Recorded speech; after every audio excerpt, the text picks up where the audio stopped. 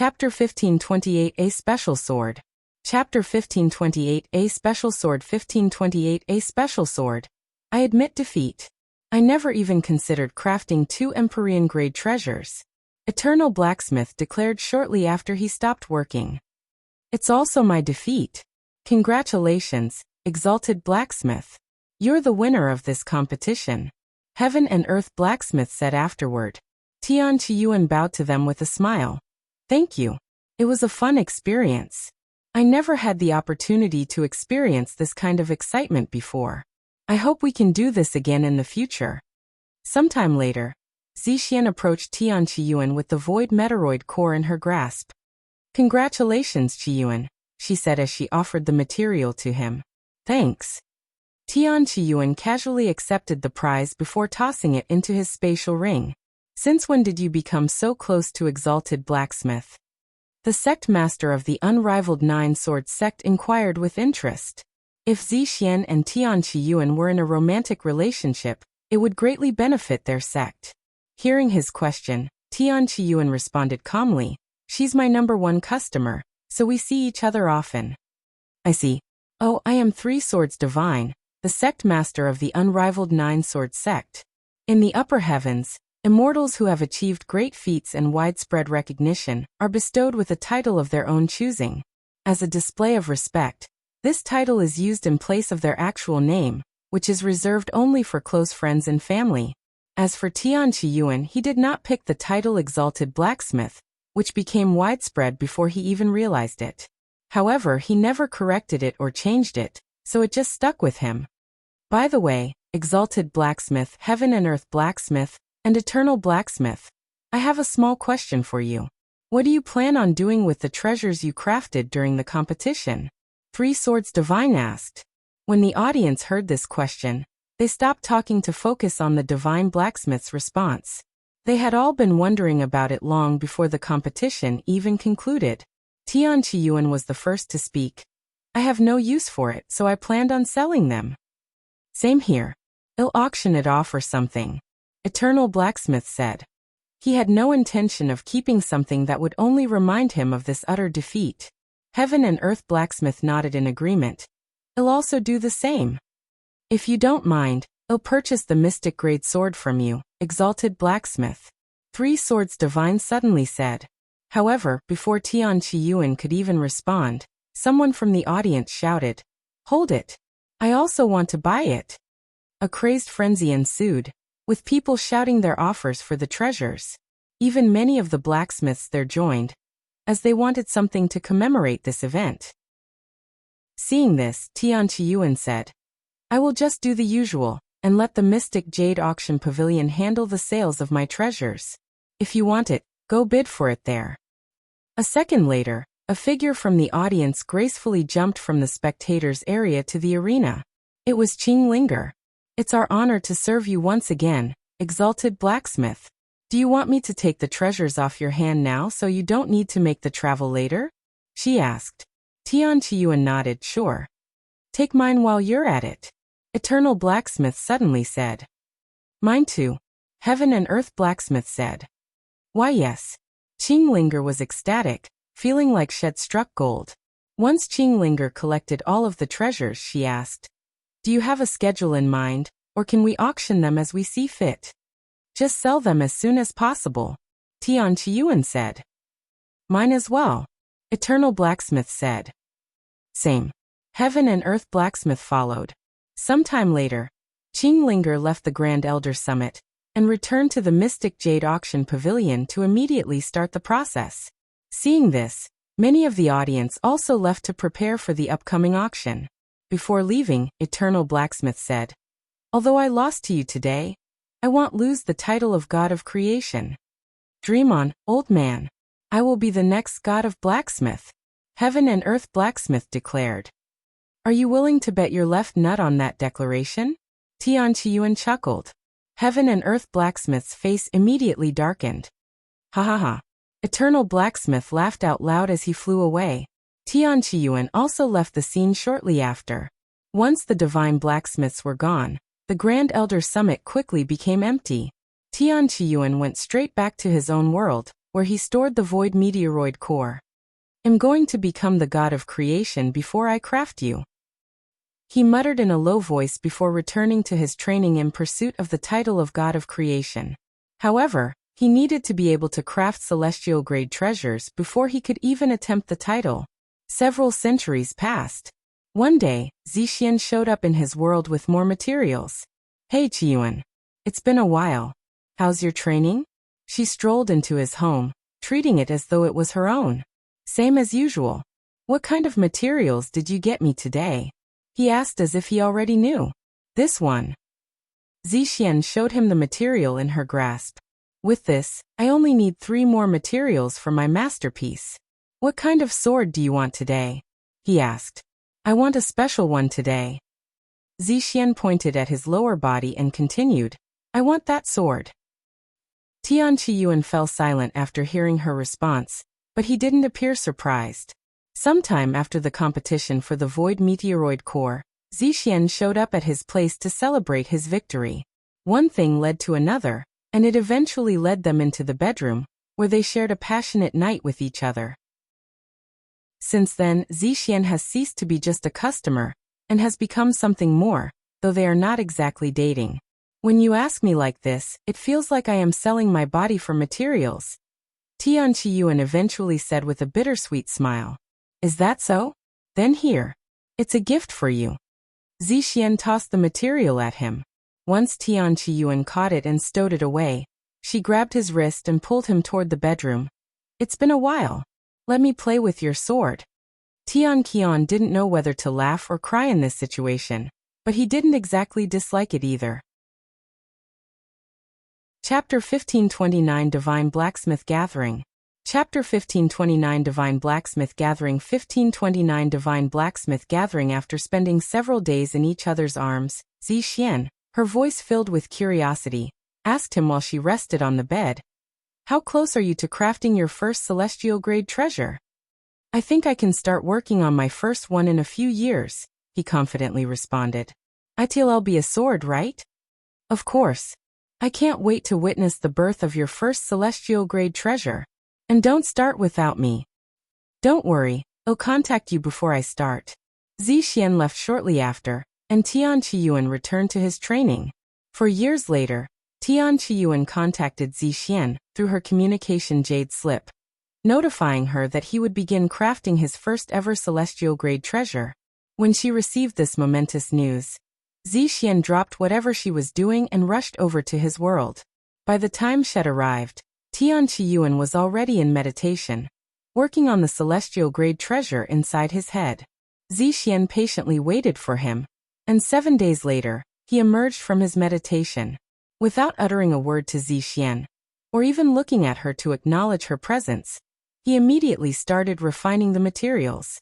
Xuan knew that he was completely focused and didn't dare to make any sounds. Even her breathing was kept to a minimum. Foam Tianru was already flying above him before he emerged from his meditation, so she started spewing flames the moment he approached the anvil. Ding, ding, ding. Tian kept the rhythm constant for the next 2 months, only stopping to change the material. Due to the immense quality and durability of the materials, it typically takes weeks to refine just one material, even for a divine blacksmith. As for those without sufficient skills, they could hammer the material for the rest of their life, and it wouldn't budge. After spending 6 months just preparing the materials, Tian finally began crafting the sword. 1 month, 2 months, 6 months. After another year of hammering non-stop, Tian finally finished his first celestial-grade treasure. That took longer than I wanted. Tian immediately sat down the moment he finished, his body soaked in sweat. Xuan approached him shortly after, her eyes flickering with excitement. Congratulations, Xuan. You're now officially a true divine blacksmith. Now you can truly compete for the position of god of creation. Thank you, but let's slow down a little. Slow down? Knowing you, you probably have a 100% success rate with celestial-grade treasures, and already qualify to become the next god of creation. You just need to prove yourself through the god of creation ceremony, before you're recognized as one. Tian then said, Yes, you're right. I am confident that I will never fail, even a celestial-grade treasure. However, the God of Creation ceremony requires one to craft multiple celestial-grade treasures in one sitting. I will need at least another 1,000 years before I can confidently achieve that. Anyway, here you go. Tian Xuan suddenly extended his arm with the sword to Xuan. Ha! Xuan didn't instantly comprehend his words and stared at him with a dazed face. It's a gift to you for keeping me company throughout the years. Besides Feng, you're the only one I can truly be myself around. Xuan was speechless.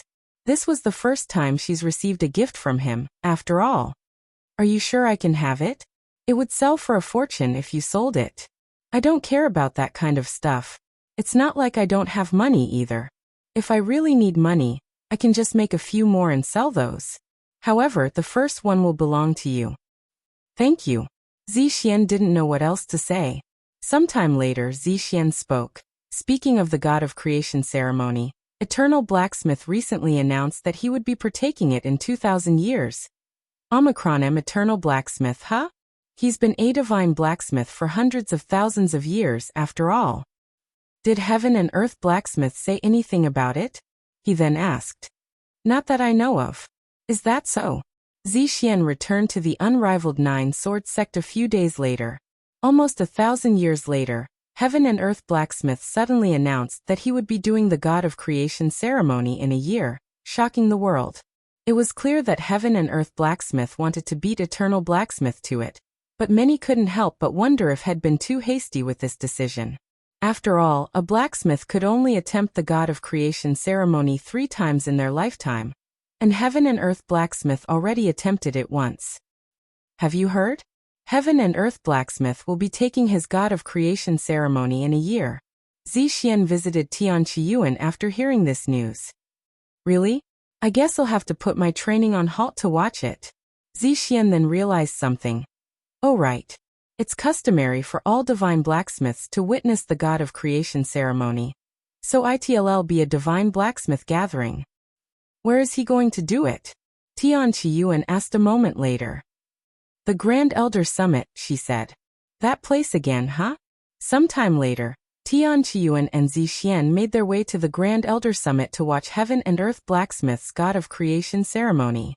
A crowd had already gathered even though there was still a month until the God of Creation ceremony, and within this crowd was Eternal Blacksmith, as well as 5 other divine blacksmiths. Besides Exalted Blacksmith, Eternal Blacksmith, and Heaven and Earth Blacksmith, there were 5 other divine blacksmiths in their era. These 5 divine blacksmiths were Relentless Blacksmith, Fiery Heaven Blacksmith, Yin Yang Blacksmith, Silver Flame Blacksmith, and Star Forging Blacksmith. Even though he's been a blacksmith for thousands of years, this was Tian Xuan's first time seeing the other divine blacksmith besides Eternal Blacksmith and Heaven and Earth Blacksmith. It's an honor to meet my seniors. Tian Xuan bowed to them in a respectful manner. Chapter 1530 God of Creation Ceremony. Chapter 1530 God of Creation Ceremony 1530 God of Creation Ceremony. Exalted Blacksmith, huh? You're all that I've been hearing about lately. It's nice to meet you finally. Star Forging Blacksmith stood up and extended his arms to bow respectfully.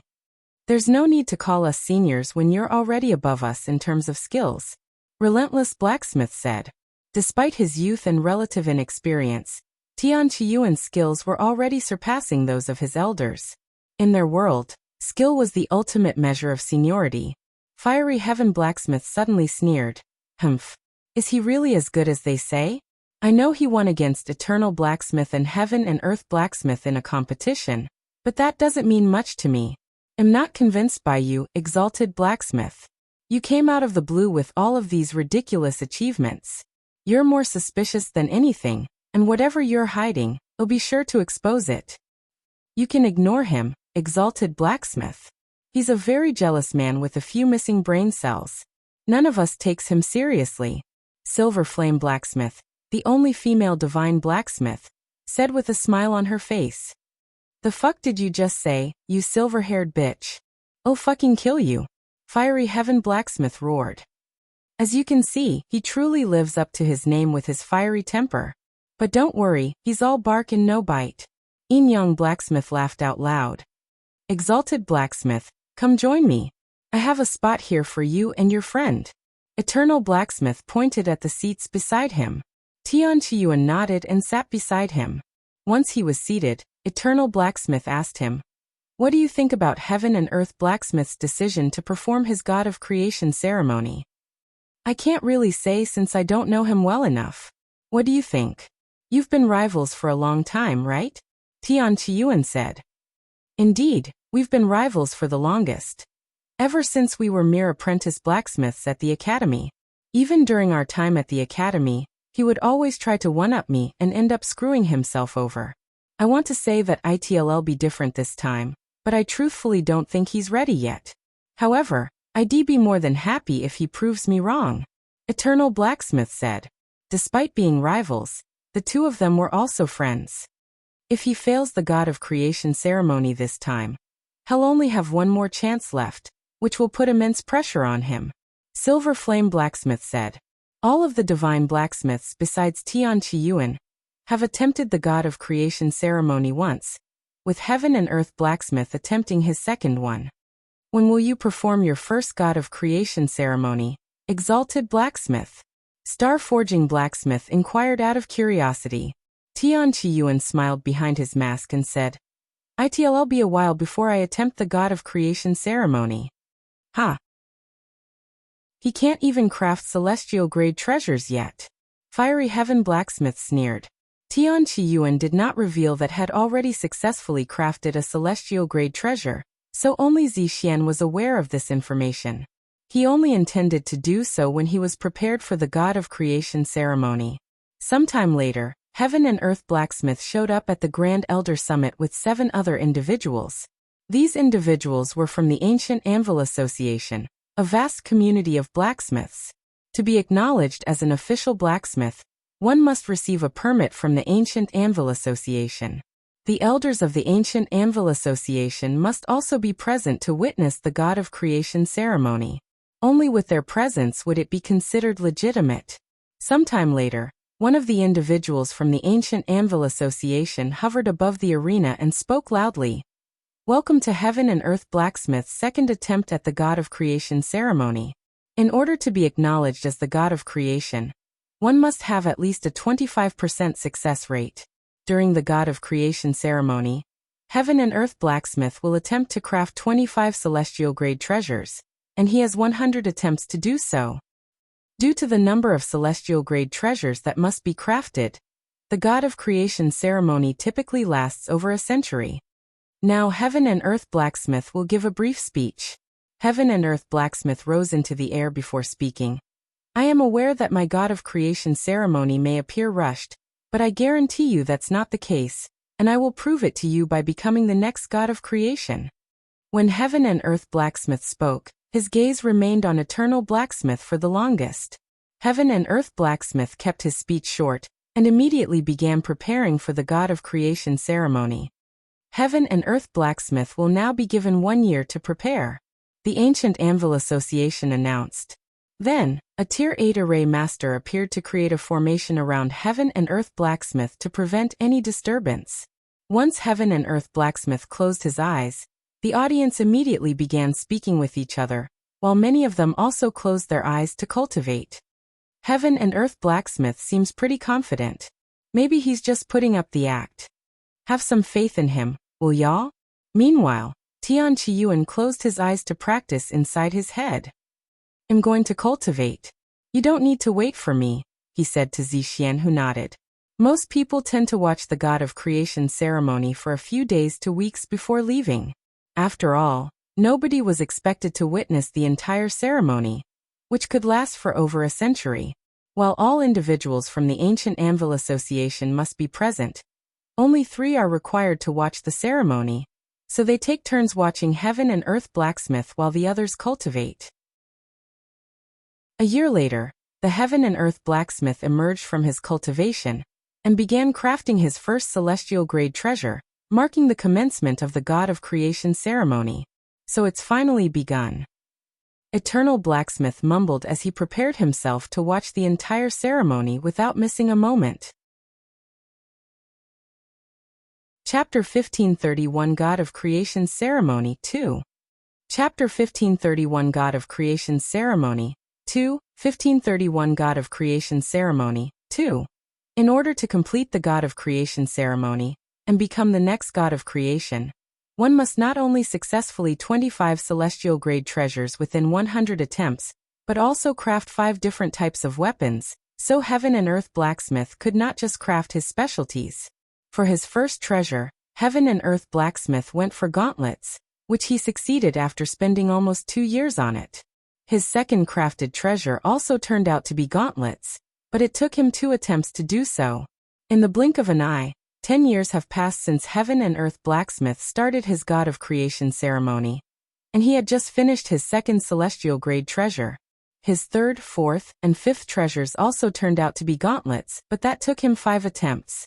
By this point, Heaven and Earth Blacksmith was 20 years into his God of Creation ceremony, with 5 celestial grade treasures and 7 failures. With 80 attempts and 20 celestial grade treasures left to craft, Heaven and Earth Blacksmith was doing pretty well.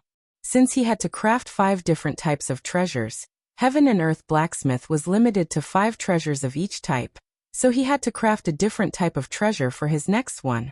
For his 6th creation, Heaven and Earth Blacksmith decided to craft the bow. He continued crafting the bow until his 11th celestial grade treasure. 50 years have passed since Heaven and Earth Blacksmith started his God of Creation ceremony, and due to fatigue, it was taking him longer to craft each treasure. Once the God of Creation ceremony began, there would be no breaks until it was completed. Most of the audience that were there on the first day had already left, but the audience remained pretty crowded with constant newcomers. Xuan left after 5 years, but Tian remained.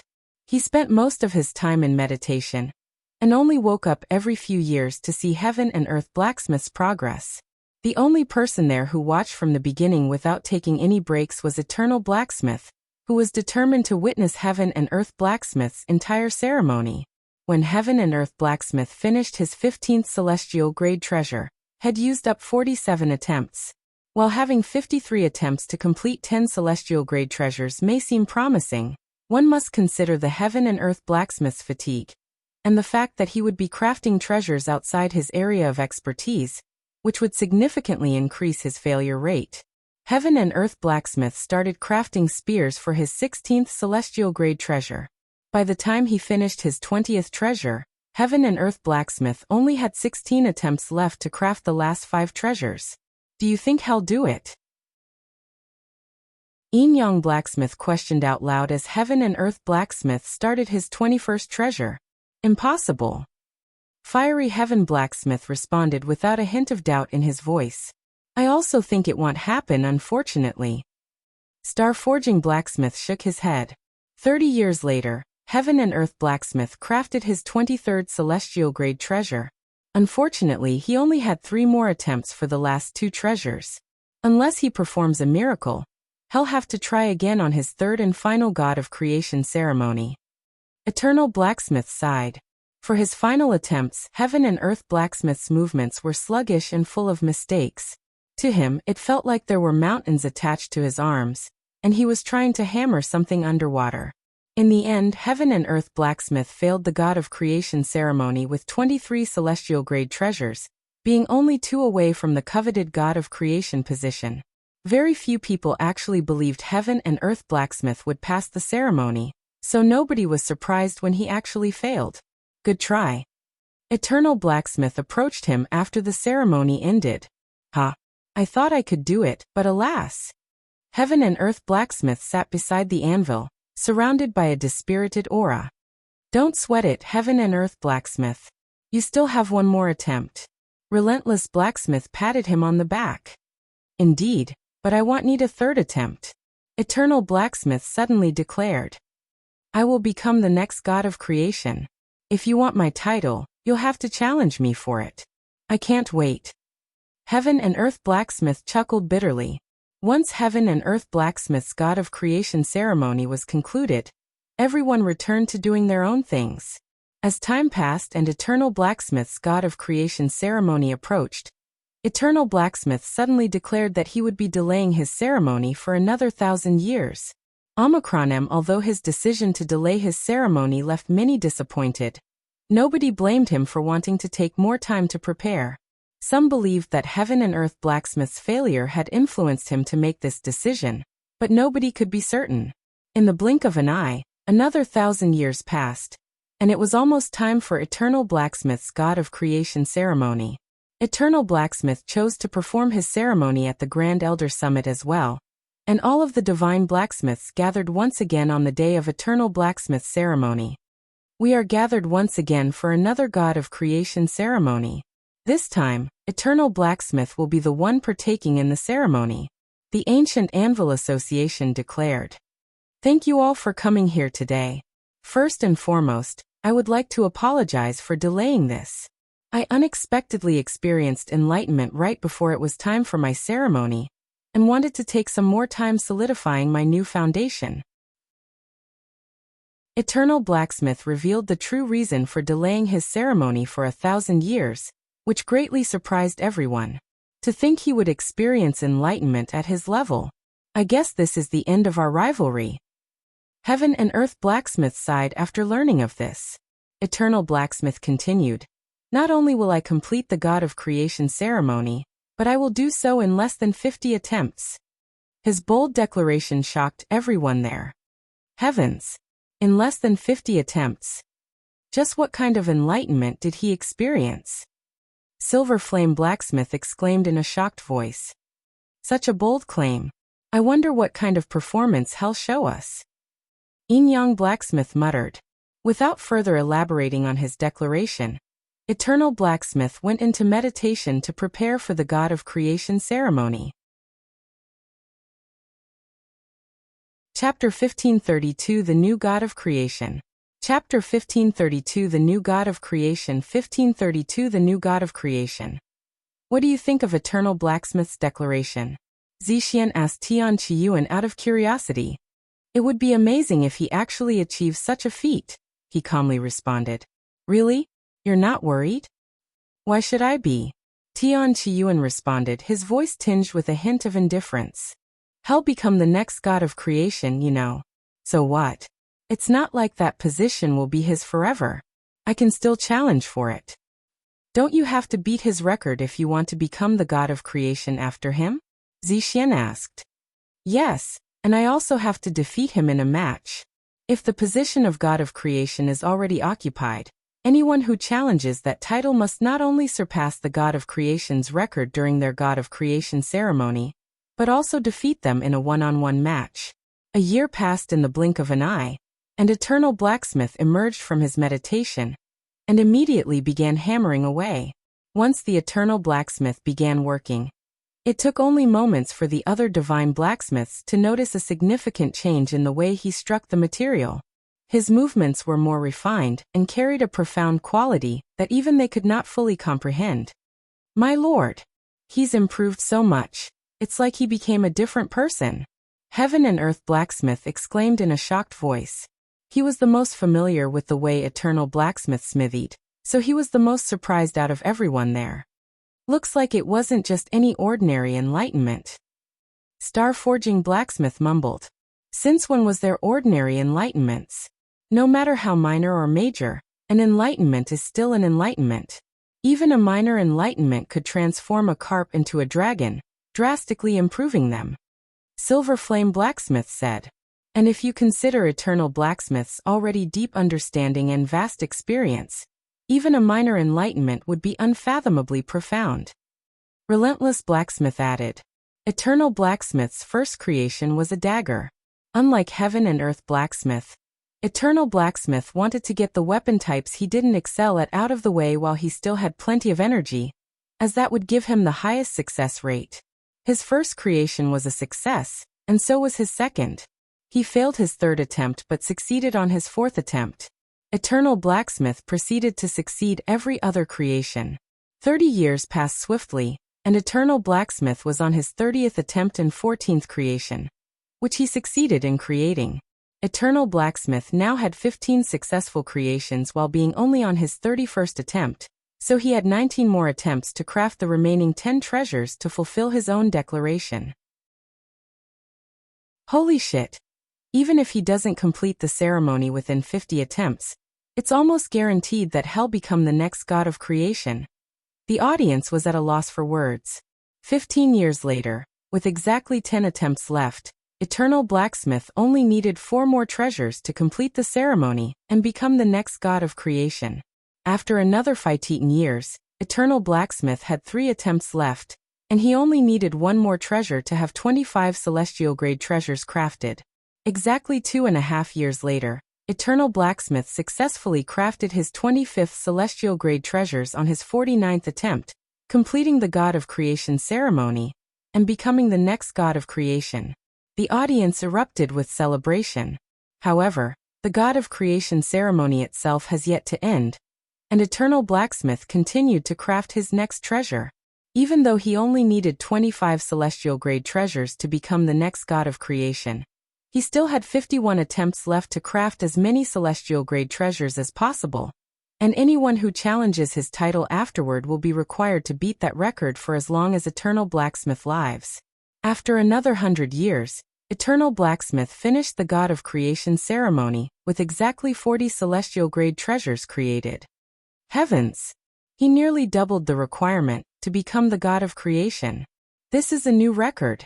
Not only did Eternal Blacksmith become the next God of Creation, he's also the most successful one. Does this mean he's now the Eternal God of Creation, or just God of Creation? Once the God of Creation ceremony ended, all of the blacksmiths there went to congratulate the newest God of Creation. Congratulations on your achievement, God of Creation. Yingzhe Blacksmith respectfully bowed to him. You've bested me, God of Creation. I, Heaven and Earth Blacksmith, admit defeat. Heaven and Earth Blacksmith lowered his head in a humble manner. Just you wait, God of Creation. I'll snatch that title away from you soon. Fiery Heaven Blacksmith declared. Congratulations, God of Creation. I cannot wait to see what your future creations. Star Forging Blacksmith said. Let's have a drink later, God of Creation. Silver Flame Blacksmith said. It was quite the show, God of Creation. When I perform my ceremony, I'll make sure to give you an even better show, Tian said to him. Oh really? I cannot wait. God of Creation smiled at him. News of Eternal Blacksmith becoming the next God of Creation had spread throughout the 9 heavens long before he even finished the ceremony. But the banquet to celebrate his new title did not happen until a year after the ceremony ended. During the next several thousand years with the Eternal Blacksmith as the God of Creation, Tian rarely made any public appearances and even ceased selling his treasures. His absence led many to initially wonder if something had happened to him, but over time, people stopped talking about him, almost as if he no longer existed. The other divine blacksmiths, excluding Heaven and Earth Blacksmith, attempted their second God of Creation ceremony during this time. Star Forging Blacksmith and Relentless Blacksmith barely managed to craft 25 celestial-grade treasures during their ceremony, but neither of them came close to Eternal Blacksmith's record of 40, so they won't become the next God of Creation. However, once Eternal Blacksmith retires as the God of Creation, the two of them may compete with each other to replace him. Meanwhile, secluded in his own world, Tian quietly honed his smithing skills and increased his endurance over the years. Xuan rarely visited him because she knew what he was doing and didn't want to disturb him. In the blink of an eye, 9,000 years had passed since the Eternal Blacksmith became the God of Creation. Then, on an otherwise ordinary day, the Exalted Blacksmith re-emerged, announcing with shocking news that he would be performing the God of Creation ceremony.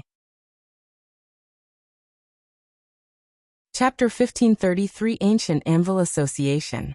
Chapter 1533 Ancient Anvil Association 1533 Ancient Anvil Association. Have you heard? Exalted Blacksmith has returned and announced that he would be doing the God of Creation ceremony. No way. The one who disappeared from the world after Eternal Blacksmith became the God of Creation 9,000 years ago. When is he going to do the God of Creation ceremony? He said he's going to do it next month. Next month? That's too soon. Once news of Tian God of Creation ceremony spread, people from around the world flocked to the Grand Elder Summit, where he would perform the ceremony. The Grand Elder Summit, again? It'll definitely become a tradition to perform the ceremony there from now on. At the Grand Elder Summit, countless people gathered there, including the divine blacksmiths, as well as the god of creation. I knew he was training in seclusion, but I didn't anticipate he would perform the god of creation ceremony this soon. Silver Flame Blacksmith said out loud.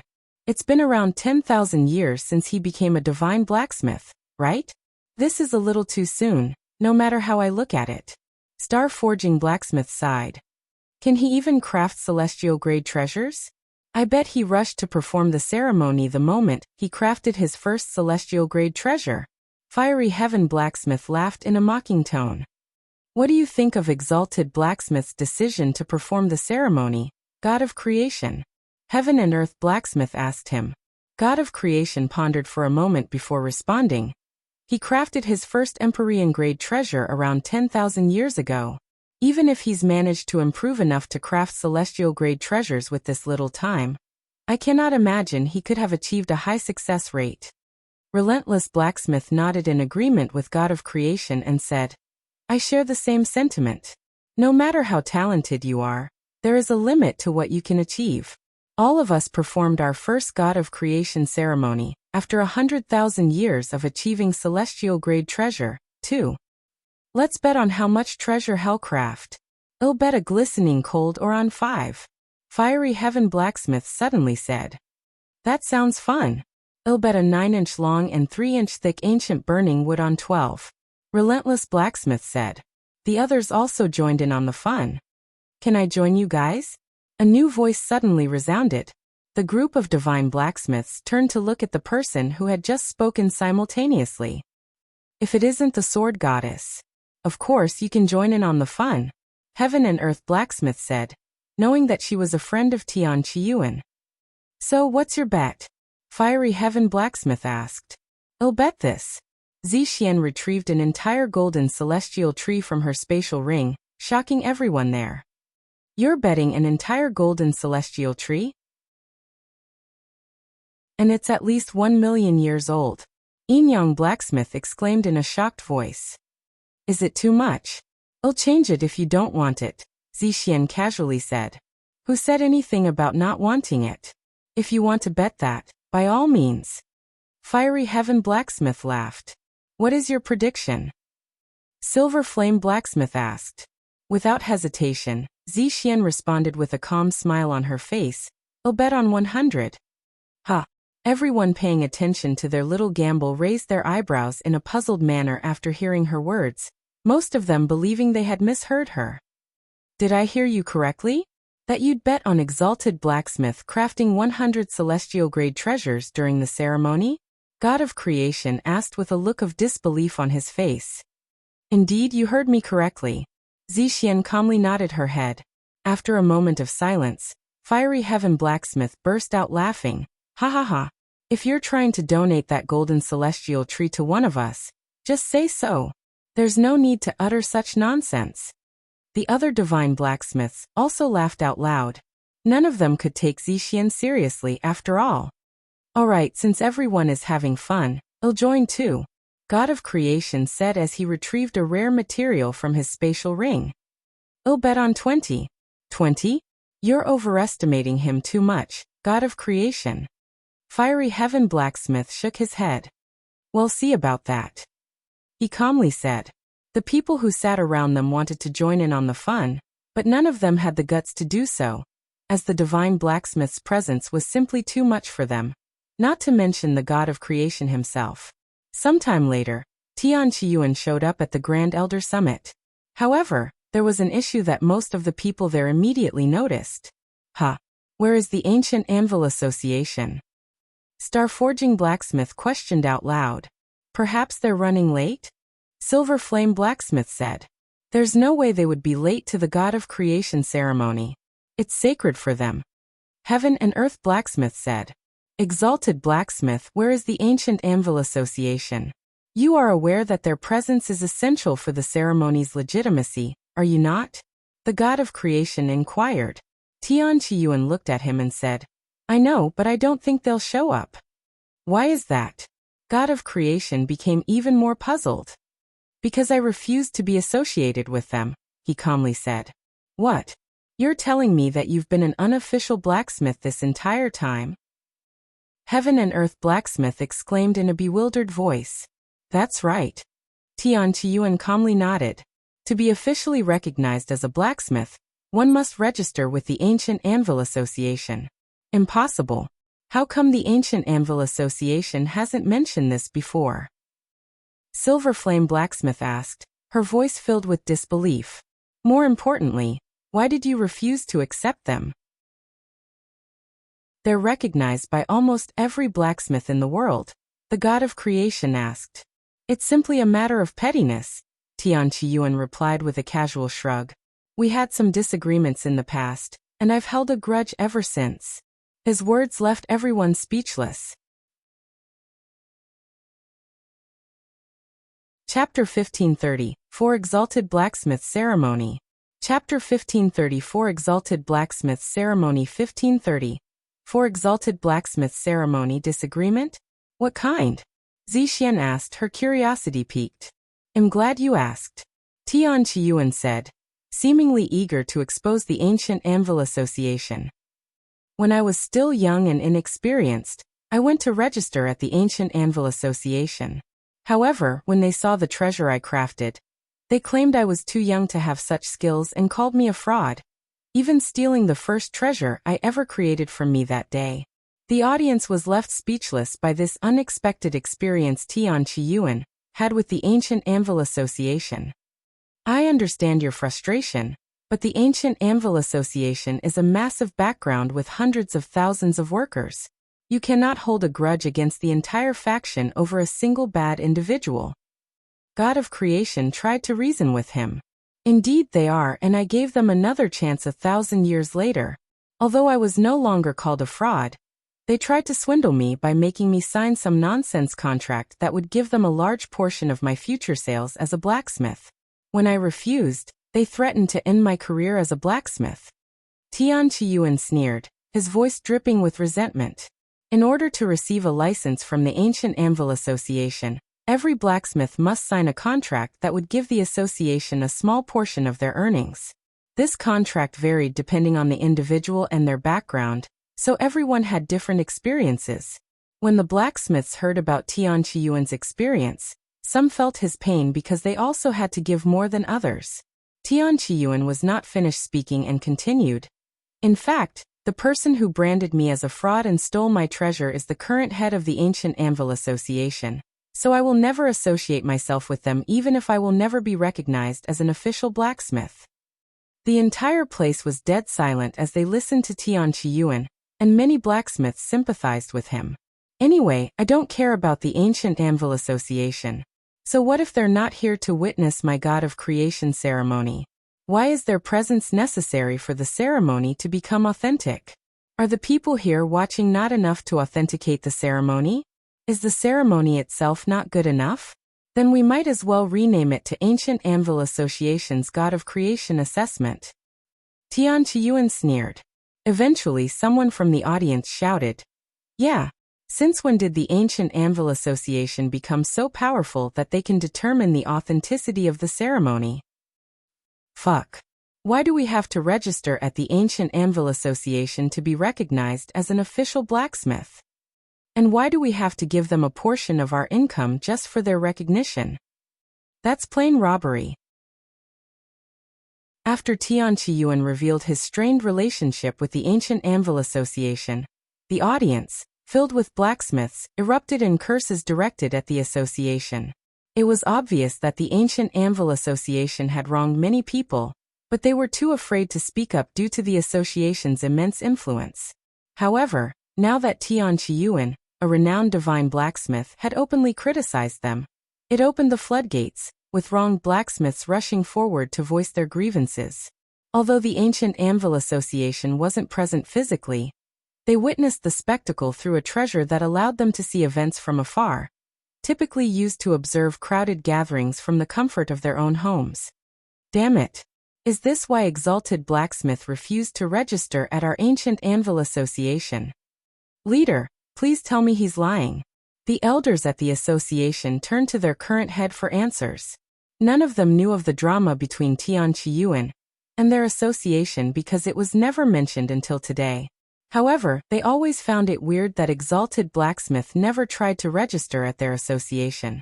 Some had even personally gone to recruit him, but they were all turned away without explanation. Ashamed, they kept this quiet, leading the public to believe Tian Qiyuan was already with them. However, if what Tian Qiyuan said was true, it clarified everything. The current head of the ancient Anvil Association, Yao Tao, had a dark expression on his face as he tried to recall the past. After thinking for a long moment, he could vaguely recall calling some young brat a fraud before taking away their weapon. Fuck. That darned brat was the Exalted Blacksmith. He cried inwardly, his back soaked in sweat when he realized his own fault. Tian Qiyuan was only a teenager when he tried to sign up at the ancient Anvil Association, bringing with him a peak, quality spirit-grade treasure. Yao Tao, however, didn't believe a teenager without any background or master could possibly craft something even a master blacksmith would have trouble creating. Therefore, Yao Tao kicked Tian Qiyuan out, but not before confiscating his treasure. What should we do now, leader? Should we show up for his ceremony? One of the elders asked in a worried tone. After everything he said about us? Not a chance. Someone else said. Let's refute his claims and then call him out for slandering us with lies. Even if what he said is true, there's no way for him to prove it. Another suggested. After a long conversation, Yao Tao came to a decision. We will refute his claims and go after him for slandering us. As Elderly said, there's no way for him to prove his claims, something that happened thousands of years ago. Our ancient Anvil Association has existed for millions of years. We'll not allow a single individual to run our reputation to the ground. He'll soon make a fool of himself with the God of Creation ceremony too. Once the ceremony ends, we will confront him together. Sometime later, Tian Qiyuan prepared to begin the God of Creation ceremony. Even though it was not official, and without the presence of the ancient Anvil Association, nobody wanted to miss this occasion. As of this moment, countless people from around the world were spectating Tian Qiyuan's ceremony. I will now begin my God of Creation ceremony. Thank you all for being here. Tian Qiyuan gave the audience a quick bow before retrieving a large mountain of materials and placing them on the ground. Typically, the ancient Anvil Association supplied the materials for the God of Creation ceremony and kept every treasure crafted during the event. However, without the association present, Tian Qiyuan had to use his own materials. Fortunately, there was no limitations on the type of materials used for the ceremony, as long as the results created from it was celestial grade. After taking out the materials, Tian Qiyuan immediately started refining them, leaving the spectators speechless. What the hell? He's going straight into it without any mental preparations. I've never seen anyone do this before. Relentless Blacksmith exclaimed in a shocked voice. Did he forget? I also made many mistakes during my first ceremony. Silver Flame Blacksmith muttered. Haha. What a fool. I'll definitely win this bet. Fiery Heaven Blacksmith laughed out loud, even slapping his thighs. I am truly speechless. Heaven and Earth Blacksmith sighed. The whole audience was left bewildered by Tian Qiyuan's actions. Nobody knew if it was a mistake or done on purpose, but they were certain that had messed up severely by not taking the time to prepare for it. As Tian Qiyuan neared his first month of the ceremony, he started forming the shape of the weapon. What? He's already almost done. Impossible. It's only been a month. Star Forging Blacksmith stood up in shock. Looks like he's craft swords first. Young Blacksmith mumbled. After another week, Tian Qiyuan finished his first treasure. Heavens, he really crafted a celestial grade treasure in a month. Even the God of Creation requires half a year to do so. The other blacksmiths muttered to each other. Tian Qiyuan immediately moved on to his second treasure. Another month later, he began forming its shape. Ha! He's crafting a dagger this time? Once again, Tian Qiyuan's unpredictable actions left the audience confused and speechless. He's done it. He's successfully crafted 2 treasures in a row.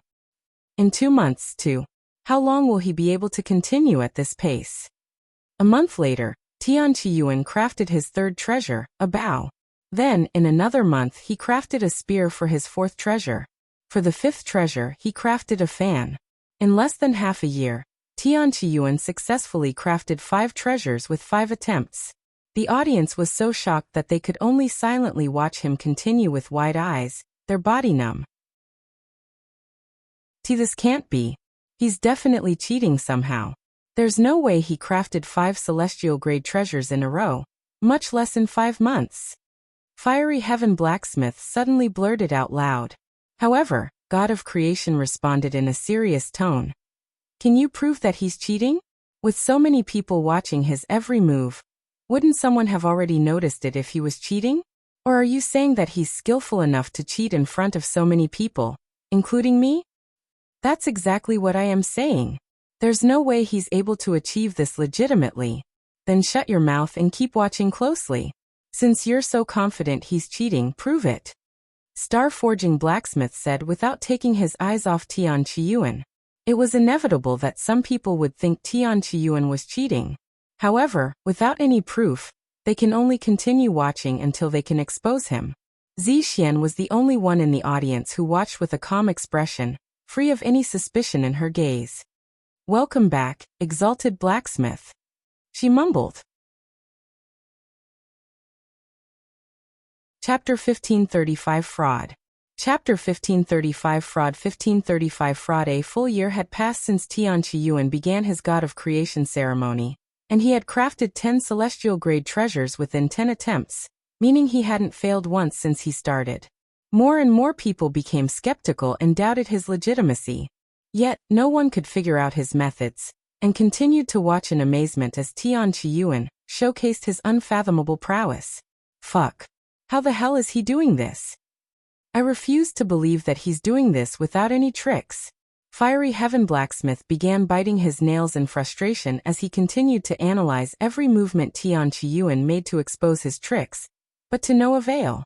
He couldn't fathom how Tian Yuan was refining the materials so quickly, and how he would successfully craft a celestial-grade treasure every time.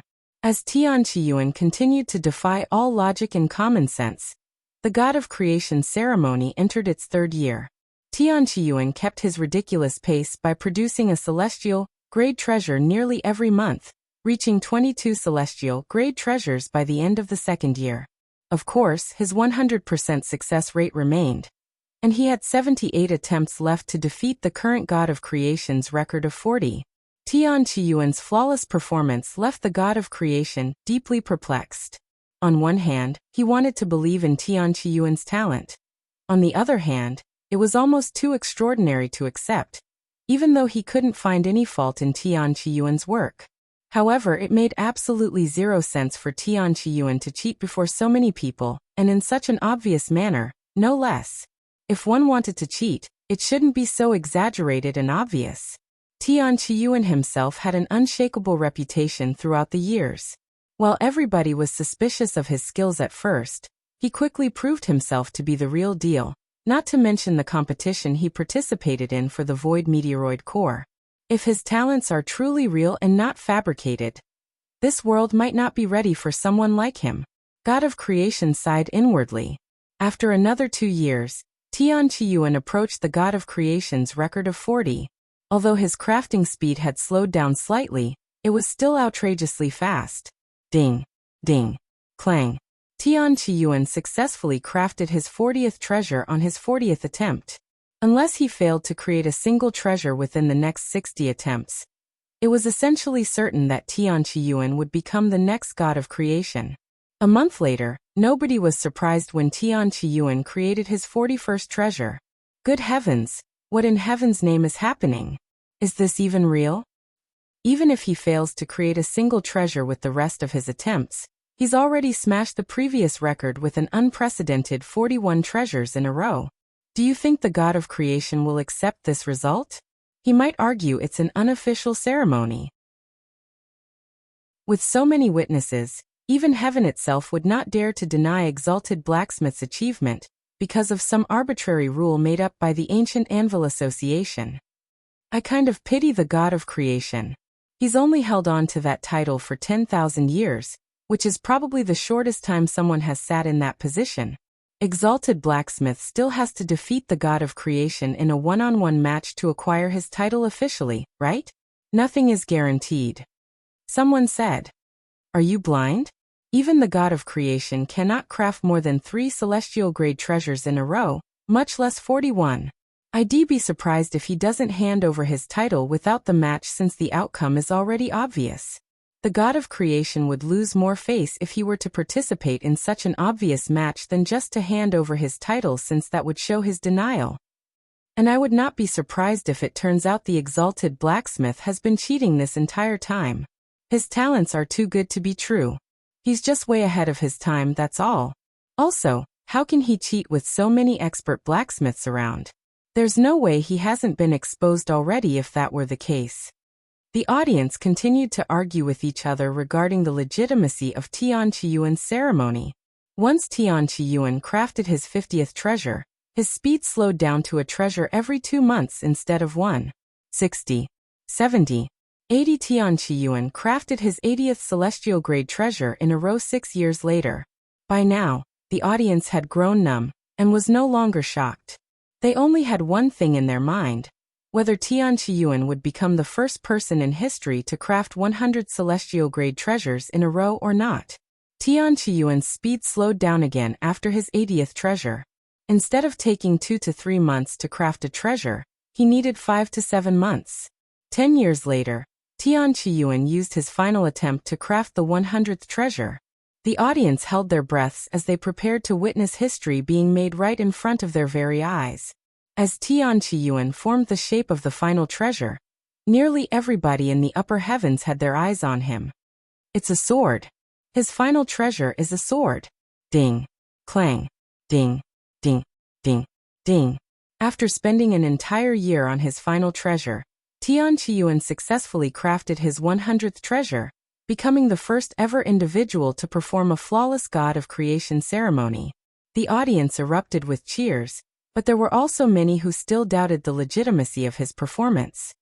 Exalted Blacksmith, you fucking fraud. Do you really expect us to believe that you had crafted 100 celestial-grade treasures in a row? Fiery Heaven Blacksmith was the loudest with the curses. If you're going to bullshit, at least make it believable. I cannot believe I wasted so much time watching this nonsense. Fraud. Fraud. Fraud. Of course, the ancient Anvil Association had planted some of its own people within the crowd to oppose Tian Qiyuan and discredit him. Where is the proof that he's a fraud? Everyone saw his performance, but nobody could prove that he was cheating, right? I didn't see anything suspicious, and I watched the entire ceremony without blinking. Surely, you have something to say about this, God of Creation.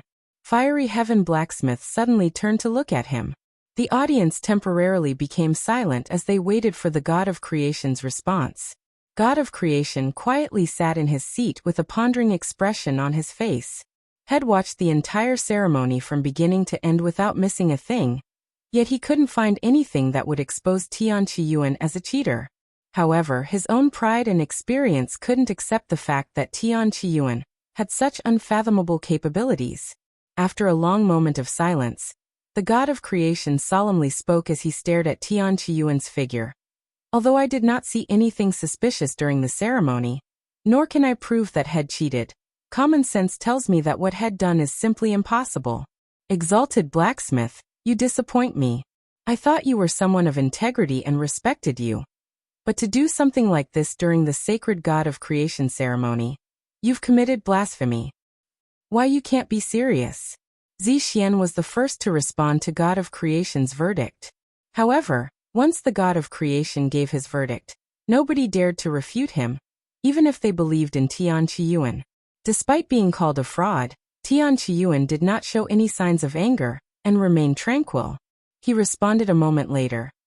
Are you really that reluctant to hand over your title? I don't blame you though, since you only got to enjoy it for a short 10,000 years. Don't worry. I don't care enough about the title to fight you for it anyway. The only reason I performed this ceremony was for my own satisfaction. It would have been nice if I was recognized as the God of Creation, But whether I have such a title or not won't have any effect on my capabilities as a blacksmith. As a matter of fact, I do not need anyone's approval. I don't craft treasures to prove myself. I do it because I enjoy it, and it benefits me. To those of you who still believe in me and recognize me as the next god of creation, thank you. Unfortunately, it appears that I am not destined to be the next god of creation. Tian waved his sleeves, collecting all 100 celestial-grade treasures. Anyway, call me a fraud if you want. You may be able to deceive yourself and even the world, but as long you can't prove that I cheated, you won't be able to get rid of that doubt hidden deep within your soul, and you'll eventually be consumed by it. After saying such words, Tian vanished into thin air before everyone's eyes like a ghost, leaving the entire world speechless. Shortly after Tian Qiyuan's disappearance, the ancient Anvil Association showed up at the Grand Elder Summit to further smear Tian Qiyuan's image. As you have all witnessed, Exalted Blacksmith is a fraud that cannot be trusted. Not only did he slander our association with false claims, but he even dared to commit blasphemy during the God of Creation ceremony. Yao Tao said, "Our ancient Anvil Association has known about this for a long time now, hence why we refused to recognize him as an official blacksmith. We haven't said anything until now because we need solid proof to expose him. I shall repeat this once again. Exalted Blacksmith is a fraud." Yeah, he's a fraud. I cannot believe I had spent so much money purchasing his weapons before. Fuck. I also commissioned him for a weapon. I'll destroy that thing once I get home. After the ceremony, the ancient Anvil Association, supported by the God of Creation, spread the news of Tian Qiyuan being a fraud throughout the 9 heavens, sending shockwaves through the realms and leaving all of his fans in disbelief. Chapter 1536 Crafting the Masterpiece. Chapter 1536 Crafting the Masterpiece. 1536 Crafting the Masterpiece. Hold on to your anvils, folks. I've got a shocking revelation for you. The Exalted Blacksmith has been unmasked as a fraud. Don't miss this breaking news. A streetwise informant bellowed, drawing a throng of curious onlookers. What? Exalted Blacksmith is a fraud? How is that possible? It's true. The ancient Anvil Association, and even the revered God of Creation, have already declared the Exalted Blacksmith to be a fraud. In fact, Exalted Blacksmith was never even an official blacksmith to begin with. The Exalted Blacksmith not only committed blasphemy during the God of Creation ceremony by cheating, but all of his creations are not even his. What kind of nonsense are you sprouting? How can someone cheat in the God of Creation ceremony? And many have watched him craft treasures. I heard about this. However, nobody at the ceremony could actually prove that the Exalted Blacksmith had cheated during his ceremony. Someone defended Tian Qiyuan. I was present at the ceremony, and I didn't notice anything unusual, let alone cheating. It's possible that the Exalted Blacksmith is being unfairly accused due to envy of his skills. Another voice chimed in, offering a different viewpoint. The Exalted Blacksmith called out the ancient Anvil Association before the ceremony began, so they have a motive. As for the God of Creation, he probably just didn't want to hand over his title so soon after acquiring it. Not everyone believed the rumors, but the God of Creation and the ancient Anvil Association wielded immense influence. Challenging them meant risking their ire and losing access to their invaluable services, making it wiser for most to remain silent. Because of this, most of the families and sects in the upper heavens remained silent, allowing such rumors to continue spreading like wildfire. With nobody truly influential stepping forward to refute these rumors, more and more people started believing it. Eventually, the rumor was no longer just a rumor and turned into a fact. The ancient Anvil Association also invested tremendous resources and effort into ensuring that Tian Qiyuan became, and remained a fraud. With the God of Creation backing them, almost nothing could stop them from branding Tian Qiyuan as a fraud. And in just a few hundred years, it became common knowledge that Tian Qiyuan was a fraud who managed to become a divine blacksmith by fooling the world. God of Creation, I am disappointed in you. A face that the God of Creation hadn't seen in a while suddenly showed up to say such words in private. What are you talking about, heaven and earth blacksmith? God of Creation responded in a nonchalant tone. You know what I am talking about.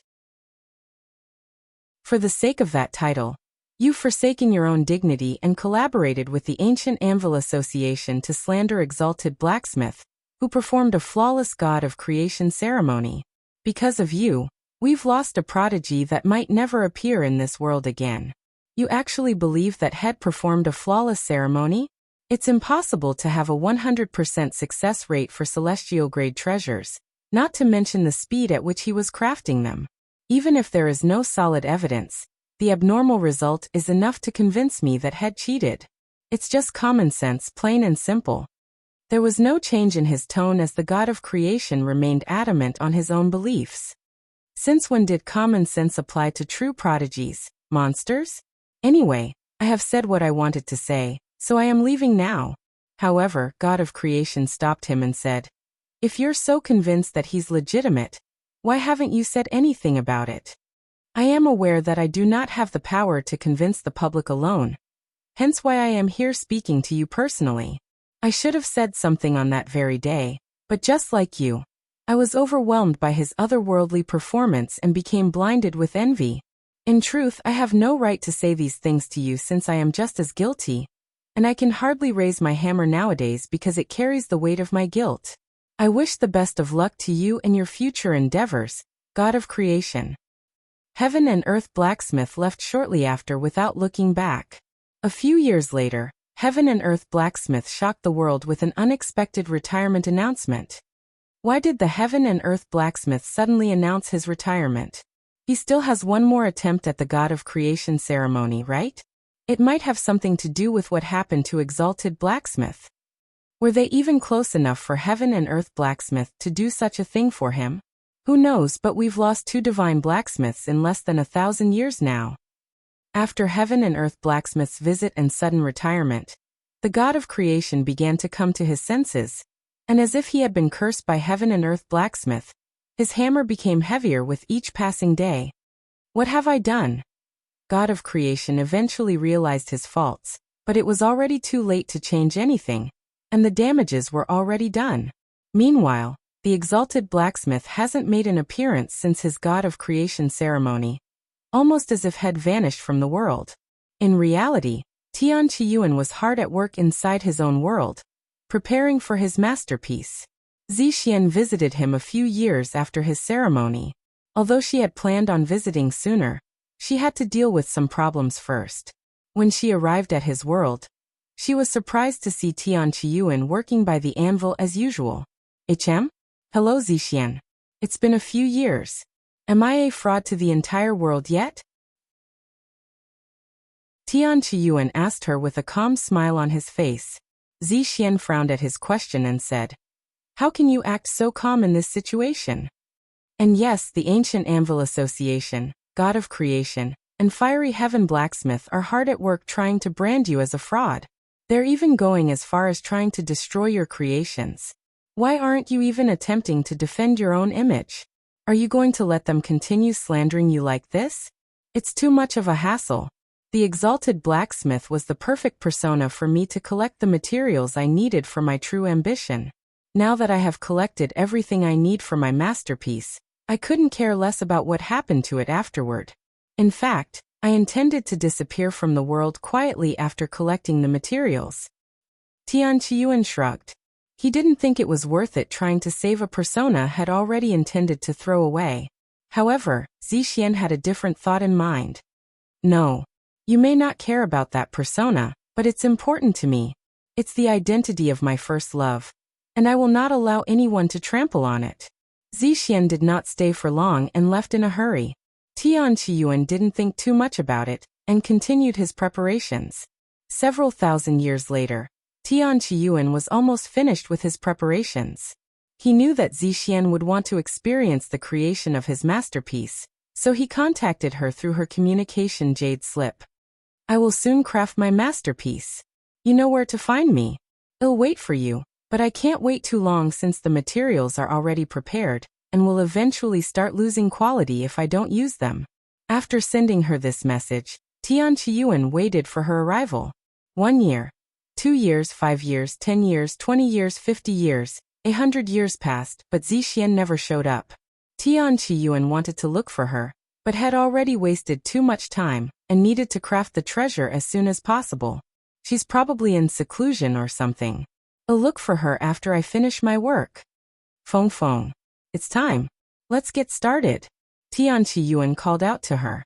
Feng Tianru appeared shortly after, with her body raining flames. God of War's astral arts. Tian Qiyuan summoned a massive avatar that wielded hammers in both hands, which he used to strike the anvil alongside his own hammer. Even though it would only take him a month to craft a celestial-grade treasure, Tian Qiyuan ended up spending over 100 years straight hammering at the anvil. All of the rare materials had painstakingly collected throughout the years, enough to buy an entire realm, were used for this one treasure. Once he was finished with the treasure, which took the form of a great sword, he left his world to find Xuan. The first and most obvious place he visited to find information on Xuan was the unrivaled Nine-Sword sect. However, when he showed up at the sect, nobody recognized him.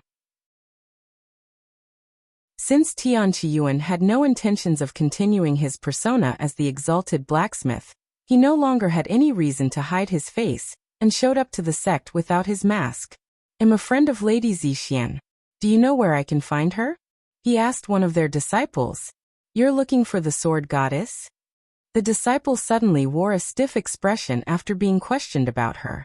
He then said, I'm sorry, but the sword goddess hasn't been affiliated with the unrivaled Nine-Sword sect since she was exiled from the sect several centuries ago. What? She'd been exiled from the unrivaled Nine-Sword sect? How did such a thing happen? Tian Qiyuan was greatly shocked by this news and immediately inquired for more information. Chapter 1537 Gone Rogue. Chapter 1537 Gone Rogue. 1537 Gone Rogue. How are you not aware of her situation? It caused quite the scene around the world when it happened. Are you really her friend? The disciple doubted Tian Qiyuan being Xuan's friend. I was in seclusion for a long time and only recently emerged, so I am still unaware of many things. If you enlighten me, I'll make it worth your time. Tian Qiyuan proceeded to take out an ancient grade sword and dangled it in front of the disciple like a carrot on a stick. The disciple's eyes immediately flickered when he saw this. He never thought he would be able to acquire an ancient grade sword just by answering some questions. I'll tell you everything you want to know, Senior. You can start by telling why Xuan was exiled.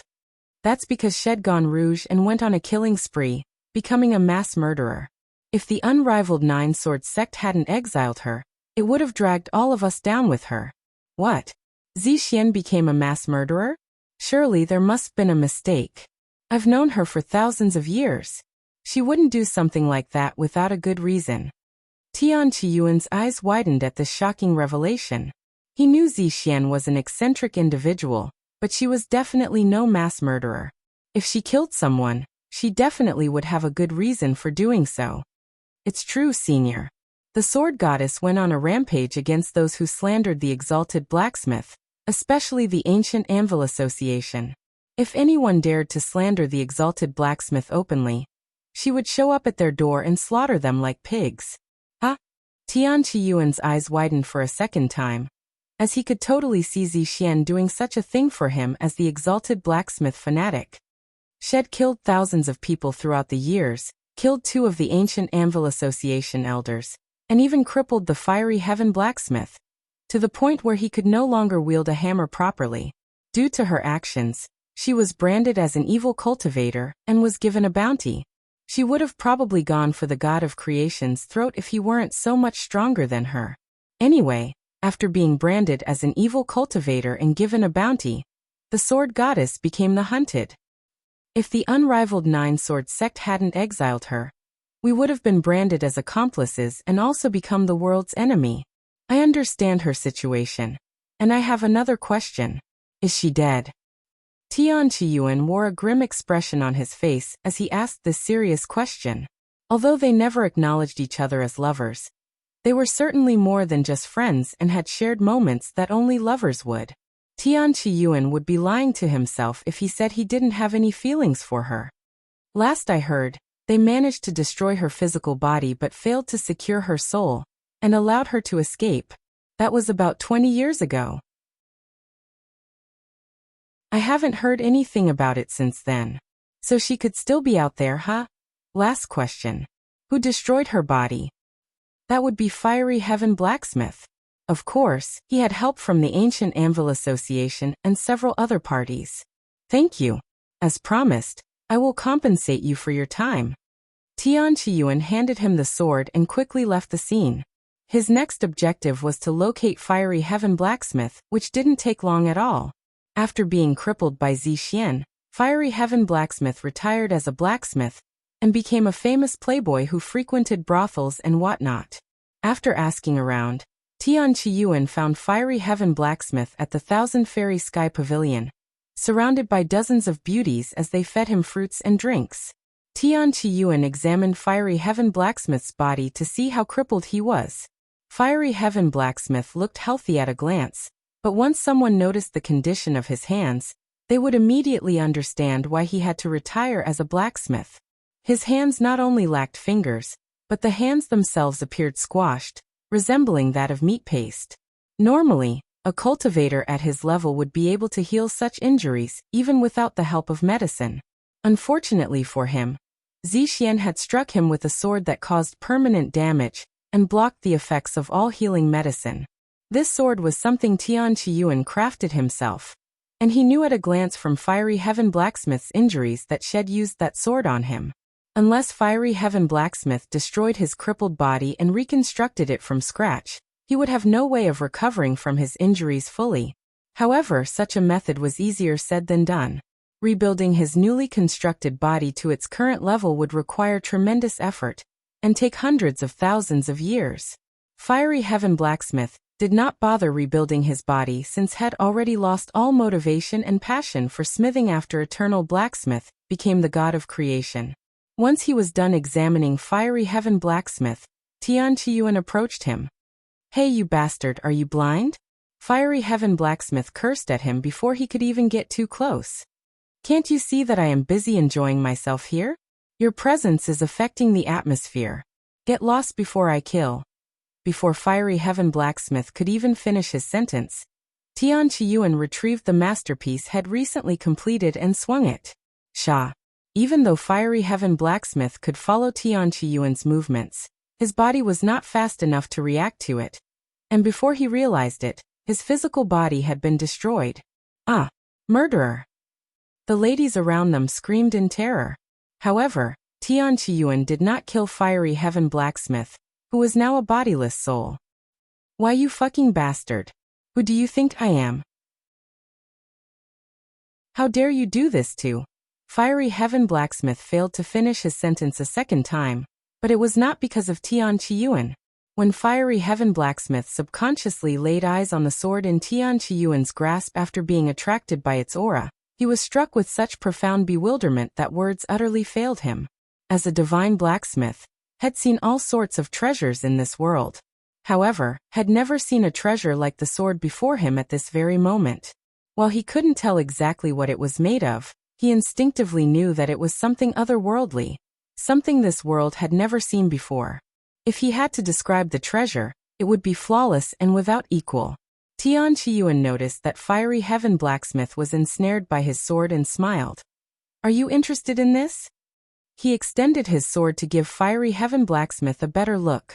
Where did you acquire such a treasure? Is it a natural treasure? Or is it someone's creation? Fiery Heaven Blacksmith asked, pretending as if Tian Xuan hadn't destroyed his physical body a moment ago. Despite losing his passion as a blacksmith and retiring as one, he was still one at heart. Tian Xuan shrugged and said, "I don't know. I found it lying on the street and picked it up." And without saying another word, Tian Xuan vanished from the scene like a ghost, leaving Fiery Heaven Blacksmith utterly speechless and confused. His purpose for visiting Fiery Heaven Blacksmith was solely to punish him for destroying Xuan's physical body. Had thought about destroying Fiery Heaven Blacksmith's soul, killing him permanently. However, when Tian Xuan saw how interested Fiery Heaven Blacksmith was in his weapon, Tian Xuan decided to torture him with curiosity. Sure enough, Fiery Heaven Blacksmith's encounter with Tian Qiyuan's sword left a profound and everlasting impression on him, sparking an intense desire to create something of comparable brilliance. His passion for the art reignited, and Fiery Heaven Blacksmith announced his return as a blacksmith after reconstructing his new physical body. He used his memories to study Tian Qiyuan's sword, but no matter how much he tried, he was unable to comprehend it. Eventually, he gave up trying to understand it, and began attempting to replicate it. Alas, nothing he crafted came even close to matching the quality of Tian Qiyuan's sword, even after millions of attempts. If only I could see that sword one more time. If only I had looked at it for a little longer back then. His infatuation eventually turned him into a madman who traveled the 9 heavens in search of Tian Qiyuan and his sword. Meanwhile, Tian Qiyuan visited the ancient Anvil Association and flaunted his sword to the experts there, leaving all of them absolutely gobsmacked. To the untrained eye, Tian Qiyuan's sword appeared to be a high-quality sword and nothing more. However, to expert blacksmiths, it was nothing short of a miracle. The true pinnacle of craftsmanship that surpassed common sense and defied all logic, as if it embodied the very essence and secrets of the art of smithing. The experts there begged Tian Qiyuan to let them examine the treasure, but Tian Qiyuan refused even to let them touch his sword. This drove all of the experts there mad, especially Yao Tao, who actually lost control of his emotions and attacked Tian Qiyuan in an attempt to steal the sword. However, Tian Qiyuan easily stopped Yao Tao in his tracks, even destroying his physical body in the process. Then, without another word, Tian Qiyuan vanished into thin air. Soon, rumors of a mysterious man with a perfect sword spread throughout the community like wildfire. It was a sword that surpassed even celestial-grade treasures. It was not something created by man but by a god, one that surpasses even the god of creation. These rumors eventually reached the god of creation, immediately piquing his interest. Chapter 1538 Pinnacle of Treasures. Chapter 1538 Pinnacle of Treasures 1538 Pinnacle of Treasures. A mysterious man carrying around a sword of unfathomable quality that is described as the pinnacle of treasures by those who witnessed it. Huh? God of Creation muttered to himself after hearing the recent rumors. As a blacksmith, he was more interested in the sword than the individual with it. Eventually, he could no longer contain his curiosity, and began a journey to find the mysterious man with the so-called pinnacle of treasures. He visited those who had seen the sword to see if he could learn anything about this mysterious man, or find any clues that would lead to him. Unfortunately, he could only acquire insubstantial information. He was a tall and handsome man. I have never seen him before, but he had a powerful aura around him. I believe he was an expert. He was definitely an expert. I don't know how much his sword contributed to his strength, but he managed to obliterate Yao Tao of the ancient Anvil Association with a single blow. His sword matched the length of his body, its blade predominantly black with hints of gold woven in. Although its appearance wasn't extravagant, its quality was undeniably otherworldly, one of the witnesses recalled, their voice filled with reverence. If a grade existed above celestial grade, that sword would definitely be in that category, or 2 above it. That's just how perfect it was. As the god of creation heard more about this flawless sword, his desire to see it with his own eyes intensified.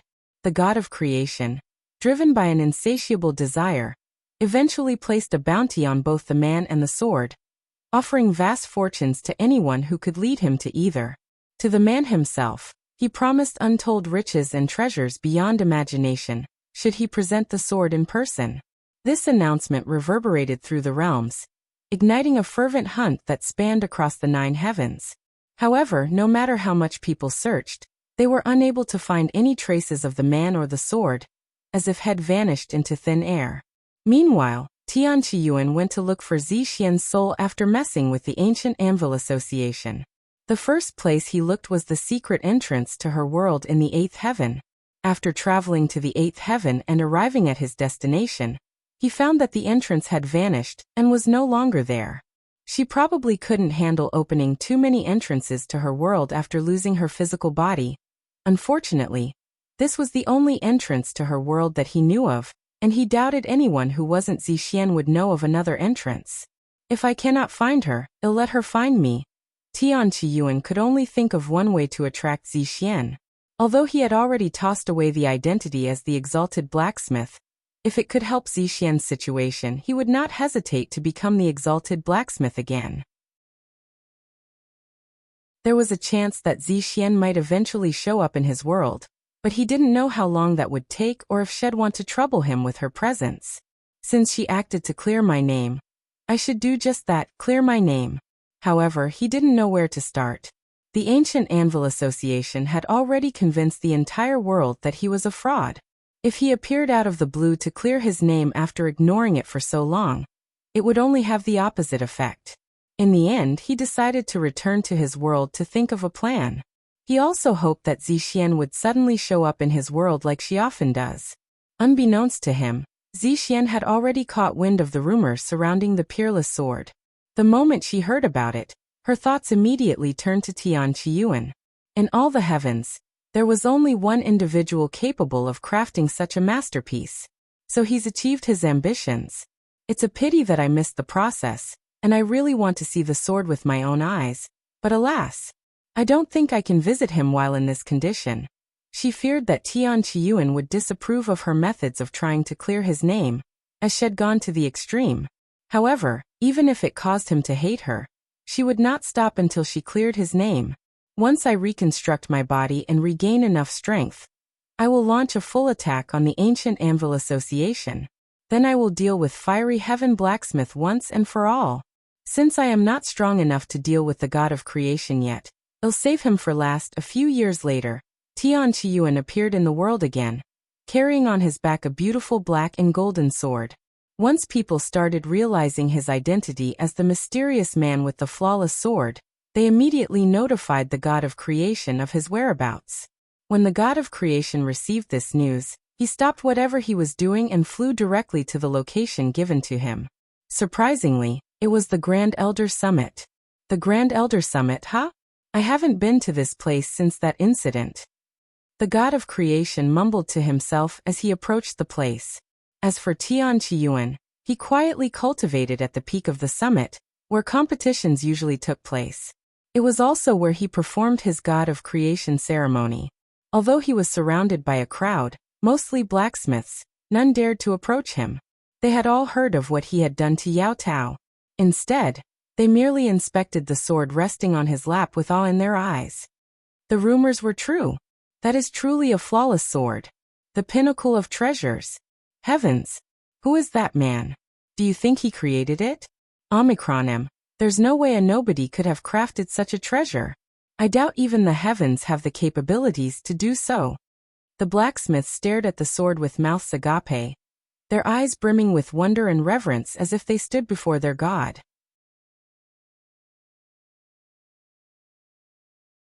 Chapter 1539 Exalted Blacksmith's Return. Chapter 1539 Exalted Blacksmith's Return. 1539 Exalted Blacksmith's Return. Excuse me, can you tell us your name? One of the blacksmiths surrounding Tian Qiyuan, like a group of hungry pigeons, suddenly asked him. Tian Qiyuan looked at the man who just spoke and calmly responded. Tian Qiyuan. Tian Qiyuan? It sounds familiar, but I can't remember where I heard such a name before. I also find it very familiar too. Me too. None of the people there recognized his name at first, but it definitely sounded familiar to them. God of Creation showed up shortly after, but nobody there managed to remember where they heard his name. During his time as the Exalted Blacksmith, Tian Qiyuan rarely mentioned his name, only doing so during his earlier days as the Exalted Blacksmith, hence why nobody there could recall it. When the people there noticed the God of Creation descending to the Grand Elder Summit, they all made room for his landing. God of Creation touched the ground a moment later, landing right before Tian Qiyuan. However, the God of Creation didn't utter a word even many minutes after his arrival, filling the atmosphere with an awkward silence. With a nonchalant expression on his face, his eyes were fixated on the sword on Tian Qiyuan's lap. Yet if one looked closely, one would notice the God of Creation's eyebrows occasionally twitching. God of Creation eventually opened his mouth to speak. Who created that sword? Even the expert blacksmiths present struggled to discern whether the sword was a crafted masterpiece or a natural wonder born from the essence of the world itself. But the god of creation could tell that it was the former. Had seen all kinds of treasures in the world, including the best treasures in the world. However, none of them could even begin to compare to the sword in front of him at this very moment. He initially believed the rumors about the sword were exaggerations, but upon seeing it with his own eyes, he realized they had, in fact, underestimated its true value and miraculous nature. Does it really matter who crafted it? Xuan responded. Of course it does. He quickly answered. And what are you going to do with that knowledge, god of creation? Are you going to give them your position? What? That's? God of creation immediately fell silent. Whoever crafted this sword definitely had the skills to replace him, but he didn't dare to utter such words out loud. Wait, your voice. God of creation suddenly had a moment of realization, and wore a look of disbelief on his face. You can't be. Xuan stood up and said. This sword was crafted by none other than yours truly, Xuan. Exalted Blacksmith. God of creation muttered in a shocked tone, feeling all sorts of emotions rushing into him. What? Exalted Blacksmith? The fraud of the era? Everyone there was left speechless after finally realizing Xuan's true identity. But he's not wearing a mask. What does this mean? Why would he expose his face like this? His only saving grace was his unknown identity. Forget about all that. He just claimed to be the creator of that flawless sword. If anyone could craft a sword, it would be someone who performed a flawless god of creation ceremony. I've always known that he was innocent. Is this the return of the exalted blacksmith? Why are you all so quick to believe him? He's a fraud. Someone shouted, their voice cutting through the murmurs of admiration. That's right. He's a fraud. That sword is probably fake too. A fraud, huh? Xuan suddenly chuckled. What's so funny? Oh, it's nothing serious. I just find your stupidity quite funny, so I cracked a chuckle. What do you think, god of creation? Do you also think my sword is fake because it's too perfect, just like my god of creation ceremony? I am, by your words, a fraud after all. God of creation gritted his teeth and clenched his fists at Xuan's words, but he could not find a proper response. Deep down he knew the truth. He wanted to refute him, but having already acknowledged his own faults privately, he understood that continuing to deceive himself and slander Xuan would render him truly irredeemable. After a moment of silence, God of creation spoke. Let's have a match, exalted blacksmith. That's quite sudden, but I never shy away from a challenge. What do you have in mind? We will both perform the god of creation ceremony again. A slightly modified version of it, and at the same time. For this ceremony, we will be crafting specific treasures to ensure that cheating is impossible. Of course, I will also be providing the materials. Xuan quickly agreed. It's a bit of a hassle, but he'll do it. However, let's make it more interesting. The winner will have to give up on their most valuable possession. In my case, it would be this sword. If you can beat me, I will give you this sword. Xuan held the sword in front of him with a confident aura surrounding him. The god of creation swallowed nervously at this enticing offer. However, he had nothing in his possession that could possibly match the sword. Even if he were to give up his title and his entire fortune, it would not be able to compare with the sword. After pondering for a moment, he said, I shall give you my life. The god of creation's response surprised not just Xuan, but also left the crowd speechless. What are you trying to achieve? Atone for your crimes of slandering me? Xuan asked, his voice laced with curiosity. I'll give you an answer if you can defeat me. Very well. And a heads up, I have no intention of stopping you if you truly want to give up your life because I have no sympathy for those who wronged me. So be prepared to die once you lose to me. Xuan said. The god of creation calmly nodded, seemingly undisturbed by his words. Then I'll give you the date and location of our match later, he said the following moment.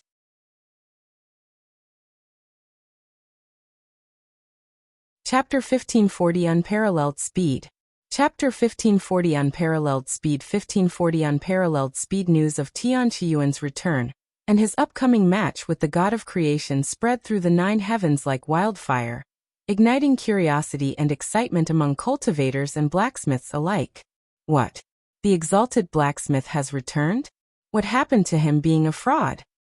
I guess that's why the god of creation challenged him to a match, to determine whether he is truly a fraud or not. The Exalted Blacksmith revealed his identity? How do we know that he's not in disguise? So the Exalted Blacksmith is the creator of the flawless sword. It all makes sense now. A few weeks later, the god of creation announced the time and place for their competition. Our match will take place at the Astral Holy Grounds exactly 10 years from now. There will be no time for preparations once the god of creation ceremony begins, but you have 10 years to prepare. Tian Qiyuan acknowledged the match and vanished from the world for the next 10 years. As Tian Qiyuan's match with the god of creation grew closer, countless influential figures and powerful backgrounds made their way to the Astral Holy Grounds. The Astral Holy Grounds, a unique location beyond the 9 heavens, was accessible only to those capable of traversing the starry sky, making attendance at their match a rare privilege reserved for the most powerful or resourceful cultivators. Fortunately for those unable to travel but eager to witness the historic event, a special treasure would broadcast the match to the entire world, ensuring everyone could watch the legendary match unfold. When Tian Qiyuan arrived at the Astral Holy Grounds, he was greeted by a massive sea of influential people. No matter where he looked, he would recognize at least several of them with a glance. Hell, even the Celestial Emperor was present. Of course, the ancient Anvil Association and Yao Tao, with his new physical body, were also there. When Yao Tao sensed Tian Qiyuan's gaze on him, his body instinctively reacted, trembling in fear. Sometime later, Tian Qiyuan and the god of creation approached the large area where their stations had already been prepared. Before they started the match, the Celestial Emperor entered the stage as an announcer and said, "We have all gathered here today to witness the god of creation and Exalted Blacksmith's competition. Both contestants will be performing a slightly altered version of the god of creation ceremony. Just like the original ceremony, they have 100 attempts to craft as many celestial-grade treasures as they can. However, they both must craft the treasure using the materials provided to them, so they cannot craft whatever they want. In the god of creation ceremony, participants could craft any treasures they desired from the materials they selected, and choose the type of weapon they desired to make. This flexibility made the traditional ceremony less challenging than the altered version, where they were restricted on the materials they used, as well as the type of treasures they could craft from them. Before we begin this competition, our contestants will give a brief speech. The god of creation stepped forward and began speaking after the Celestial Emperor gave him a nod. I will keep my speech brief. As some if not most of you have already heard, if I lose this match, I will forfeit my life. You may be wondering why I decided to gamble my life in such a manner. There are several reasons, but I will only tell you one. If Exalted Blacksmith defeats me, it means he was not a fraud, and I was mistaken the entire time. To slander someone who performed a flawless god of creation ceremony, I can only atone with my life. The spectators immediately began mumbling to each other. If the Exalted Blacksmith turns out to be innocent, and his god of creation ceremony was legit, the ancient Anvil Association is done for. Nobody will ever trust them again. The Exalted Blacksmith is definitely innocent. I've believed in him since day one. Tian Qiyuan spoke next. I only have one reason for accepting his challenge, to prove my innocence. If I lose this competition, I will give God of Creation my masterpiece, this sword right here. When Tian Qiyuan revealed the sword, countless gasps echoed through the crowd. Sword enthusiasts were literally drooling at the sight of such perfection, their hands itching with an almost unbearable urge to touch and inspect the masterpiece before them. The Celestial Emperor was no different. Despite his vast collection of treasures, none could compare to the sword crafted by Tian Qiyuan. Tian Qiyuan continued, with that said, God of Creation's life alone won't be able to make this a fair gamble, so I will be taking every treasure crafted from this God of Creation ceremony.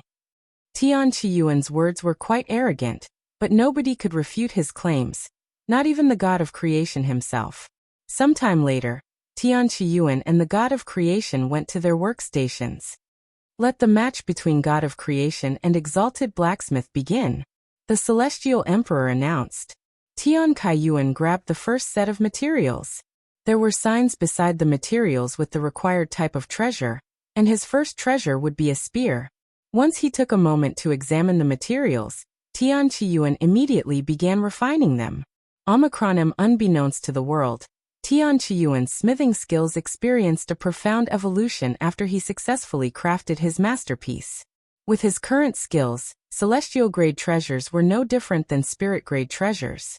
A few hours later, while the god of creation was still refining his materials, Tian Qiyuan finished his first treasure. No way he's already done? It's only been 4 hours since he began. Impossible. He must be cheating. Are you fucking stupid? Almost every expert in the 9 heavens is present, including the Celestial Emperor himself. Even if he dared to cheat, I do not believe he can evade the detection of so many experts. 4 hours? What the hell is this? Is he crafting celestial-grade treasures or spirit-grade treasures? At this rate, he'll finish all 100 celestial-grade treasures before the god of creation can finish a single treasure. God of Creation was so focused on his work that he didn't realize Tian Qiyuan had already finished his first treasure. Tian Qiyuan quickly moved on to his second treasure, and a few hours later, finished it within 3 hours. My god! He's gotten even faster. Some people can't even comprehend just how amazing of a feat it is to lower even a single minute, much less an entire hour. Ding, ding, ding. Tian Qiyuan's hammer swung with such speed that, to onlookers, his arm seemed frozen in time. How fast is he hammering the materials? Although I hear a steady rhythm, he's obviously hammering it much faster. What kind of phenomenon is this? 2 hours later, Tian Qiyuan finished his third treasure, lowering his time by another hour. Heavens! The Celestial Emperor and the other powerhouses were all left stunned by Tian Qiyuan's ridiculous crafting speed. While they were certain that Tian Qiyuan was not cheating, they struggled to accept the existence of such unparalleled talent. Desperately, they scrutinized every detail in his movements, hoping to find something to discredit him. Unfortunately, no matter how hard they tried, they could not find anything sketchy about Tian Qiyuan's work. Heaven and Earth Blacksmith, who was present at the ceremony, sighed to himself, "He's truly ahead of our time by countless years. Such unrivaled talents, you can only be envious about it." Star-forging Blacksmith spoke with a bittersweet smile.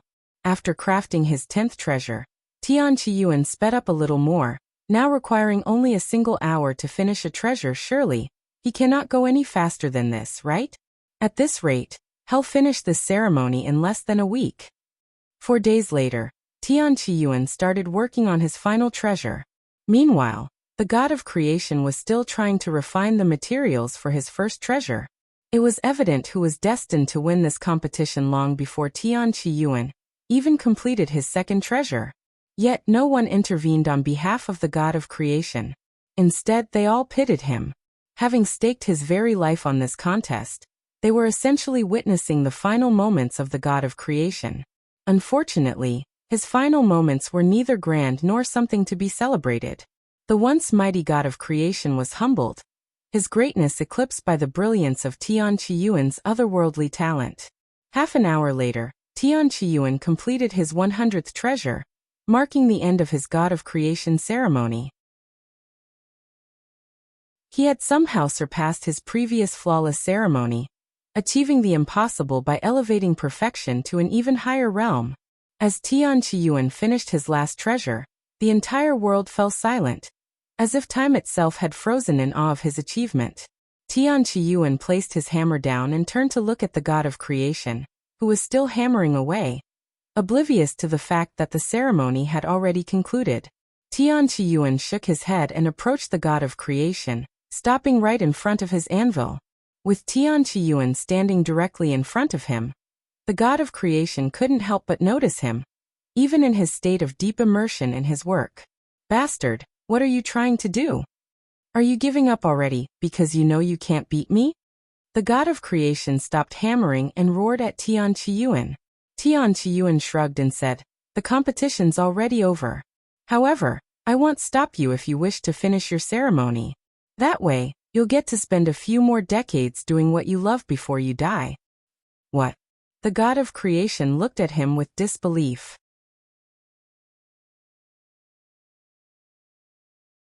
Chapter 1541 Defeating the God of Creation. Chapter 1541 Defeating the God of Creation. 1541 Defeating the God of Creation. Why, you're done with the ceremony? That's impossible. It's only been several days since we started. God of Creation didn't even have to look at Tian Qiyuan's workstation to know that he was farting.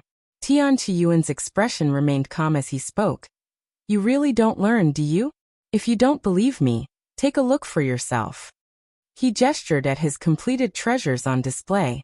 The god of creation didn't want to entertain Tian Qiyuan and his nonsense, but he had to take a look. When he turned his head to Tian Qiyuan's workstation, he could not see any materials. On Tian Qiyuan's display were 100 celestial-grade treasures, all of them following their own specifications. Clang! The god of creation dropped his hammer from shock after seeing this. He turned to look at the audience. They all wore expressions of defeat, a sorrowful aura hanging around them, as if they were mourning a profound loss, his imminent death. While the god of creation lamented in silence, Tian Qiyuan spoke. Even though it's your loss, I won't personally kill you, nor do I really care if you actually honor your own words. You can continue to live after this, but you will forever be known as a coward and slanderer for the rest of your life. Tian Qiyuan no longer paid attention to the god of creation, and turned to look at the Yao Tao, who was seated with several elders of the ancient Anvil Association, and said out loud, "Are you going to claim that I had cheated this competition too? Are you going to slander my name and call me a fraud to cover up what you've done in the past?" Yao Tao and the elders lowered their heads in shame, not daring to talk back. With their credibility lost and their slander now exposed to so many people, the ancient Anvil Association was essentially finished. Moreover, after Tian Qiyuan's performance today, nobody would dare to offend him, who could churn out celestial-grade treasures like candy. The Celestial Emperor approached Tian Qiyuan once it became clear that the god of creation had given up. Not that it would have made a difference even if he continued. Congratulations on becoming the next god of creation, Exalted Blacksmith. However, Tian Qiyuan shook his head and said, "I have no intention of accepting that position." Seeing the confused look on the Celestial Emperor's face, he explained, "I came back as the Exalted Blacksmith to clear my name. That's all. I have no intention of working as a blacksmith again." "No way. With your talents, it'd be an immense waste of talents." Heaven and Earth Blacksmith suddenly stood up and exclaimed, "Why did you become a blacksmith in the first place?" The Celestial Emperor asked.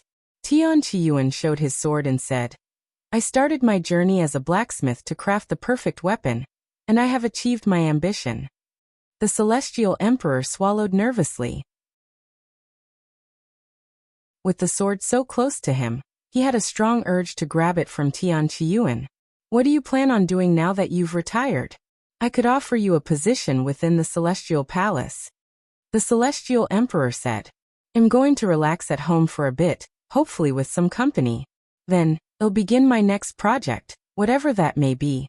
Tian Qiyuan proceeded to collect all of the treasures had crafted. Then, without giving the audience any more of his attention, he disappeared into the distance. The audience remained silent even after Tian Qiyuan left. As for the god of creation, he continued to sit before his anvil in silence, his thoughts unknown. After leaving the astral holy grounds, Tian Qiyuan returned to his own world.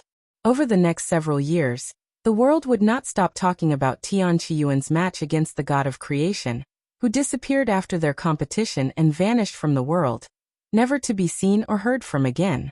Nobody knew what happened to him. Some speculated that he had killed himself in isolation, while others speculated that he chickened out and couldn't kill himself and changed his identity. As for the ancient Anvil Association, they were disbanded when everyone lost faith in them. Many blacksmiths blamed the association for Tian Qiyuan's early retirement and refused to collaborate with them. Countless blacksmiths tore up their contracts and discarded them outside the association's headquarters. The ancient Anvil Association, one of the oldest establishments for blacksmiths, ended because they slandered a single man, and nobody felt sorry for them. With the god of creation gone and Tian refusing the title, the position became awkwardly vacant. Despite being qualified, neither the star-forging blacksmith nor the relentless blacksmith stepped forward to claim it. When asked about it, they simply said they were not worthy of it, especially when Tian still existed. In the end, people gave Tian a new title as the god of refinement, due to his ridiculous material refining speed. As for Xuan, it became clear to everyone that she had been right all along. Tian was indeed innocent. Although her methods had been extreme, few blamed her for her actions. The unrivaled Nine-Sword sect publicly announced their willingness to welcome her back into the sect, but they never heard from Xuan again. 9 years after Tian defeated the god of creation and cleared his name, he sensed a presence appearing inside his world. Omicronim, he greeted the presence with a gentle smile. It's been a while, Xuan. I'm sorry to show up in this pathetic state. She sighed, still in her soul form. It's all good. I'm glad you're okay. I was worried that I might never see you again. Really? You don't hate me? Even though I've done such horrible things? What's so horrible about trying to clear my name? So what if you've killed some people? They deserved it for slandering me. Tian shrugged. Xuan, thank you, Xuan said in a trembling voice.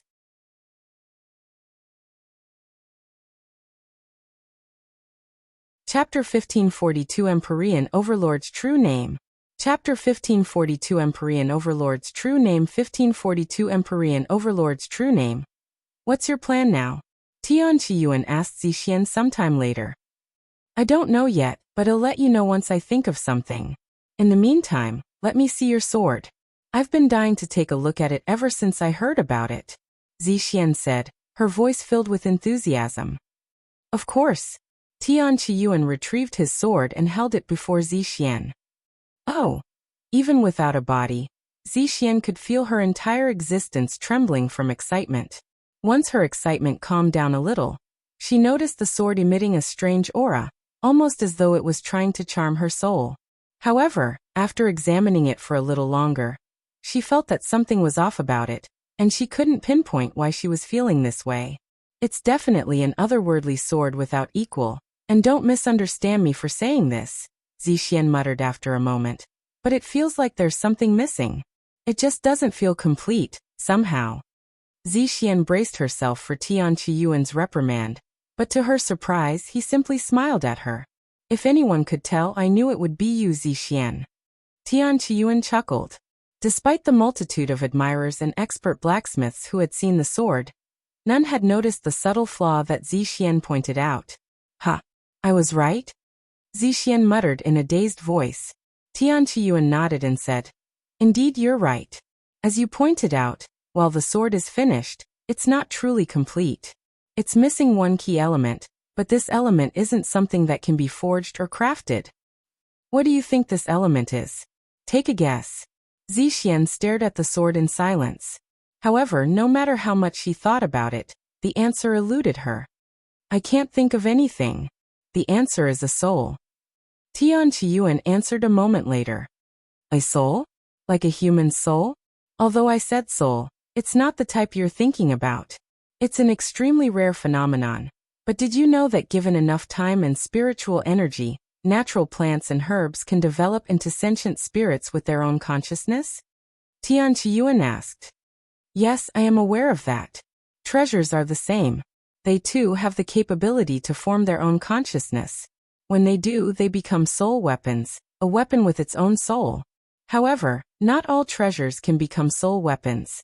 As for those that have the capability, one can only wait for them to turn into a soul weapon naturally. Tian then continued.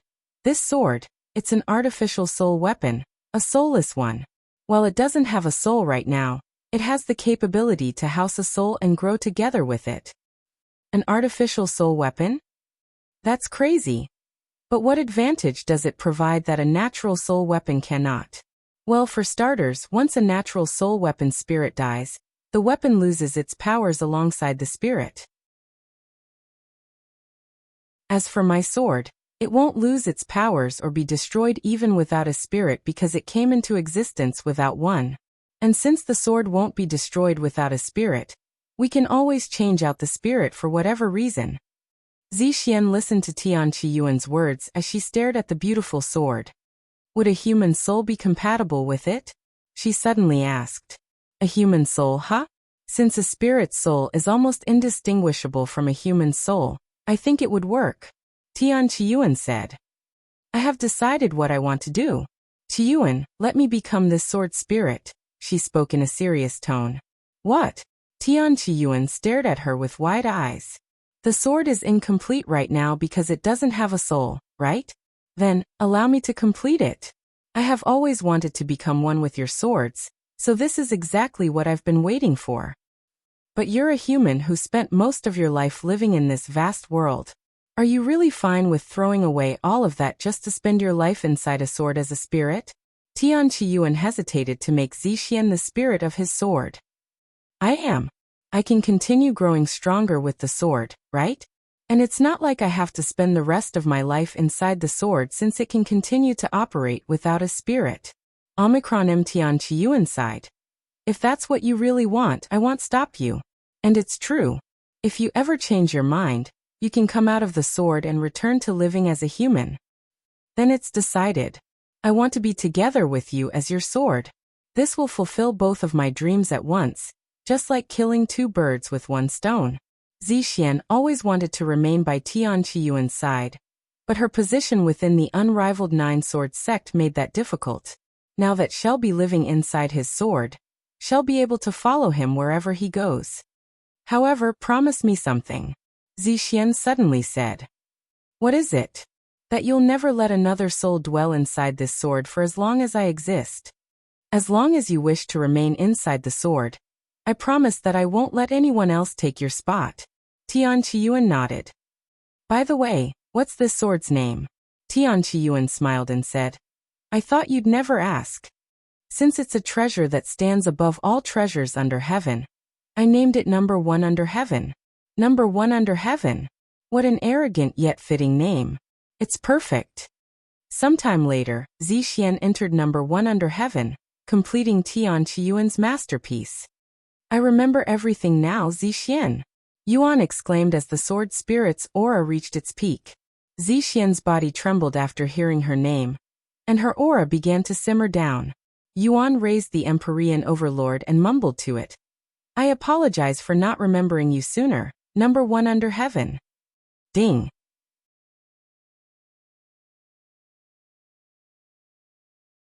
Chapter 1543 Number 1 Under Heaven.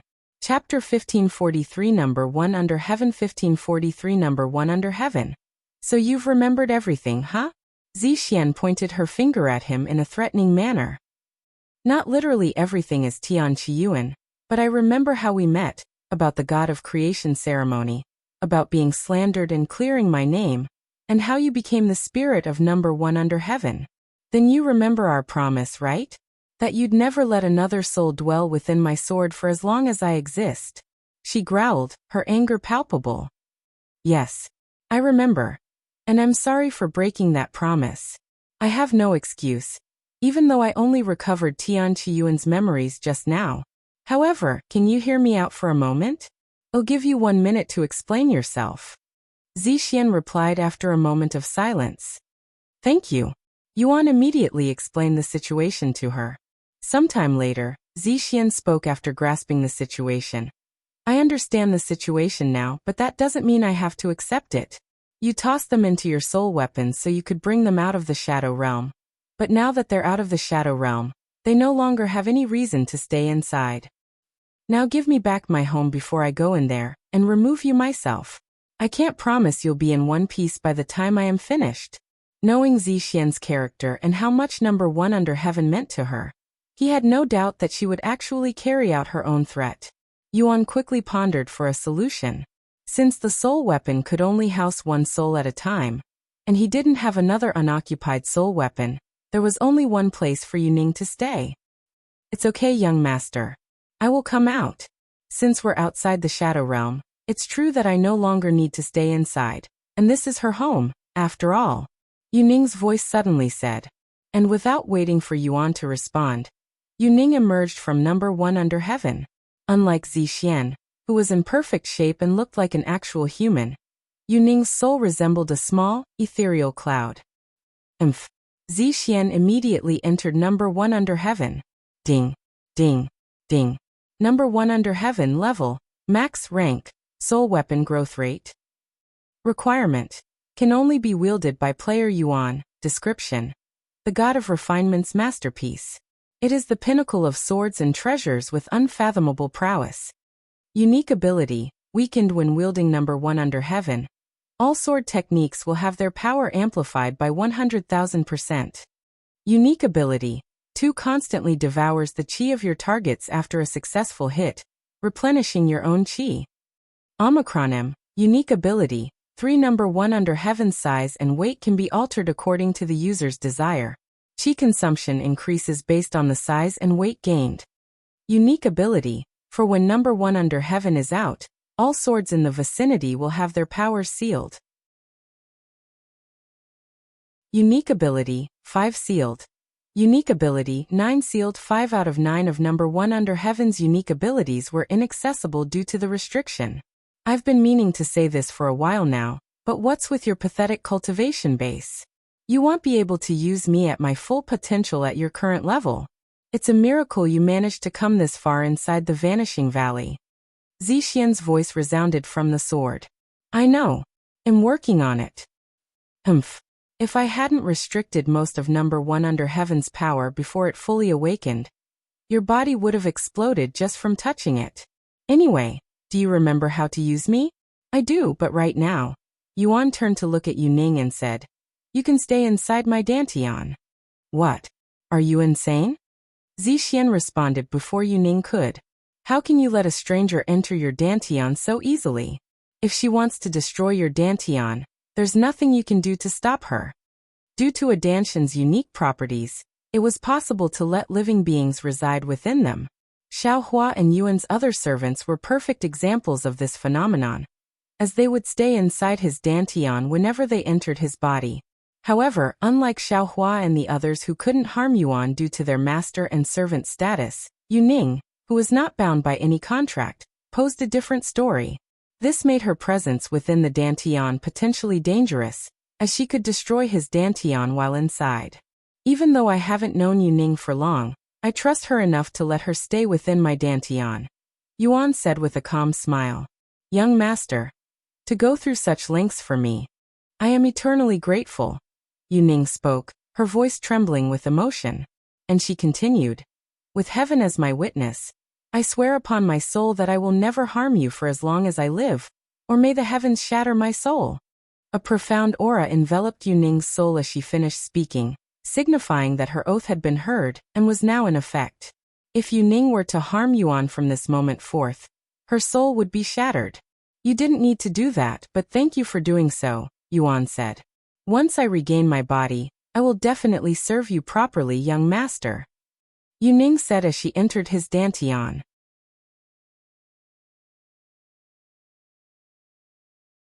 Chapter 1544 Zixian's Stash. Chapter 1544 Zixian's Stash. 1544 Zixian's Stash. Now then, Zixian, let's talk about your situation. Why are you staying in the Vanishing Valley, possessing that giant sword? Yuan turned his focus to Zixian now that Yuning's issue was resolved. Good question. Unfortunately, I do not know. Or more precisely, I don't remember. When I woke up, I found myself already inside the Vanishing Valley, and not wanting my soul to degrade, I had to possess a treasure, and this giant sword happened to be nearby. You don't remember? Then do you remember what you did before losing consciousness? I have a faint recollection of engaging in a battle, but the specifics elude me. I can't recall the circumstances that led to the fight or who or what I was up against, she confessed. Is that so? Yuan mumbled with a pondering face. Oh, but I do remember you telling me something right before I lost consciousness. Wait for me, you said, and so I did for countless years. Sorry for making you wait so long. You can make it up to me with some intense sex later, Xuan casually said. Xiaohua lifted an eyebrow at Xuan's words. Yuning wondered to herself, a sword spirit having intercourse with a human? Is that even possible? Unbeknownst to Yuning, Xuan was originally human. However, after spending countless years as a sword spirit, her soul experienced a profound transformation that turned her into a hybrid of sorts, the first of its kind. Then did the previous me tell you anything about what I should do? Yuan then asked. They always say the same time. Just let fate take its course. Of course, why did I even ask? Yuan shook his head at his own foolishness. What about you, Xuan? Do you have any goals or purpose at the moment?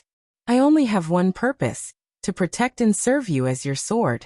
Unfortunately, due to your insufficient cultivation base, I have to suppress my cultivation base and restrict number 1 under heaven's true potential, which will make protecting you a lot more difficult. However, unless you run into an immortal or something, there won't be a problem. Yuan nodded. Now that I've done everything I need to in here, let's get out of this ominous place. Wait. Before you leave, you should take the monster cores I have collected over the years from killing magical beasts that tried to challenge me. I put them right underneath the giant's sword. They will benefit your cultivation greatly if you consume them, Xuan suddenly said. Okay. Yuan flew toward the giant's sword. Did I hear that right? You can consume monster cores? Yuning doubted her ears. Yes, I have a unique physique that allows me to do so. Just what kind of existence are you, young master? Yuning muttered in a dazed voice. Sometime later, Yuan arrived at the base of the giant's sword, where a mountain of monster cores was stashed out in the open. The sight of so many cores piled together was both awe-inspiring and intimidating. Furthermore, more than half of these monster cores belong to immortal-level magical beasts. I won't have to worry about raising my cultivation base for a while. Yuan swallowed nervously. Then he remembered that he was cursed by the Celestial Emperor, so these monster cores would lose 99% of their effects. If it weren't for the curse, my cultivation could probably shoot straight to true immortal with this many monster cores and complete one of the requirements to unlock heaven's supremacy. He sighed inwardly. Speaking of heaven's supremacy, now that I have number 1 under heaven, maybe I can defeat a divine emperor-level magical beast and get that task finished. Moreover, I have Immortal Monarch's dominion, which will surely make things easier. After putting away the monster cores into his spatial ring, Yuan immediately went around looking for a magical beast with a cultivation of Divine Emperor, which was exactly 9 realms above Spirit King. Xuan continued chatting with him as he traveled. Hey, what's your current life like? And what's our situation looking like? Yuan proceeded to explain about his new life on Earth, the existence of cultivation online, and his current situation. Omicron cultivation online, huh? What an interesting concept the Celestial Emperor had crafted. I'm also interested in your world. Let me see it the next time you return. Yuning also listened with great interest. As for Xiaohua, she couldn't comprehend Yuan's words, nor did she find anything weird about it. To her, it was akin to trying to comprehend an unknown scripture, even though she understood the words themselves. A few days later, Yuan encountered a magical beast at the first level of Divine Sovereign, which was stronger than his initial target. However, he figured that he'd try to defeat it. He approached the magical beast in a calm manner and used Immortal Monarch's dominion on it. You are forbidden from moving until I say so. The magical beast's movements immediately stopped. However, it quickly started moving again after a few seconds, albeit extremely slow and stiff. Is my cultivation not strong enough to command them perfectly? Yuan wondered to himself. He used Immortal Monarch's dominion on it again, resetting the effects. Then, with number 1 under heaven in his grasp, Yuan activated God of War's astral arts before using 9 supreme swords. With number 1 under heaven's unique ability, 9 supreme swords' power increased by 100,000%. With 9 strikes in total, the first strike was powerful enough to kill a divine warrior instantly. The second strike could annihilate a divine master in one blow. The third strike could defeat a divine grandmaster. while the fourth strike was potent enough to kill a divine lord. The 9 Supreme Sword's fifth strike was powerful enough to obliterate a divine king. However, it took the 7th strike to defeat a divine emperor. As for a divine sovereign magical beast, the 8th strike heavily injured it, with the 9th and final strike killing it. With a single technique that delivered 9 consecutive attacks, each more powerful than the last, Xuan managed to defeat a magical beast 10 realms above his own cultivation with relative ease.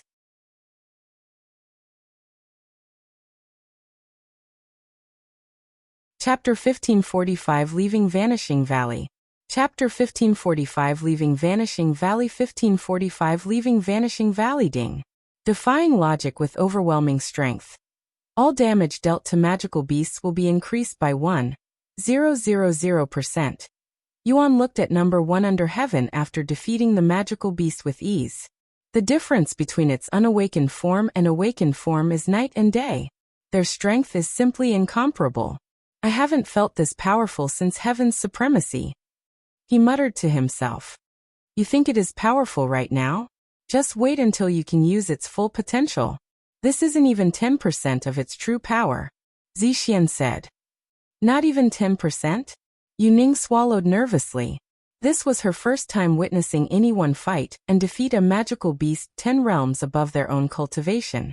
Yet, Xuan managed to do it with relative ease, leaving her in awe of his godlike prowess.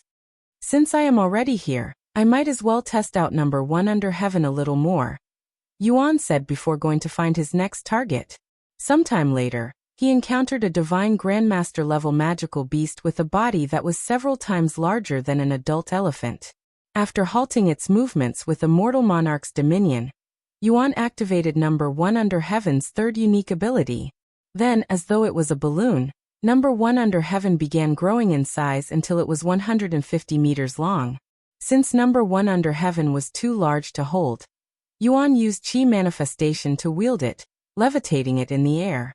However, despite its increased size, its weight remained the same, but that didn't remain the same for long, as Xuan increased its weight until it was as heavy as a mountain of steel. Then, he swung it at the magical beast, cleaving its large body cleanly in half. After killing the magical beast, Xuan reverted the sword's size but kept its weight the same. However, it still felt as light as a feather in his hand, as if the sword's increased weight didn't affect him. Sometime later, Xuan found a magical beast only at the level of a spirit sovereign. Without using Immortal Monarch's dominion on it, he struck its body with number 1 under heaven without killing it, and only injuring it with a superficial wound. After inflicting the injury, Xuan could feel number 1 under heaven absorbing the magical beast's spiritual energy through the wound before replenishing his cultivation with the spiritual energy it absorbed. It's absorbing much more than I'd anticipated. Number 1 under heaven was absorbing enough spiritual energy to completely deplete a spirit king's cultivation base within seconds, causing them to suffer from cultivation deprivation. Just how many unique abilities does your sword have? Yingzhe couldn't help but ask. A typical treasure would only have 1 unique ability, with the higher quality ones having 2. Even the most powerful celestial grade treasures in the world would not have more than 3 unique abilities. Number 1 under heaven has 9 unique abilities. Xian responded in a prideful tone. 9. Yingzhe was shocked to learn this information. And it will learn more as it continues to evolve. Number 1 under heaven is a unique treasure that does not have a limit. It's truly a weapon with unlimited potential. Is it a natural weapon, or was it crafted by someone? Yingzhe asked out of curiosity. It was crafted by none other than the person you're dwelling within, who was once known as the god of refinement. Both his reputation and skill surpasses even the god of creation. That was in the past, in one of my past lives. Xuan calmly said. Ha! How many past lives do you have? Yingzhe was baffled to learn that he had more than 1 incredible incarnation. I don't know the exact number. Do you, Xian? Xuan turned to her. You rarely talked about your past, so no. However, while I don't know much about the lives before Tian Qiyuan, I know he had reincarnated 3 more times afterward, not including your current one. They are Tian Xian, Tian Kai, and Tian Yingzhe. Tian Xing, That's the Sword Emperor and the Lord. Tian Kai is the one who taught the Zither goddess. Who is Tian Yingzhe? Yuan only recognized 2 of the 3 names provided by Xuan. Tian Xuan was the identity of the nameless emperor, also known as the Sword Emperor. Tian Kai excelled in music and also taught the Zither goddess. However, he didn't recognize Tian Yingzhe at all. He could be the Celestial Overlord's founder or a brand new identity that I have not discovered yet. What do you know about Tian Yingzhe? Sorry, but I don't remember anything besides his name. I have more memories missing besides the moment before I lost consciousness and appeared in the Vanishing Valley. However, I think I will remember everything soon since I've been regaining bits and pieces of my memories about 2 decades ago. Xuan said. It's fine. We can learn a lot with just a name. Once he was satisfied with his testing, Yuan flew without stopping until he left the Vanishing Valley with Xuan's help, as his divine sense was not strong enough to see through the natural illusion that prevented people from leaving the place. It feels great to leave that place finally. I was beginning to wonder if I would ever leave. Xuan sighed once they were outside Vanishing Valley. I'm just glad I don't have to deal with the Black Death anymore. That thing was a menace. That thing? You can damage it with Supreme Sword Aura, Xuan suddenly revealed. I just learned Enhanced Sword Aura. It'll be a while before I learn Supreme Sword Aura. You can also damage it with number 1 under heaven, once you unlock its unique ability that allows you to cut through anything, including Black Death. However, you'll have to reach Spirit Enlightenment to unlock it. Spirit Enlightenment, huh? Good to know. If you find any errors, ads pop up, ads redirect, broken links, non-standard content, etc.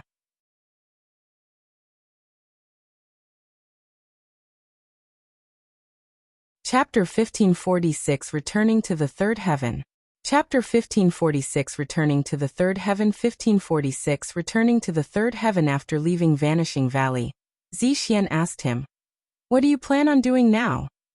"I'm going to descend to the third heaven for a while." "What's happening down there?" "Nothing. I'm just meeting up with a friend." "Is that so?"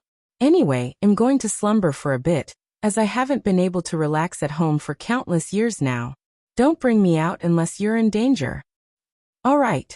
Get some good rest, Xuan," Yuan said before putting her away. Even in its suppressed form, number 1 under heaven was incredibly overpowered and definitely not necessary for the 4th heaven, let alone the 3rd heaven. "Welcome back, my liege." Dong Ye's voice suddenly resounded. "It appears that you've reunited with Lady Z and managed to awaken your sword's true appearance. Did you know Xuan was in the Vanishing Valley this whole time?" Yuan suddenly asked. "No, my liege. I was only aware that a powerful sword spirit existed within the Vanishing Valley. Although I had my suspicions, I could never confirm it." Yuan nodded. "Anyway, I'm going to make a quick trip to the third heaven. Watch over my friends while I am gone." Naturally, Yuan made his way back to the Black Fog City for their teleportation device. From there, he teleported to the city closest to the Stairway to Heaven. Sometime later, Yuan arrived at the Stairway to Heaven.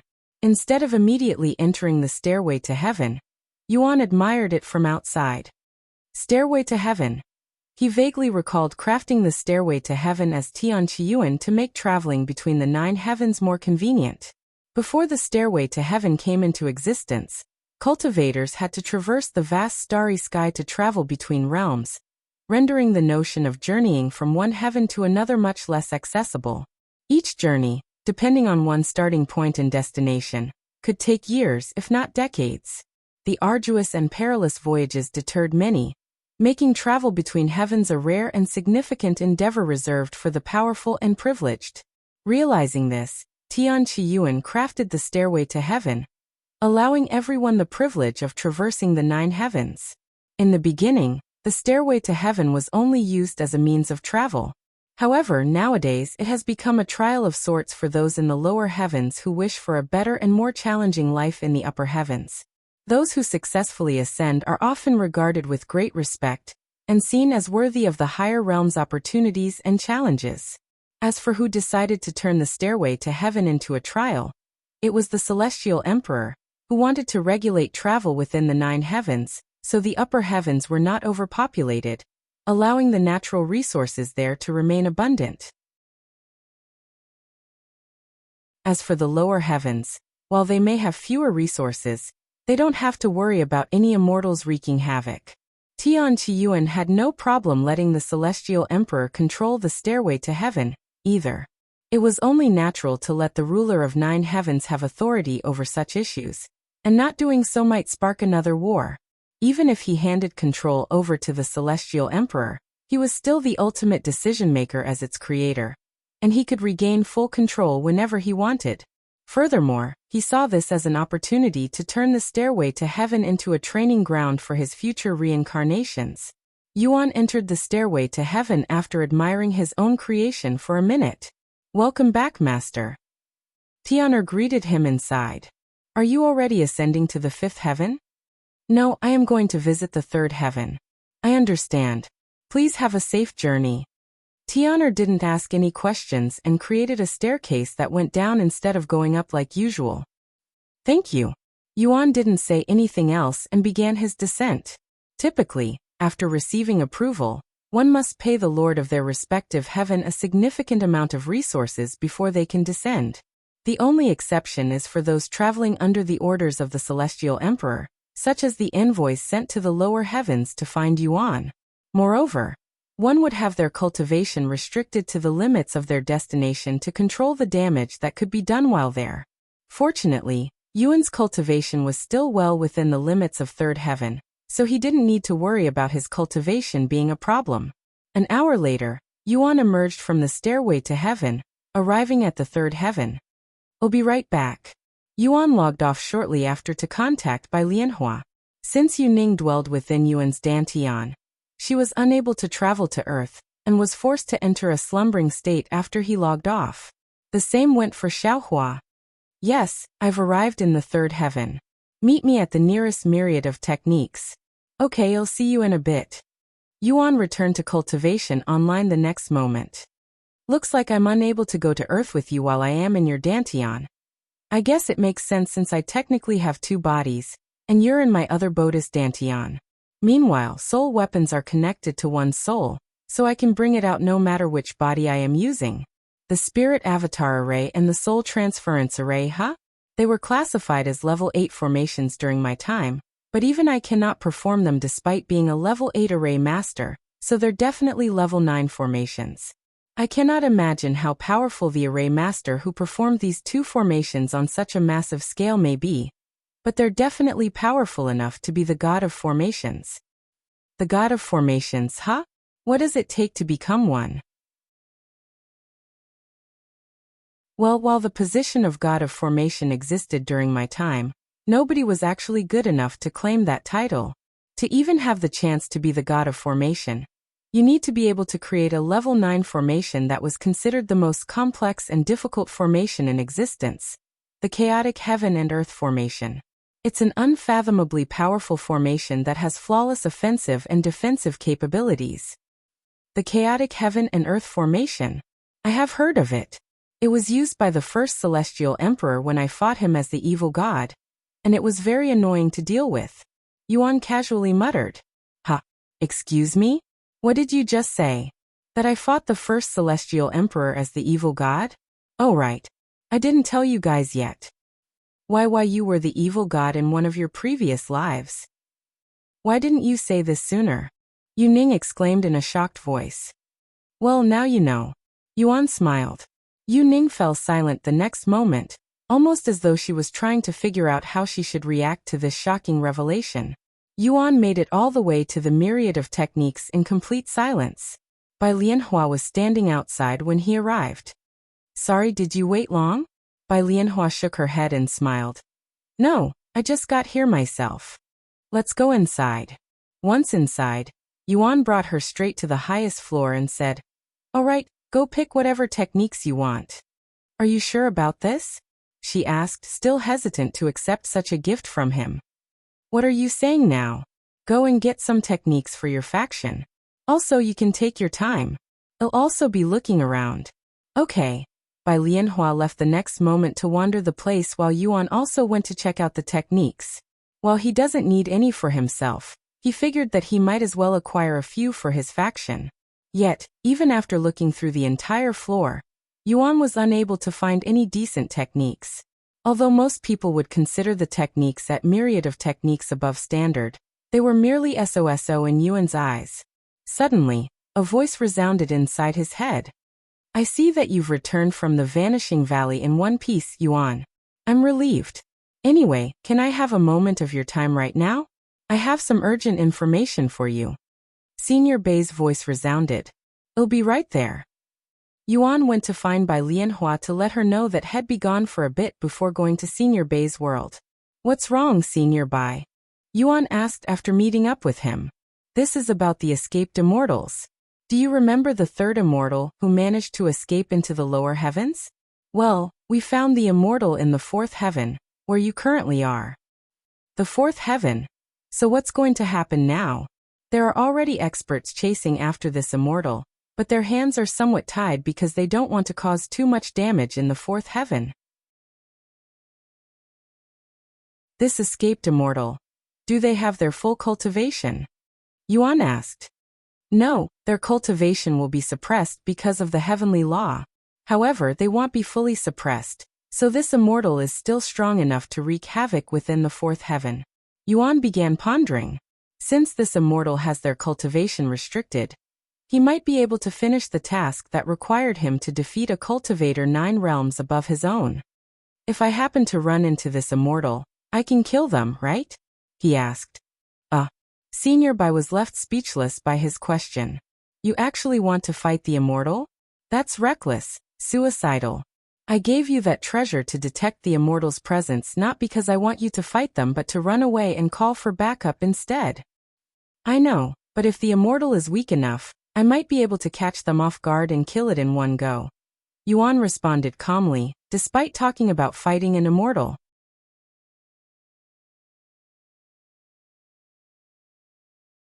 Chapter 1547 Yingzhe. Chapter 1547 Yingzhe 1547 Yingzhe. I understand your immense talent and prowess, and I've witnessed the full force of your attacks. But my dear little friend, these immortals are not like anything you've encountered. They are a force beyond your wildest imagination, and they won't simply stand there to be defeated. I implore you to reconsider your decision. Senior Bai's words carried a weight of urgency, hoping to sway Yuan's determination. Don't worry, Senior Bai. I've grown a lot stronger since my visit to the Vanishing Valley. I am also not as reckless as you think.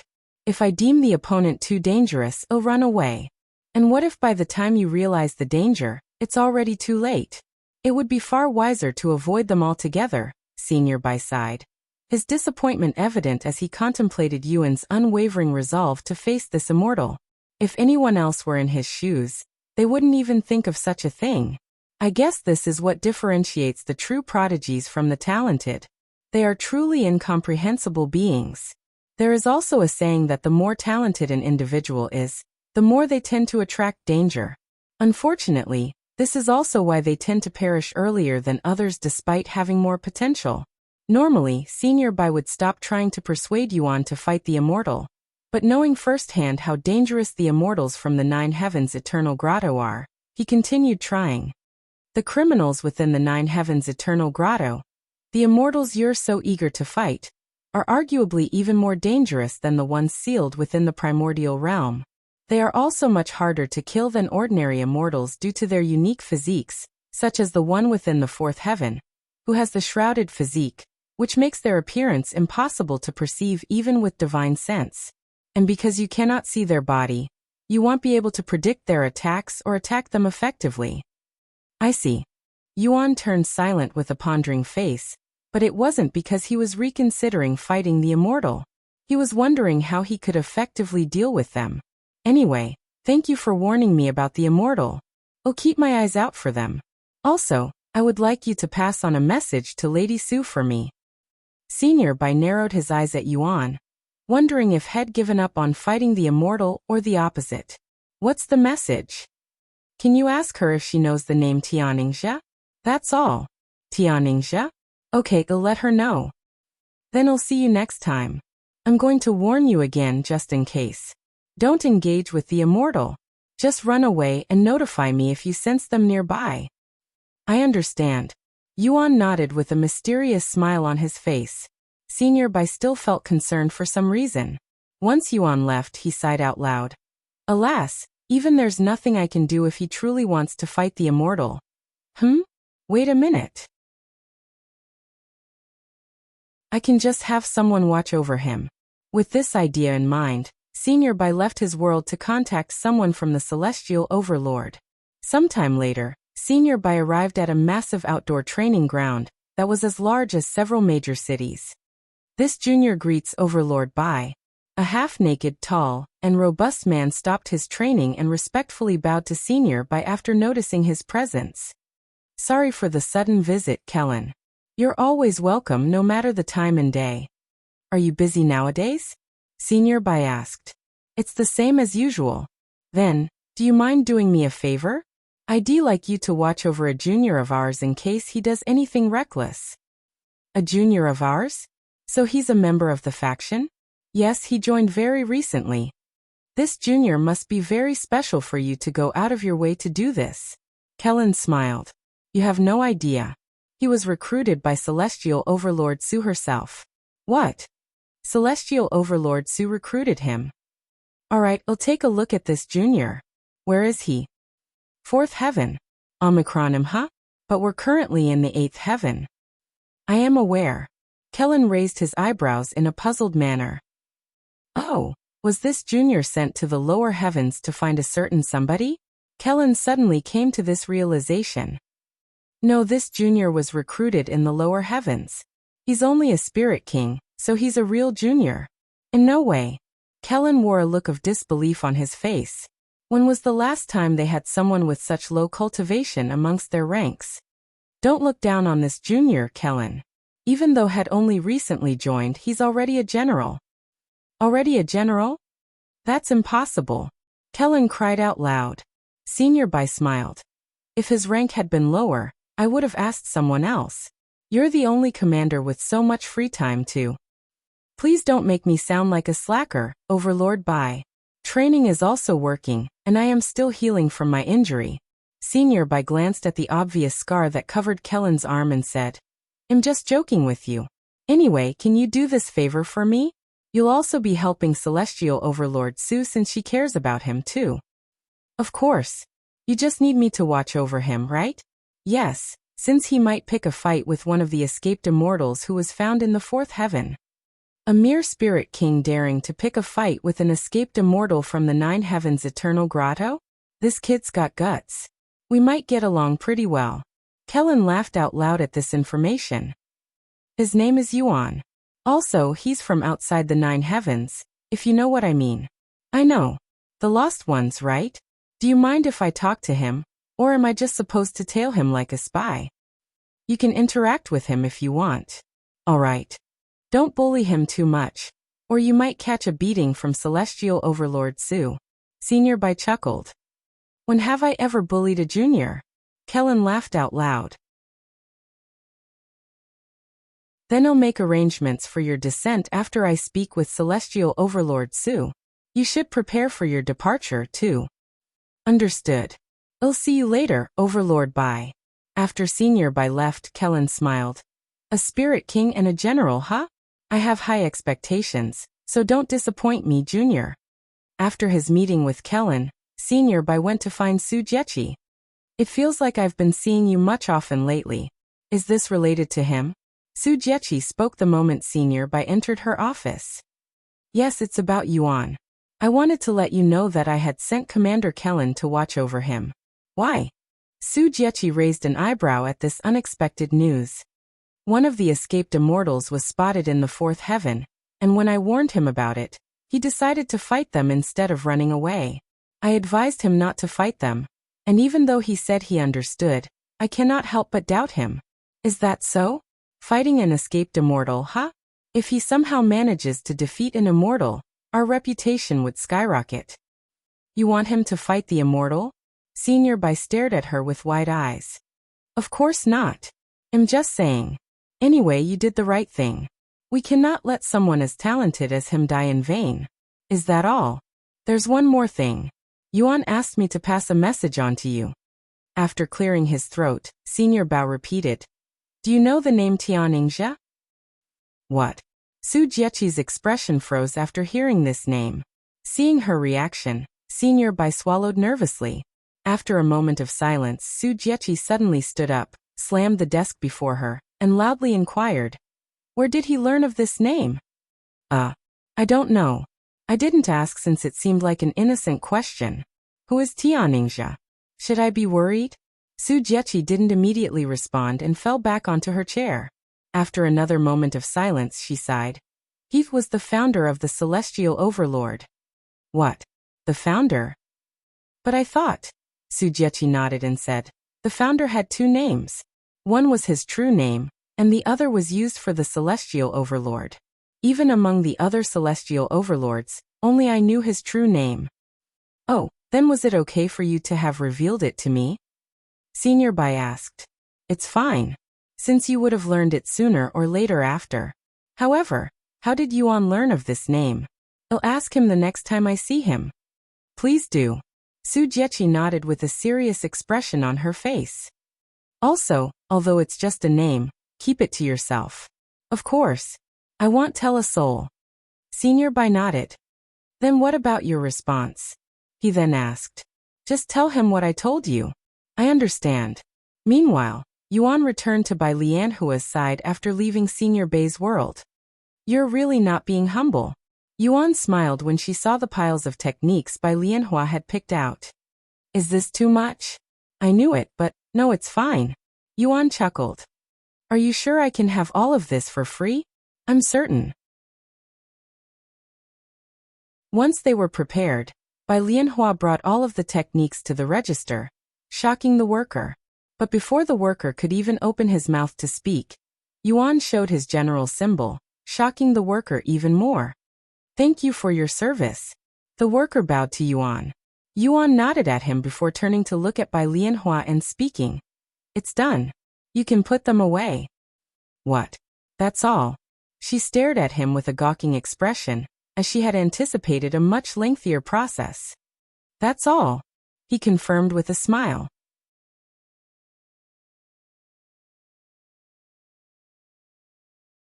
Chapter 1548 Messing with the Qin Family.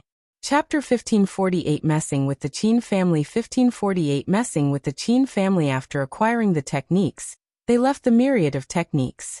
However, even after successfully leaving the store with the techniques, Bai Lianhua couldn't believe that she had managed to acquire so many powerful techniques for free. Even if she had her family's full backing, it would still be difficult for them to purchase this many rare and valuable techniques without severely damaging their finances. Yet she was able to acquire them for free because of Yuan. How exactly did you manage to do that again? She looked at him with wide eyes. Did you know that factions also exist in? I am part of the faction that owns the myriad of technique, so it's a member's privilege of sorts. Yuan gave a brief explanation. Do you think I can also join your faction? Bai Lianhua knew the answer even before she asked, but she still had to take her chances. Probably not, and I am not looking down on you when I say this, but their requirements are quite high, as they're one of the top factions in the upper heavens. In fact, you won't even meet them unless you ascend at least to the 6th heaven. Bai Lianhua showed a bittersweet smile and shook her head. No, it's fine. I completely understand. I am not foolish enough to think that I have even a fraction of your talents. There's no need to drag yourself down like this. You're plenty talented. With enough experience and time, you'll definitely qualify for my faction. Bai Lianhua nodded and said, So, what are you going to do now? Return to the 4th heaven? Not yet. I still have some business in 3rd heaven. By the way, do you know of a Qin family? Yuan said. I know of several. Which one are you referring to? The one close with the Walker's family and the Gu family. Oh yeah, I know of them. They've been quickly rising in reputation and power recently with the Walker's family and Gu family's help. After all, why are you asking about them? Did something happen between you guys? Yuan nodded. I'm not directly involved, but they've been bullying the family of someone who's very close to me, even going as far as to use poison. Poison? What a nasty bunch. But I'm not surprised that someone closely affiliated with Fiery Queen has such a nature. What are you going to do with them? I'm not sure yet. The family they've been targeting has been losing business because of the bullying, so I'm thinking about messing with their operations within as a warning. If you want, I can help you locate their businesses. It shouldn't be too hard with my family's resources. Really? That'd be great. Consider it my payment for the techniques, even though it's nowhere enough to pay for everything. Bai Lianhua showed a bashful smile. She continued, then I'll contact you once I have the information prepared. It shouldn't take too long. A few hours at most. All right. By the way, take this. Yuan handed her a spatial ring filled with treasures that he had picked up but had no use for. This is a lot. There are even divine-grade treasures inside. Are you sure about this, Yuan? The techniques are already more than enough.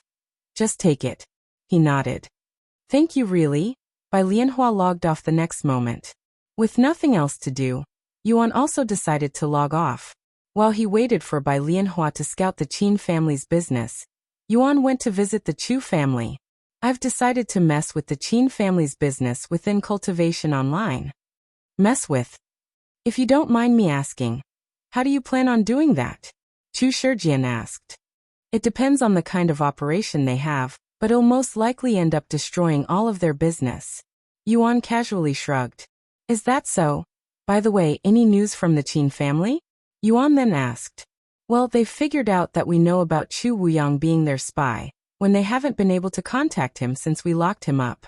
Just yesterday, they threatened to completely destroy our business within Cultivation Online in a few days if we don't obey them. Omicron in a few days, huh? Not before I destroy them in a few hours. Yuan smiled. To do so much for us. I really don't know how to thank you. Chu Shijian sighed. You don't need to thank me because I am not doing this for you. I am doing this for Lulu. Yuan calmly corrected him. We still end up receiving your help, so you have my gratitude. 3 hours after they logged off, Bai Lianhua contacted Yuan. The Qin family has 3 major businesses in the third heaven. The first and most profitable business is their monster hunting business.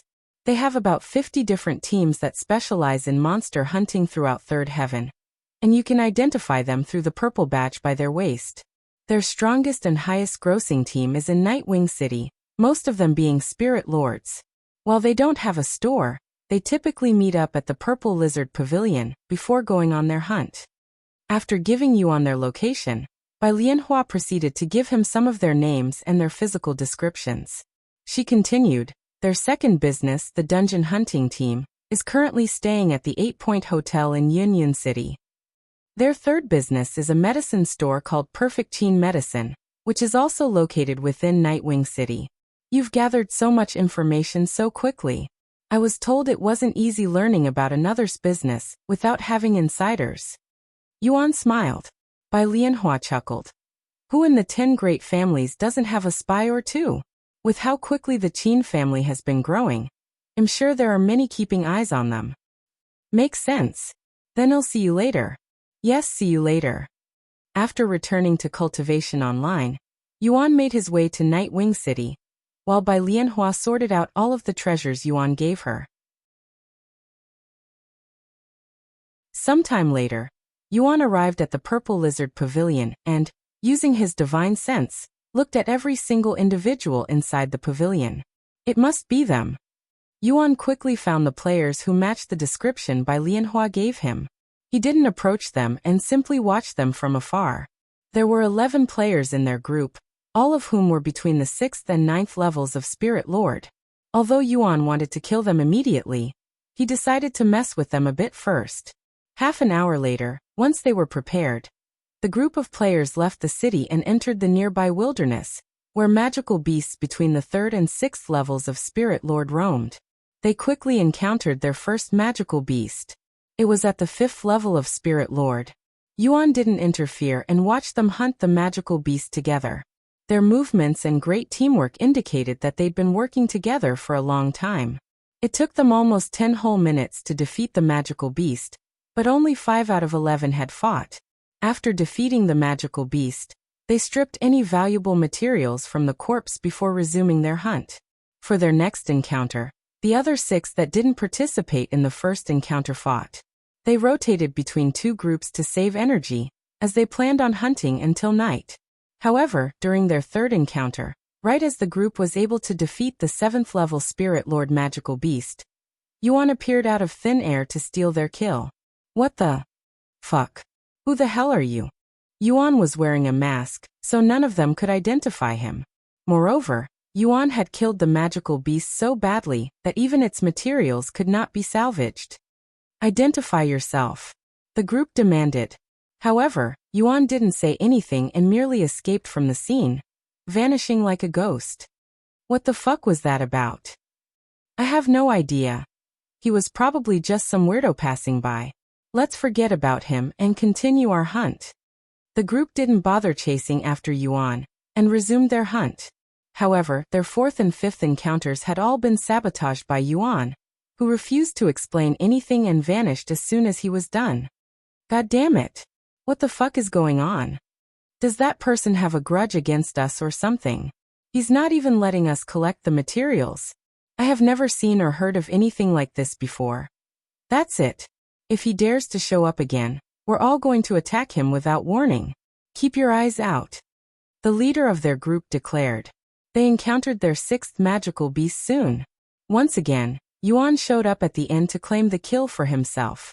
The group of hunters was prepared this time, and attacked him the moment he showed himself. However, none of them had expected Xuan to block all of their attacks with ease, and before they could attack again, Xuan vanished into thin air. God fucking damn it. What the hell is that bastard's problem?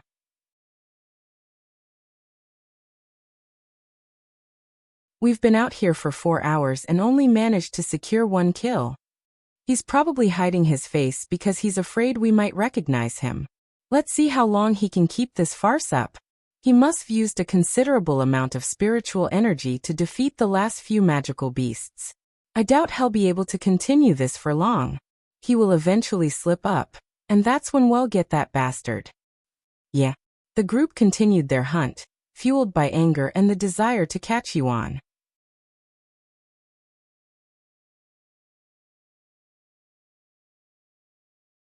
Chapter 1549 Messing with the Qin Family 2. Chapter 1549 Messing with the Qin Family 2. 1549 Messing with the Qin Family 2. Several hours have passed since Xuan started messing with the Qin family's strongest hunting group. They figured he would eventually run out of energy and mess up, but Xuan continued stealing their kills with seemingly no effort at all. Fuck. I've had enough. Get out here and face us like a man, you fucking coward. Come out. Get out here and fight me, you bastard. The group of players eventually had enough and started yelling out loud like a group of maniacs. Seeing this, Xuan smiled inwardly. I guess it's about time I stop messing around and deal with them for real. With that in mind, he emerged from his hiding spot and appeared before them. You finally appeared, you kill-stealing bastard. I have never seen anyone as shameless as you. Let me give you a good beating. The group of players approached Xuan with enraged faces. However, Xuan raised his hand and gestured for them to stop. Wait a minute. I have some questions for you before I decide your fates. And who the fuck are you to decide our fate? Get him. The leader of their group shouted. But before any of them could move, Xuan released his suppressed cultivation base at the peak of Spirit King. The pressure was so immense and unbearable for these spirit lords that they collapsed on the ground, unable to breathe. A Spirit King. Please. Have mercy. Xuan retrieved his aura, allowing them to breathe again. I think you might have mistaken us for someone else. I don't ever recall offending someone like you. Hearing such words, Xuan spoke. So you guys aren't working for the Qin family? Huh. This is about the Qin family? He silently nodded. We do work for the Qin family, but what's that got to do with this? I'll keep this short, but I'm going to shut down the Qin family's business. So if you could do me a favor and just quit, I won't make things difficult for you. What? This is too sudden. We can't do that even if you threaten us. One of them quickly said. Why are you targeting the Qin family? They have a lot of influence nowadays, especially with the 10 great families' help. I am just giving them a taste of their own medicine. They dared to mess with the Chu family's business, so I am now messing with theirs. The Chu family? Look here, we have no involvement in businesses outside hunting magical beasts. And we're bound by a contract. If broken, would need to pay a huge fine, so we cannot quit even if you threaten us. How much are these fines? I'll pay for them. Yuan said. You'll pay for our fine? That's ridiculous. If not, I'll give you a real excuse to not work anymore, by killing you until you lose your ability to cultivate. He calmly threatened, leaving them speechless. The players trembled in fear upon hearing Yuan's words, which were definitely effective. They exchanged glances with each other and, without uttering a word, nodded at each other. All right, well, quit if you can pay for our fines. It's $1 million for each violation. If Yuan were truly willing to pay for their fines, it would definitely be better than getting killed and losing their ability to cultivate, as they would be able to change employers. $1 million each, right? Yuan retrieved a random heaven-grade treasure and showed it to them. Although heaven-grade treasures have gone down significantly in price, at least compared to when Yuan sold the frozen jade zither, as they're becoming more accessible, they can still be fetched for over $10 million with ease. You can keep the change. Also, if I find out that any of you were involved with messing with the Chu family, I'll hunt you down not just in cultivation online but also on Earth, so this is your last chance to come clean. Yuan said as he handed the treasure to the one who seemed to be the leader of the group. I swear we're not involved. I don't know about the other teams, but we're definitely clean.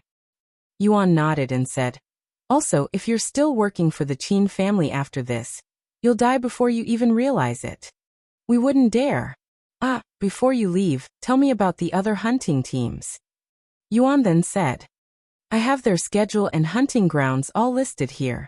The leader of the group handed Yuan a jade slip that contained all sorts of useful information that allowed him to hunt the others down more efficiently. Thank you. Yuan left shortly after. While Yuan went hunting down the other teams, the group of 11 players immediately went to sell the heaven-grade treasure on sale player auctions. The treasure was sold in under 1 hour for $15 million. Over the next several days, Yuan traveled all over the third heaven and bribed all of the Qin family's monster hunting teams to quit. Those who refused to accept his bribes were threatened with death, and the rude ones were beaten until they were on the verge of death, which only took a single punch from him.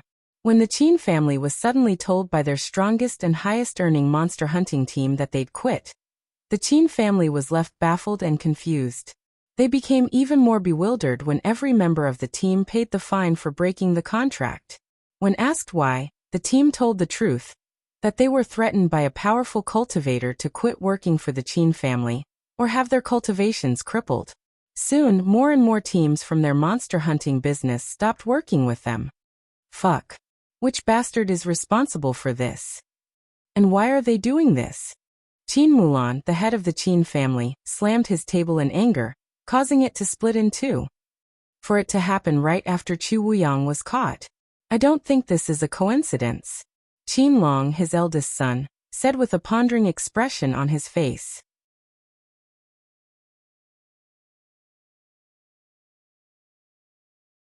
Chapter 1550 Messing with the Qin Family 3. Chapter 1550 Messing with the Qin Family 3. 1550 Messing with the Qin Family 3. So the Chu family is involved in this, huh? But how did they acquire information on all of our monster hunting teams? Qin Mulan pondered out loud. I'd wager one of our own teams betrayed us, providing the Chu family with the information they needed. But for them to resort to hiring a spirit king, they must be quite desperate. Qin Long said. Longer, I'll leave this troublemaker in your hands. Qin Mulan said to his son. I will crush this bastard for daring to mess with my Qin family. Qin Long nodded with a cold expression on his face. Meanwhile, after Yuan made all of the Qin family's monster hunting teams quit, he made his way to Yinzhe City, where their dungeon hunting team was residing in the 8-Point Hotel. Due to how rare dungeons typically were, most businesses put most of their resources into one team. The Qin family's dungeon team consisted of 30 players, all of whom were between Spirit Grandmaster and Spirit Lord. When Yuan arrived, He used divine sense to scout the hotel, and immediately found 20 players with the Qin family's identification token. According to the intel provided by some of the monster hunting teams, all of the members of the dungeon team stayed at the same hotel. Are the others offline or scouting? Well, it doesn't matter. Xuan pondered what he should do with them. Sometime later, he forced his way into one of the rooms through the window. Inside, 4 players were looking at a large map together. Who the fuck are you? Yuan's intrusion immediately alerted them because he made no effort to be stealthy. They swiftly pulled out their weapons and pointed them at Xuan. Calm down. I'm not here to hurt you. Xuan calmly raised his hands as if to show that he was harmless. Then why are you here? One of them asked with a suspicious frown. I'm here to make you quit working for the Qin family. I'll even pay for whatever fine you may incur for breaking the contract. What? And why are you doing this? I have some beef with the Qin family, that's all. So what do you say? I say screw off. The 4 players in the room suddenly pounced at Xuan with their weapons flying. However, Xuan didn't even bother dodging their attacks and used his body to block them. What the fuck? The players were shocked when their weapons couldn't penetrate Yuan's skin, much less injure him. It felt like they were trying to cut metal with a butter knife. It's pointless. You won't be able to kill me even if I went to sleep right now. Anyway, I'll give you one more chance to keep your life. Quit working for the Qin family, or die to me with a chance of becoming a cripple. Xuan stood before them like a domineering warlord, his aura so intense it made the players gasping for breath. We will quit, they eventually said. All right, one more thing. Are you guys, by any chance, responsible for bullying the Chu family? Xuan suddenly asked. Huh, the Chu family? And no, we had nothing to do with that. Right? I have no idea what you're talking about. These players suddenly became nervous, and it was written all over their faces. Is that so? Xuan suddenly pulled out the Grail of Truth, which was already emitting a bright light. Sorry, but it looks like my offer will no longer apply to you anymore. Before any of them could even utter a single word, Xuan waved his sleeve with sword aura pouring out. 3 of the players immediately turned into a cloud of blood mist, while one of them only lost an arm. Of course, he survived only because Xuan allowed him to live. Tell me, who else was involved with the Chu family? Just the 4 of you, or the entire team? Xuan asked him, who was kissing the floor with his buttocks, his face filled with fear as snot and tears flowed down his face. All of us. We were all paid a bonus by the Qin family to mess with the Chu family's business. The player immediately revealed everything. The Grail of Truth had no reaction, meaning he was telling the truth. Is that so? Make sure to tell your buddies to quit, or it'll come after you until you can no longer cultivate. Xuan killed the last player after finishing his sentence. He made his way to the next room shortly after. Who the hell are you? There were 5 players in this room. Xuan went straight to business and said, I'm here to avenge the Chu family. If you don't quit working for the Qin family after I kill you, I'll continue to kill you until you lose your ability to cultivate. If you're unlucky to be crippled after one death, that's too bad. Before any of the players in the room could even respond, Xuan killed all of them with sword aura. He continued doing this until every member of the Qin family's dungeon team was wiped out. However, there were several that weren't at the hotel, so he waited a few hours for them to show up before moving to his next target. After waiting for 6 hours, the rest of the team showed up at the hotel, and all of them were killed after being told to quit working for the Qin family. The Qin family was immediately alerted when Xuan killed the first 4 players. What? He killed all of them because they were involved with the Chu family. This confirms it. That bastard is avenging the Chu family and targeting our businesses in cultivation online. Qin Mulan slammed his desk that was just replaced, destroying it again. Longer, how are you going to deal with this bastard? He turned to look at Qin Long, who had a pondering face. Since he's targeting our businesses, he'll most definitely show up at our medicine store. I'll wait for him there, he said. How are you going to stop him? He's a spirit king. Qin Mulan said with a frown. So what if he's a spirit king? I have with me a magic talisman that can instantly kill even a spirit emperor. A spirit king is nothing before me. Qin Long laughed out loud. Good. Qin Mulan nodded.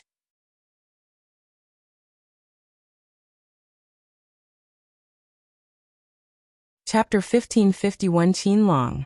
Chapter 1551 Qin Long 1551 Qin Long. After he met with his father, Qin Long immediately went to his family's medicine store to wait for Yuan. Welcome, young Master Qin. Are you looking for some medicine today? The workers there greeted Qin Long. This place will be attacked soon. Close down the shop and get everyone out of here, he said to them. What? Who would dare to attack us? The workers there were shocked to hear this news. They had the 10 great families backing. No sane player would dare to offend them, much less attack them. I don't know, but they undoubtedly work for the Chu family. Anyway, get out of here. Things will definitely get messy here. The workers quickly closed down the store and left, leaving Qin Long alone in the store. Sometime later, Yuan arrived at Nightwing City once again. He used divine sense to inspect the place. Only one guy, huh? Looks like he's expecting me. The lone individual at the store had a confident and arrogant air around him as he sat at the entrance like a commander in battle. After pondering for a moment, Yuan casually approached the store without hiding his presence. Qin Long immediately noticed him due to his mask and said, So you're the bastard that's been trying to ruin my family's business, huh? How much did the Chu family pay you? I'll triple it if you stab them in the back. Who said anything about getting paid? I'm doing this without any payment. Qin Long frowned at this unexpected information and said, Do you even know who you're messing with? We have 2 of the 10 great families backing us.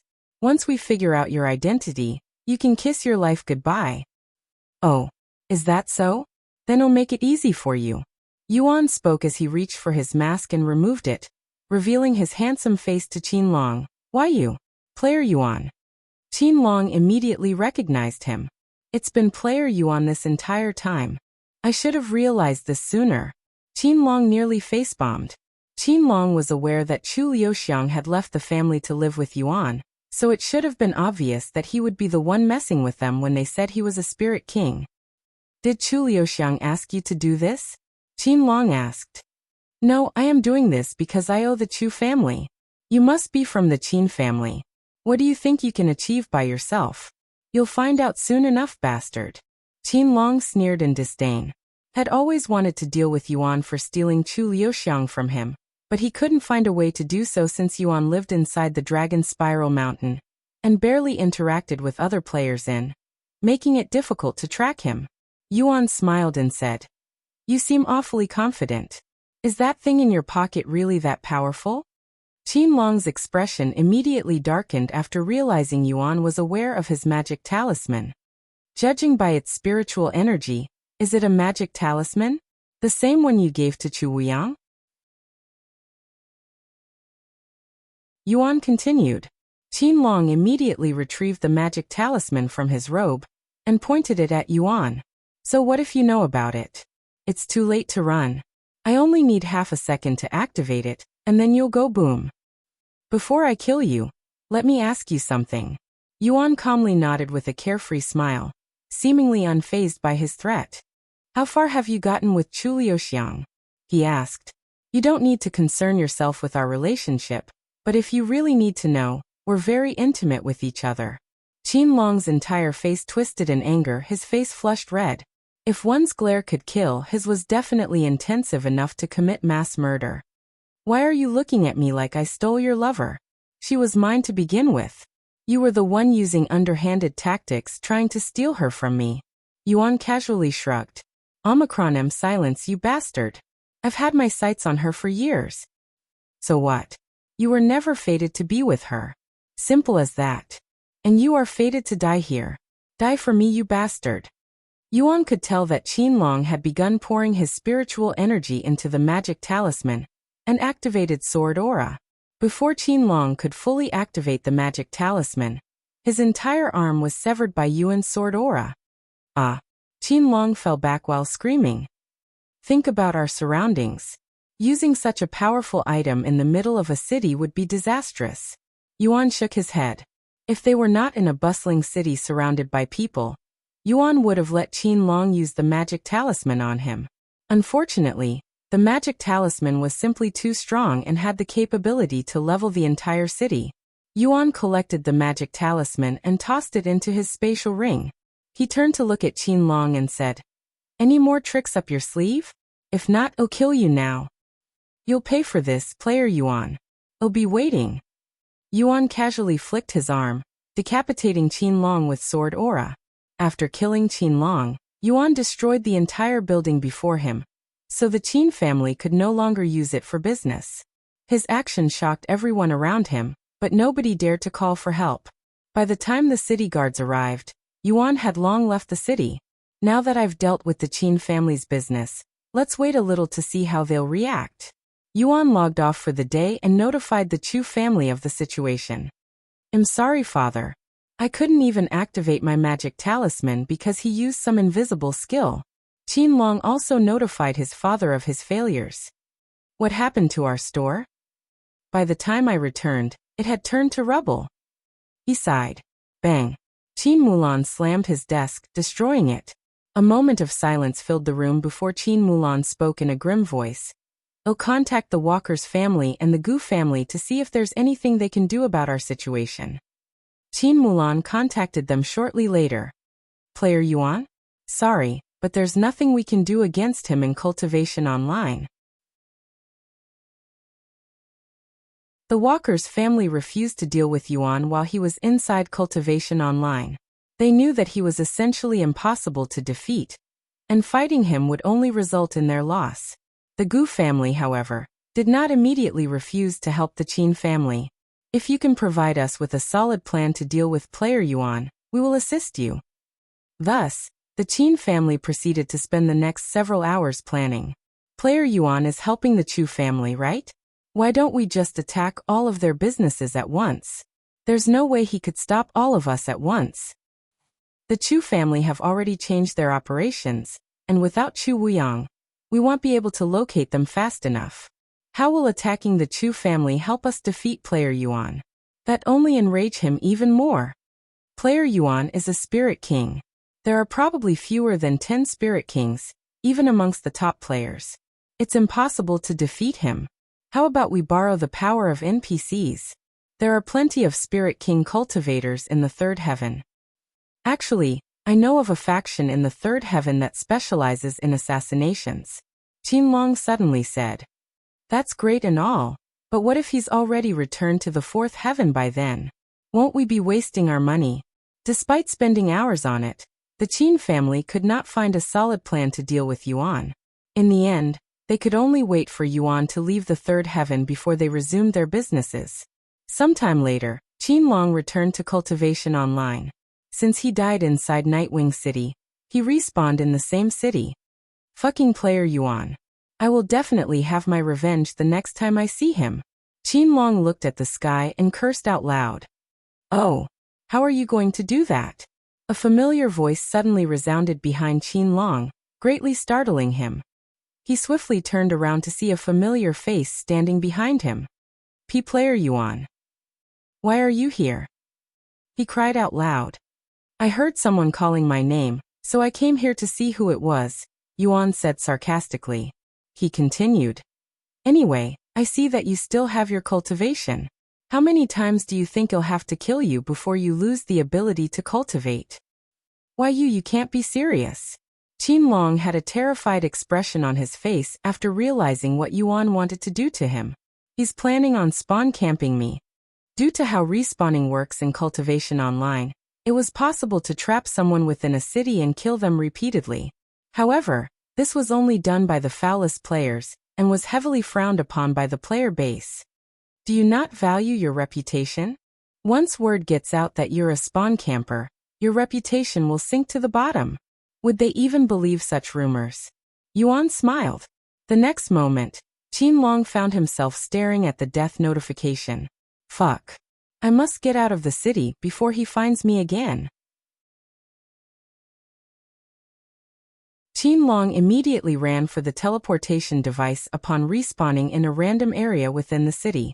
However, before he could even travel a block, Xuan appeared before him like a ghost. "What?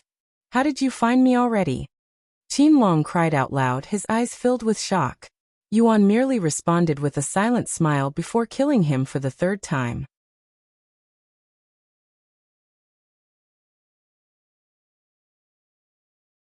Chapter 1552 Vengeful Slaughtering Formation. Chapter 1552 Vengeful Slaughtering Formation. 1552 Vengeful Slaughtering Formation. After Yuan killed him for the third time, Qin Long had to wait 24 hours before respawning. When an avatar is killed, it requires time to be reconstructed. While in this state, the player's consciousness will be transported to a black room with a countdown. Fuck. How did he find me so fast? We don't respawn in the same location, and it's randomized, so there's no way he could have predicted my respawn point. He must have some sort of technique that allows him to find me quickly. Qin Long quickly came to this conclusion, but he could do nothing about it. Sure enough, Yuan found him using divine sense, which is already powerful enough to cover the entire city and more. While Qin Long waited for his death cooldown to disappear, he started spreading rumors of Yuan being a spawn camper online, spamming this information as far and wide as possible. Since spawn campers are widely despised and frowned upon by most players, it didn't take long for people to respond. However, Qin Long quickly became irritated when nobody believed him. Player Yuan spawn camped you in the third heaven? He left for the fourth heaven already. I'm sure player Yuan has much better things to do than spawn camp a nobody. Let's say he did spawn camp you for argument's sake. I bet you deserved it. One thing I've learned about player Yuan is that he isn't the type to provoke others without reason. Qin Long was left fuming after seeing countless people mock him in the comments of his discussions. It also reminded him of Yuan's words before getting killed. 24 hours have passed, and Qin Long's death cooldown disappeared, but he didn't immediately log back onto and waited an extra day before doing so. However, when he logged back in and respawned, Qin Long was terrified by a particular change that occurred within his body.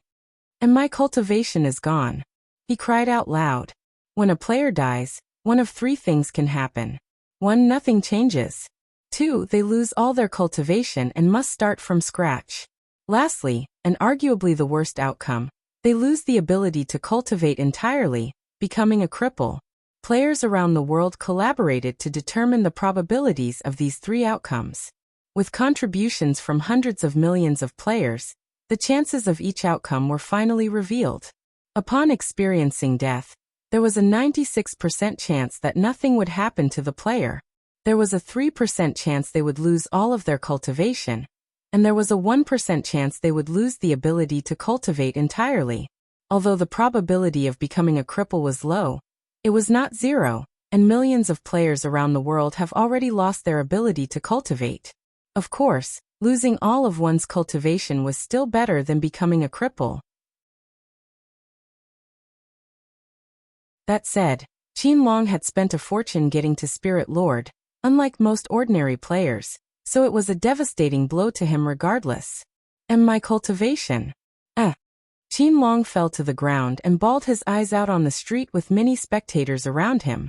However, he was too devastated to care about the people around him, even if they saw him as a madman. For many minutes, Qin Long did not stop crying. Due to his commotion, the city guards were eventually called. When they showed up, they treated Qin Long like a madman and dragged him away, returning peace to the city. However, as they dragged Qin Long away, a masked figure appeared before them, blocking their path. Before the guards could even speak, the masked man said, "Qin Long, right? I see that you've lost your cultivation base after the last death. Unfortunately, but at least you can still cultivate." Qin Long snapped out of his daze after hearing Yuan's voice. However, before he could speak, Yuan continued, "At least for now. If you do not give the Chu family your word that you will never bother them again, I will keep killing you until you do. You will never be able to play cultivation online again, because you will immediately die after respawning." Once he finished his sentence, Yuan used his sword aura to kill Qin Long again, shocking the guards. Yet, before they could even react, Yuan vanished into thin air like a ghost. While Qin Long waited for his cooldown to disappear again, Yuan spoke to Yuning. "Do you know any formation that can keep attacking someone even if I am away? I don't plan to stay here much longer, But I can't leave without ensuring the Chu family's safety. Yes, I do. I can create a formation around this city that will immediately attack a specific individual whenever they enter its range, and it can operate even if you're not present, but it'll only be able to target people you've interacted with before. Yingzhe responded. That's perfect. Since he'll keep respawning within this city, this will keep him inside the city for as long as I want. Alright, let's do this, Xuan said. Yingzhe took control of Yuan's body the next moment to create the formation. Sometime later, Xuan regained control and activated the formation. He wanted to witness the formation in action at least once before he left, so Xuan remained in the city until Qin Long's return. I'll give you 3 days, Qin Long. Hopefully, Xuan immediately budge and die a few more times before coming to your senses. Xuan smiled inwardly. Omicron. Meanwhile, Qin Long was losing his mind inside his room. That fucking bastard, player Xuan. I swear to God that I will fucking kill him, even if it's the last thing I do. Despite Yuan's warning, Qin Long had no intention of listening to his demands. I refuse to believe that you'll remain in the third heaven forever just to kill me. Qin Long decided to wait an entire week before returning to Cultivation Online. In the meantime, he spoke to his father about his situation. Of course, Qin Mulan was unhappy to learn that his son had lost all his cultivation, wasting the fortune they'd spent on resources to boost his cultivation. But there was no use crying over spilled milk. 3 days later, seeing that Qin Long hadn't returned yet, Xuan left the city and made his way back to the stairway to heaven to return to the fourth heaven. Welcome back, Master. Are you returning to the fourth heaven? Tian asked him. Yes. Okay. Tian created a staircase straight to the fourth heaven for him. Thank you. Xuan ascended, returning to the fourth heaven shortly after. Upon returning to the fourth heaven, Xuan contacted Dongyi. Dongyi, I need you to find someone for me. They are an escaped immortal from the 9 heavens eternal grotto. This immortal has the shrouded physique. Apparently, he was spotted in the fourth heaven. Of course, I shall find him even if it's the last thing I do. Dongyi immediately agreed without asking for his reason for wanting to find this immortal. Thank you. Now I have some time to spare while waiting for Dongyi. What should I do in the meantime? Xuan pondered out loud. After thinking for some time, he remembered Shishengma telling him about the Pavilion of Knowledge, which may have information on the Immortal Monarch. Let's give them a visit with Shimeli. With his next destination in mind, Xuan went to find Shimeli at the Cultivator's Haven. When he arrived, he went directly to their training rooms. However, they were all closed. He didn't want to disturb them, so he used his divine sense to peek inside Shimeli's room to see if she was busy. Shimeli was partially transformed inside her training room. Her body emitted a profound and oppressive aura as she sat in a cultivating position. The walls around her were also heavily damaged, even though they could resist attacks from spirit sovereigns without any problem. Seeing this, Xuan didn't dare to disturb her and waited for her to finish. Several days later, Xuan suddenly received a notification. So he's finally decided to return to Cultivation Online, huh? A few seconds after this notification, another notification appeared before him. Meanwhile, when Qin Long finally logged into Cultivation Online for the first time in a week, his presence triggered the formation. The formation located Qin Long's precise location and activated in less than 3 seconds. And before Qin Long could even fully see his surroundings, his body was bombarded by powerful attacks that would instantly obliterate even a spirit king, so even if he still had his original cultivation, it wouldn't have saved him. Qin Long had only managed to take a single breath in Cultivation Online before being killed, and he wasn't even able to release the breath he took in. Even after his death, it took a long minute before Qin Long comprehended that had just been killed for the 4th time. What the fuck? He actually waited an entire week for me. Qin Long was more shocked by Yuan's stubbornness than his sudden death. Does he really intend to spawn camp me until our family stops messing with the Chu family? I don't even have the authority to make such a call. He cried out loud. Only the family head, his father, had the authority to fulfill Yuan's demand, but he did not want to embarrass himself further, putting him in a perplexed situation.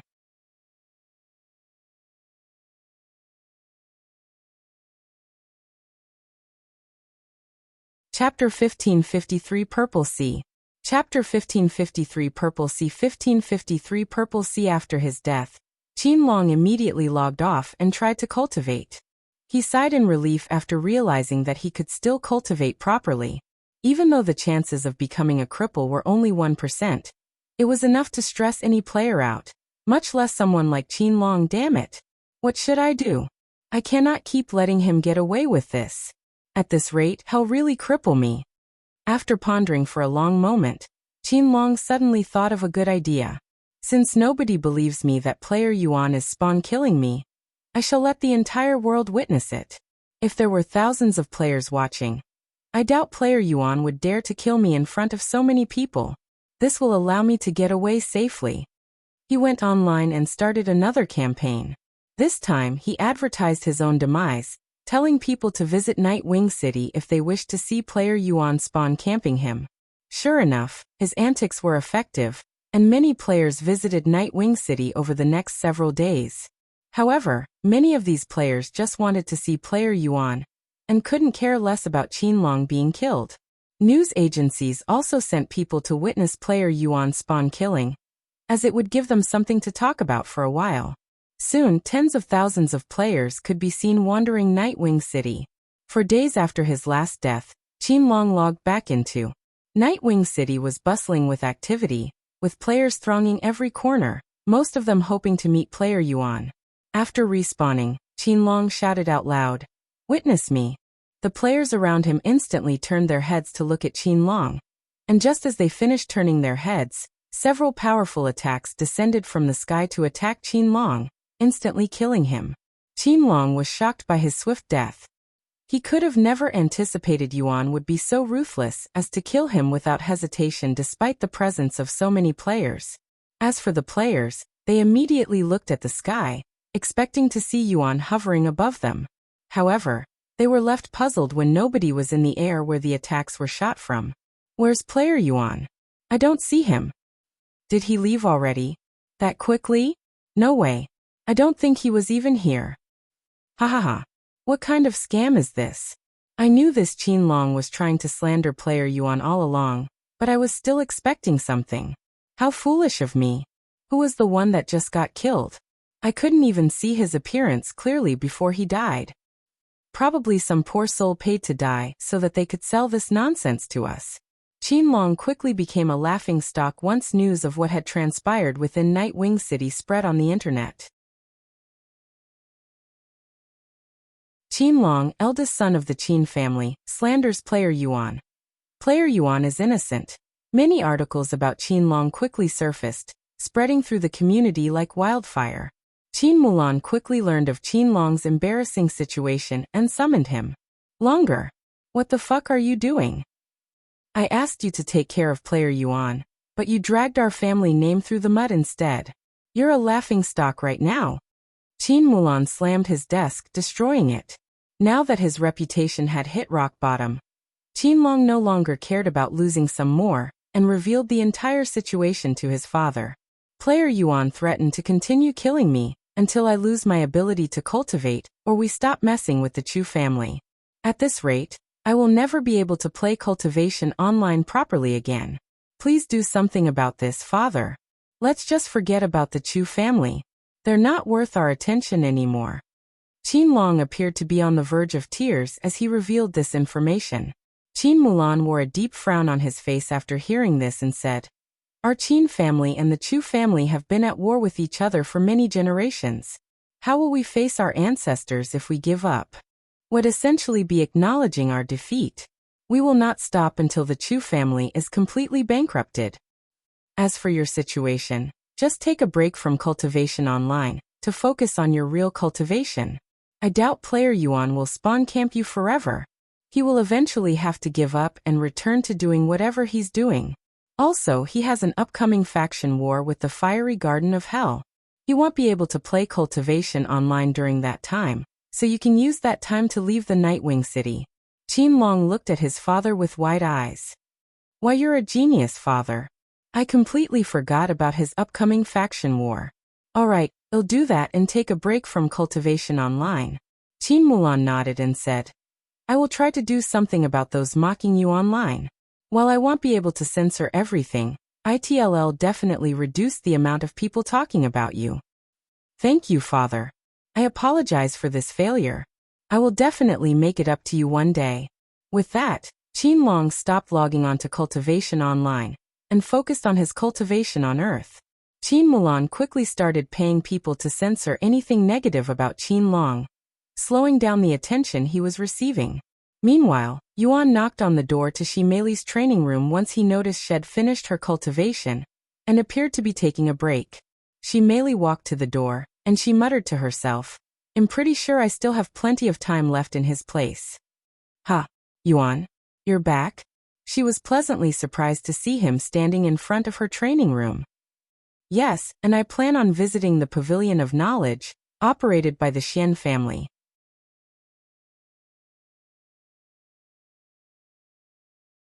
"Since your father had a connection with them, I was wondering if you want to come with me." "Of course. And I hope you didn't wait too long for me." It wasn't too bad. They left the Cultivator's haven together shortly after. "Do you know where the Pavilion of Knowledge is?" Shi Mei asked him. "No, I don't, but someone might."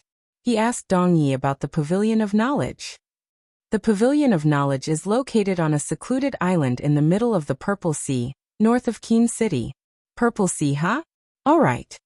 Yuan used the teleportation formation to travel to Qin City and from there, traveled north for several days until he encountered a purple-colored sea.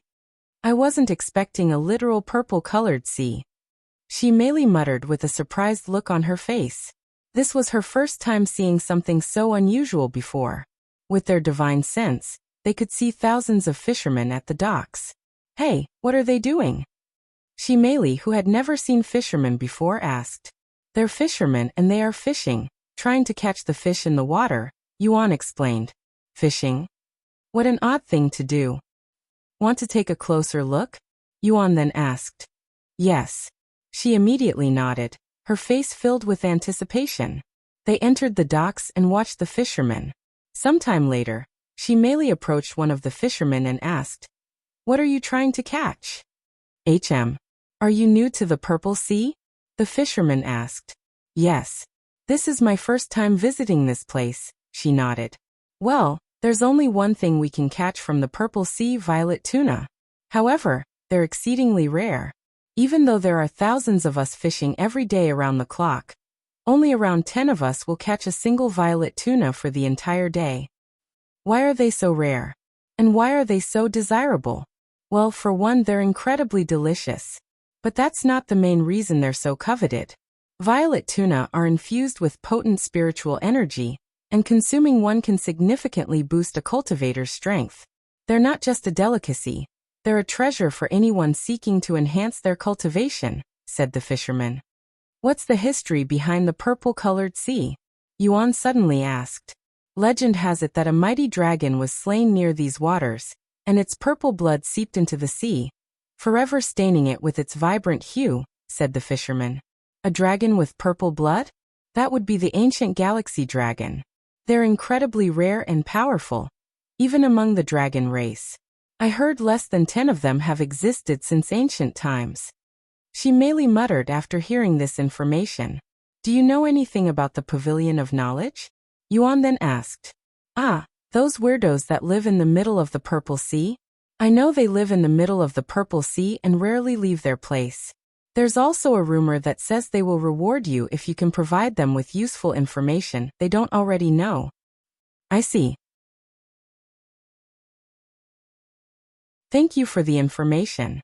Yuan suddenly pointed 2 fingers at the Purple Sea. Then, with a gesture, he fished out a sizable purple-colored fish from the water with his spiritual energy. This shocked every fisherman there and left them speechless. Once the fish hovered before Yuan, he said, "For taking the time to speak with us." The fisherman accepted the violet tuna with a dazed look on his face, unsure how to react. But before he could say anything, Yuan and Shi Mei flew away, disappearing into the horizon.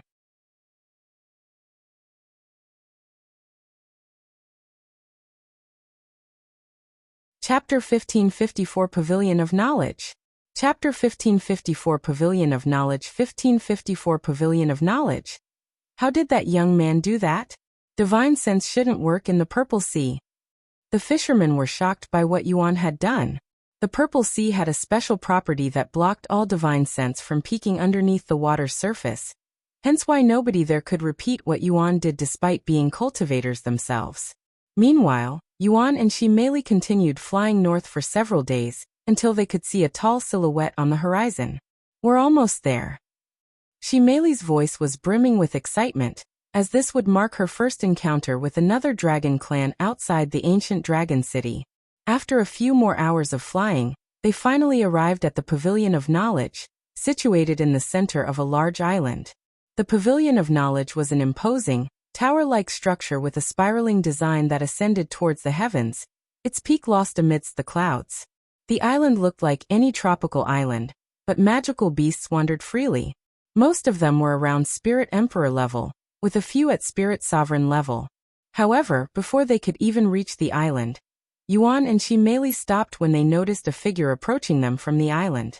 This individual was a middle-aged man with blue hair and azure-colored eyes who boasted the cultivation of spirit enlightenment. Welcome to the Pavilion of Knowledge. I am Xianwei, one of the 7 scroll elders here. How can we assist you today? When Xianwei spoke, his gaze was mainly on Ximeli, almost as if he was aware of her dragon bloodline. I'm here to learn more about the Immortal Monarch, Xuan said. Xianwei turned to look at him with a frown and replied, You want information on the Immortal Monarch? Not only are you not worthy, but you won't even be able to afford it. Ximeli frowned and said, Who are you to decide whether he's worthy or not? Any information on the Immortal Monarch is sacred and priceless, and our Pavilion of Knowledge does not accept money or treasures for payment. The only payment we accept is information of equal value, and there's no way in hell a nobody from the 4th heaven would have information as valuable as information on the Immortal Monarch. Xianwei sneered. You're making a lot of assumptions for a nobody. Ximeli sneered back. Xianwei frowned and said, I showed you respect by personally coming out to greet you because I could tell you're of dragon bloodline. And this is how you treat me? You can leave now. The Pavilion of Knowledge will not serve you. If you want to show respect, you should have sent the head of this place to greet me. What is a mere servant's greeting worth? Ximeli shook her head, seemingly genuinely disappointed. Xianwei's face darkened after being mocked as a servant by Ximeli. If you think I won't harm you because we have dragon blood flowing through our veins, you're sorely mistaken, Junior. Xianwei roared. Oh yeah? I'd love to see you try. Ximeli retrieved Furious Dragon and went into a combative position. Seeing this, Xianwei merely released his cultivation base. How brazen of you, Junior. This senior shall teach you a lesson your parents never taught you today. Xuan shook his head at their situation before looking at the Pavilion of Knowledge and speaking. To the senior watching this, are you sure you want to let them continue? Her surname is Shi, and her father's name is Shishengma. After hearing this information, the individual who had been watching them from the peak of the Pavilion of Knowledge experienced a great shock, causing him to fall back on his chair.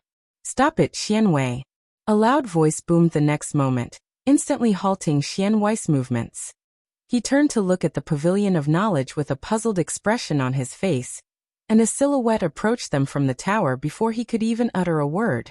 This silhouette belonged to an elderly man with long white hair, a short blue beard, and azure-colored eyes shimmering with profound knowledge.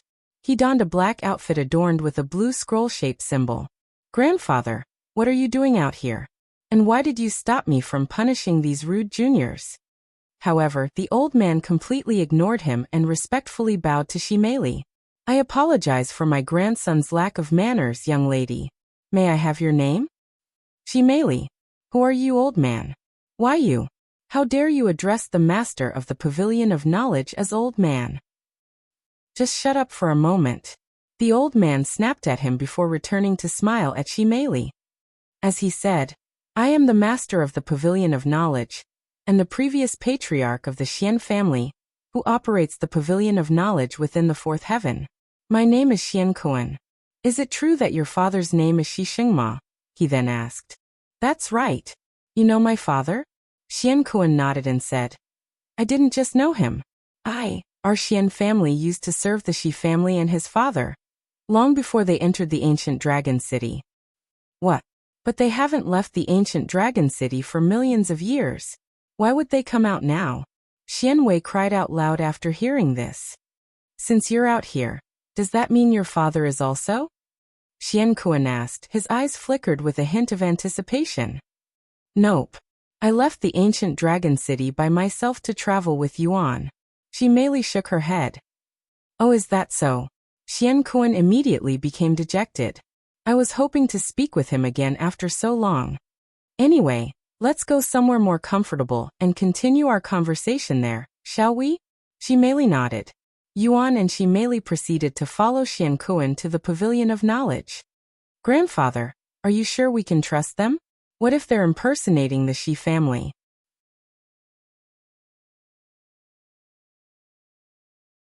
Xianwei asked him through divine sense. Shut up, you idiot. You've never seen someone from the Shi family, so you wouldn't know, but I can tell that the young lady is definitely from the Shi family. I am confident enough to put my life on the line. I also expect you to give her a proper apology.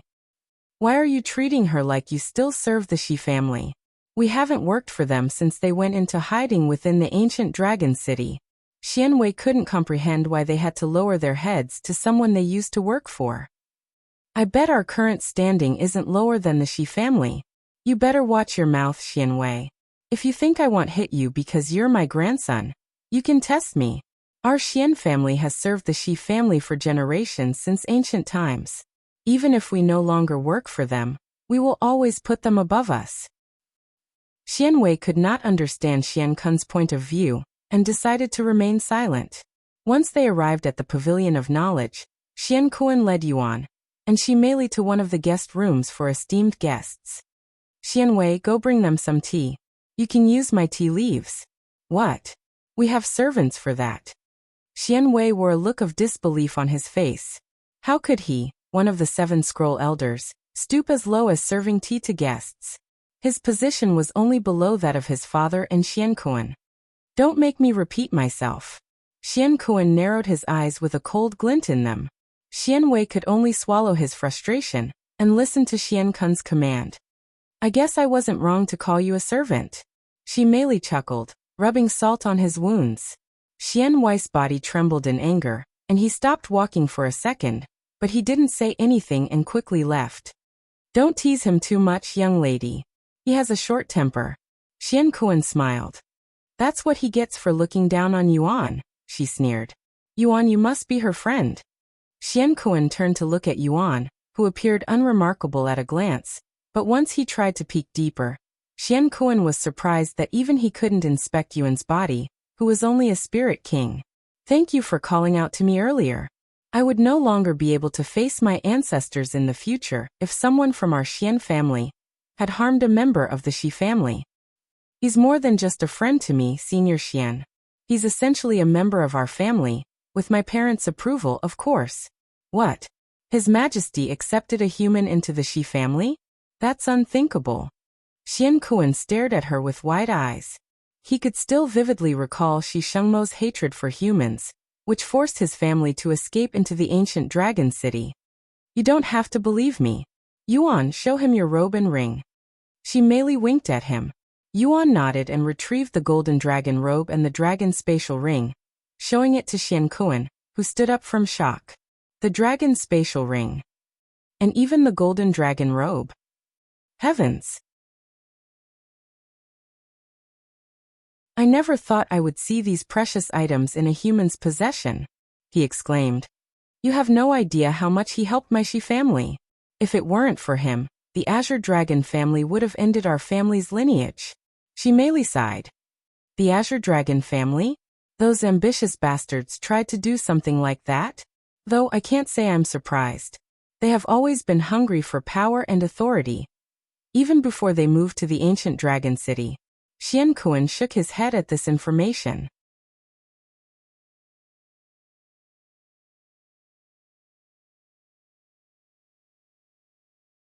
Chapter 1555 Pavilion of Knowledge 2.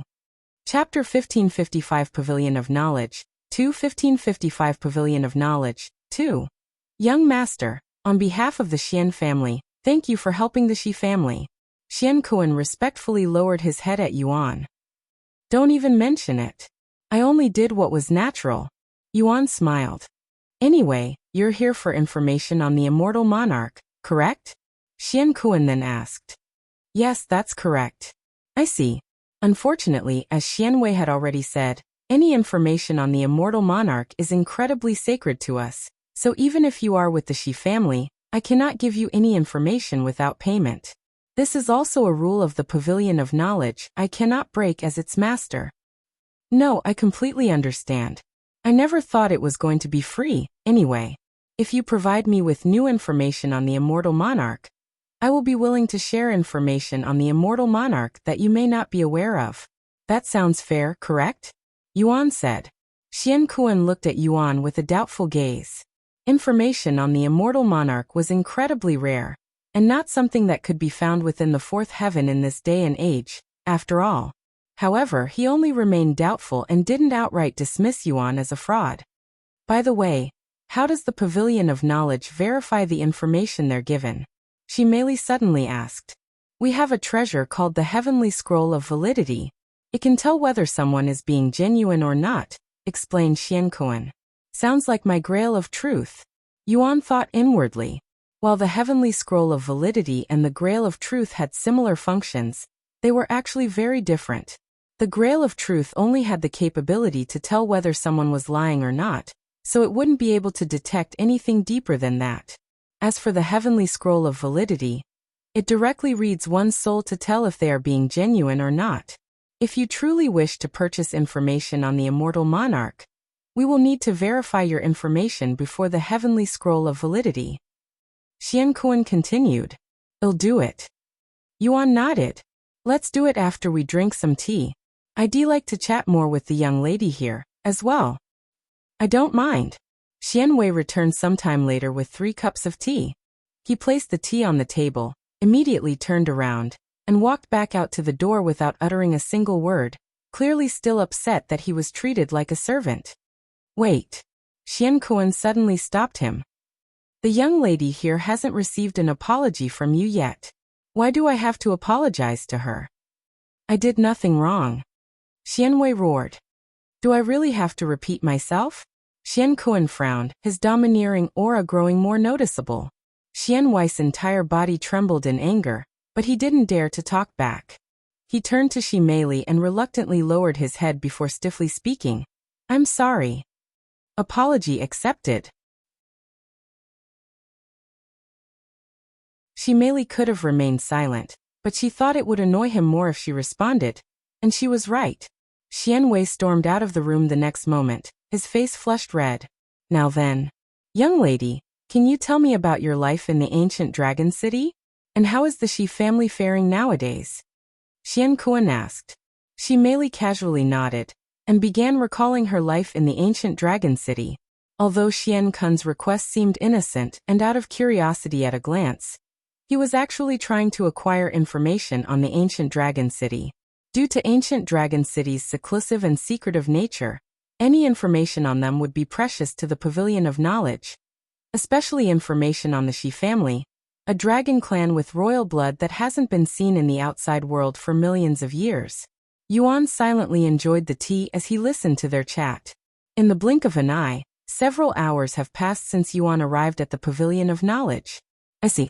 I'm glad that His Majesty is doing well these days. It's unfortunate that he can no longer progress his cultivation due to the lack of spiritual energy there, but he knew this before going inside the ancient dragon city. Now let me tell you about the history of the Xian family with the Xi family. Xuan said. Our Xian family has served the Xi family for generations, even before the divine heavens split into 9 heavens. It all started when your ancestors saved our ancestors' life.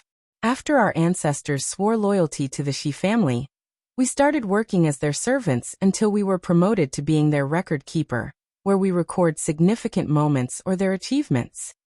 Everything was great, until the humans started hunting down dragons like madmen. The Xi family didn't want to deal with humans and decided to move into the ancient dragon city, a world of its own, created by none other than the dragon ancestor. However, the Qi family didn't force their retainers to follow them and gave us a choice, to follow them or remain in the 9 heavens.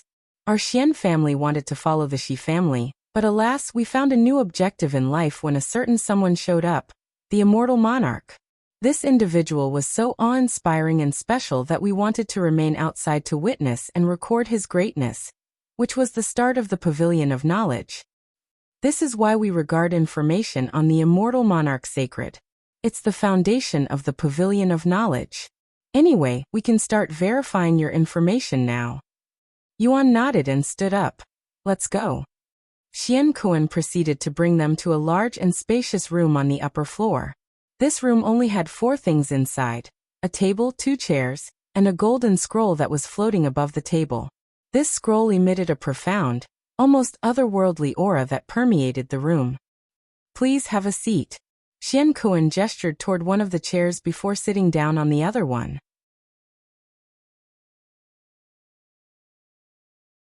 Once Xuan sat across from him, Xuan activated the Heavenly Scroll of Validity.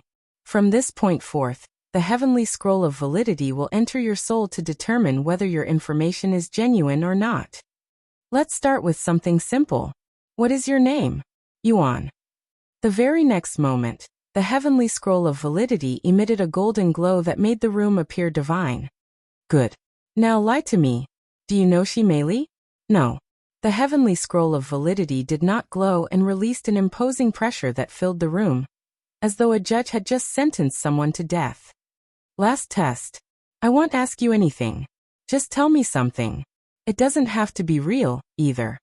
Hearing such words, Xuan showed a mysterious smile on his face as he spoke. The Immortal Monarch is still alive. Xuan's eyes widened with surprise after hearing Yuan's information. As someone with millenniums of experience verifying information, he could usually tell when someone was farting or not, even without the Heavenly Scroll of Validity's help. Yet he somehow found Yuan's information to be real even though it shouldn't be possible. Xuan immediately turned to look at the Heavenly Scroll of Validity for its response. He wanted it to permeate the room with its golden glow so badly, but he knew that it wasn't going to happen, as that would have severe and significant implications. A moment later, the room brightened as the Heavenly Scroll of Validity glowed gold. What? Xuan stood from his chair and slammed the table, looking like he'd just witnessed his ancestors crawling out of their graves. After standing there for a long minute with a bewildered look on his face, Xuan looked at Xuan and asked in a trembling voice, Where did you get this information? However, Xuan merely shrugged and said, Who knows, but the information I just gave you should be pretty valuable, right? I wonder if it's valuable enough for you to give me what I want. Xuan's jaw dropped after hearing his words. He was rendered completely speechless, and his mind was already in a mess from the earlier information. Eventually, he took a deep breath and sighed. Very well. I shall give you all the information we have on the Immortal Monarch. But honestly, the information you gave us is already more valuable than everything we've gathered since our foundation. That's fine. Follow me. Xuan tried to walk to the door, but he stumbled and fell on the floor like an old man who suddenly had his cane taken away. Sorry, but can you give me a moment? He asked with an embarrassed look on his face. Take your time. Xuan nodded with a smile. Xuan remained seated on the floor for several minutes, contemplating the information that the Immortal Monarch was still alive out there somewhere. The Immortal Monarch is alive? The Immortal Monarch is alive. Why hasn't he made an appearance for so long? What about the 9 Divine Supremes? Just who is this young human? Xuan knew Xuan was an extraordinary existence when he managed to visit the ancient dragon city and receive the Qi family's approval, but this was truly far beyond his expectations. This young man, could he be related to the Immortal Monarch? Perhaps his descendant? No, he wouldn't need to look for information on the Immortal Monarch if he were the Immortal Monarch's descendant. Sometime later, once Xuan could finally walk properly, he led Xuan to the room on the highest floor of the Pavilion of Knowledge.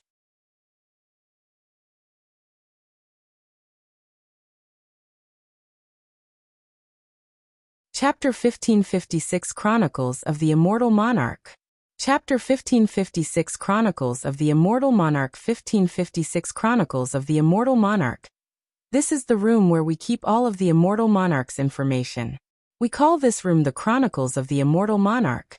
Xuan said as they approached a metal door crafted from a black metallic material adorned with the image of a human figure surrounded by 9 beastly entities. You will be the first guests to visit this room. Welcome to the Chronicles of the Immortal Monarch.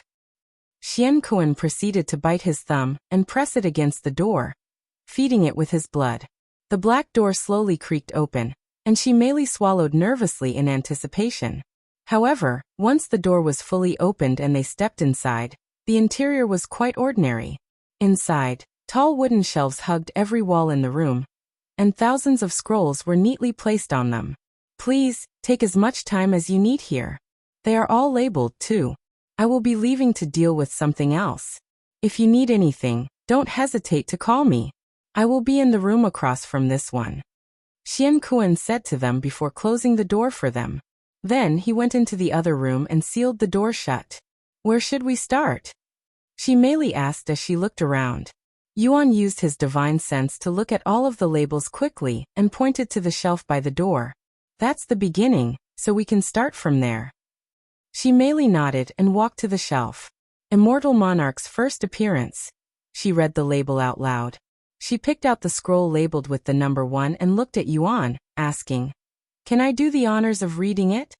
He nodded with a smile. Go ahead. Thus, she merely began reading the records of the Immortal Monarch's first appearance. According to the records, the Immortal Monarch's appearance was very sudden, like thunder in a clear blue sky, and when he appeared, there were already 3 divine supremes by his side. When he first appeared in the world, he was already accompanied by 3 supreme entities that would eventually be known as the 9 divine supremes. The first was Dragon Goddess Yayo, also known as the Dragon of Origin, one of the first dragons to exist in the divine heavens alongside the Dragon Ancestor and the Great One. Unlike the other 2 dragons of origin, who spread their names far and wide, Dragon Goddess Yayo preferred being low-key and seclusive. She was rumored to be the strongest divine beast during her time. Unfortunately, she disappeared along with the Immortal Monarch. She merely read, her hands trembling with excitement. The second supreme entity who followed the Immortal Monarch was the Primordial Phoenix, one of the first phoenixes to exist. Her prowess rivaled that of the dragons of origin, except the Dragon Goddess, who was stronger than the other 2 dragons of origin. The primordial phoenix's body burned so intensely that she would set entire stars ablaze just by being in its vicinity. She was rumored to have true immortality, where she would not die even if her soul perished. She also disappeared alongside the Immortal Monarch. The third supreme entity that followed the Immortal Monarch was also the most mysterious and unique of the 9 divine supremes. Eater of Stars, once known as a natural calamity that devoured stars, and everything unfortunate enough to enter its path as though it was her only purpose. We don't know her name or how the Immortal Monarch tamed an entity like her, but she was the most obedient of the 9 divine supremes. Almost everything about her is a mystery. From her origins to her true strength, they all remained unknown even after the Immortal Monarch's disappearance. The Eater of Stars disappeared alongside the Immortal Monarch, but was spotted 900,000 years later. She had returned to being the abyss calamity she was once infamous for, devouring the stars and everything in the galaxy more intensely than before. However, there hasn't been any news of her since her initial reemergence. Yuan's body trembled after learning that Eater of Stars had returned to her life before she met the Immortal Monarch, most likely because had perished and could no longer satisfy her insatiable hunger.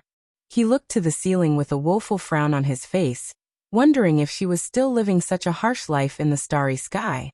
If she's still out there, I need to find her as soon as possible so she can live a normal life again.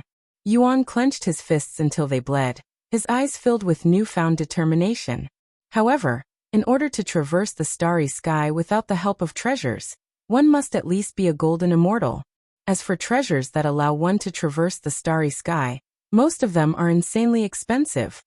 The Immortal Monarch and these three supreme entities traveled the divine heavens for thousands of years with one goal: to stop the war between humans and beasts and start their coexistence.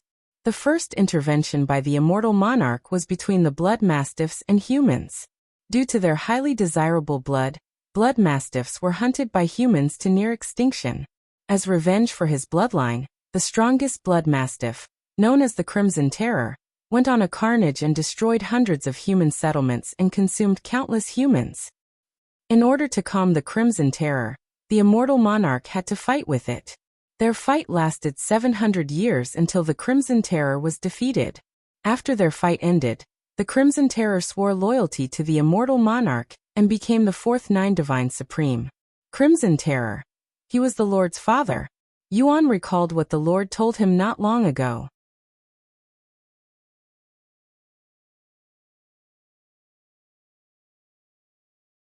The Immortal Monarch and the Great One weren't on good terms with each other?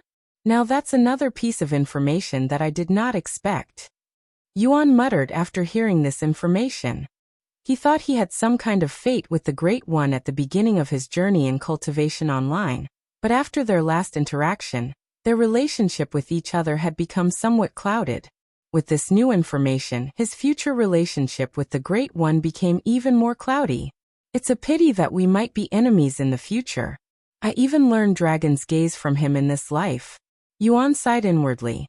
However, he didn't immediately consider the Great One an enemy, as there were still many uncertain things. She merely continued.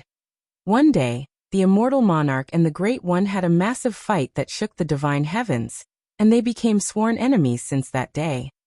Xuan became speechless.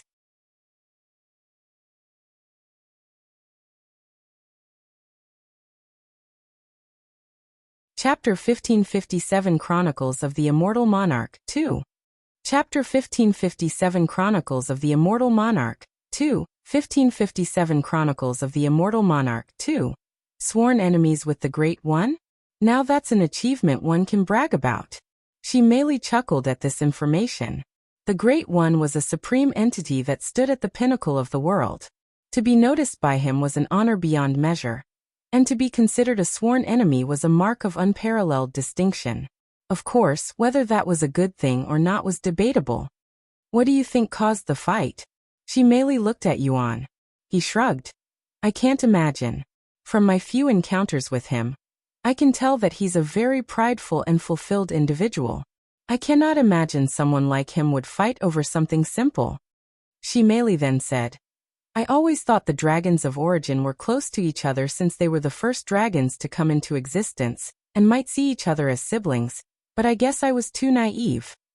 Don't siblings tend to argue with each other? Xuan, drawing from his own experiences, mused. Although most of my time with Ro was pleasant, there were moments when we had fought in the past. So, I would understand it if the dragons of origin had similar experiences. Sibling fights, huh? I totally understand. I am always butting heads with Moron. She merely chuckled. She continued reading the next scroll a moment later. After securing the Dragon Clan's approval, the Immortal Monarch set his sights on the Heavenly White Tiger Clan, a formidable yet relatively small clan renowned for their ferocity and tumultuous nature. Ranked as the seventh most powerful clan, their influence belied their size. The males in particular were notorious for their insatiable lust, a trait embedded deeply within their bloodline, which often led them into conflict with other clans.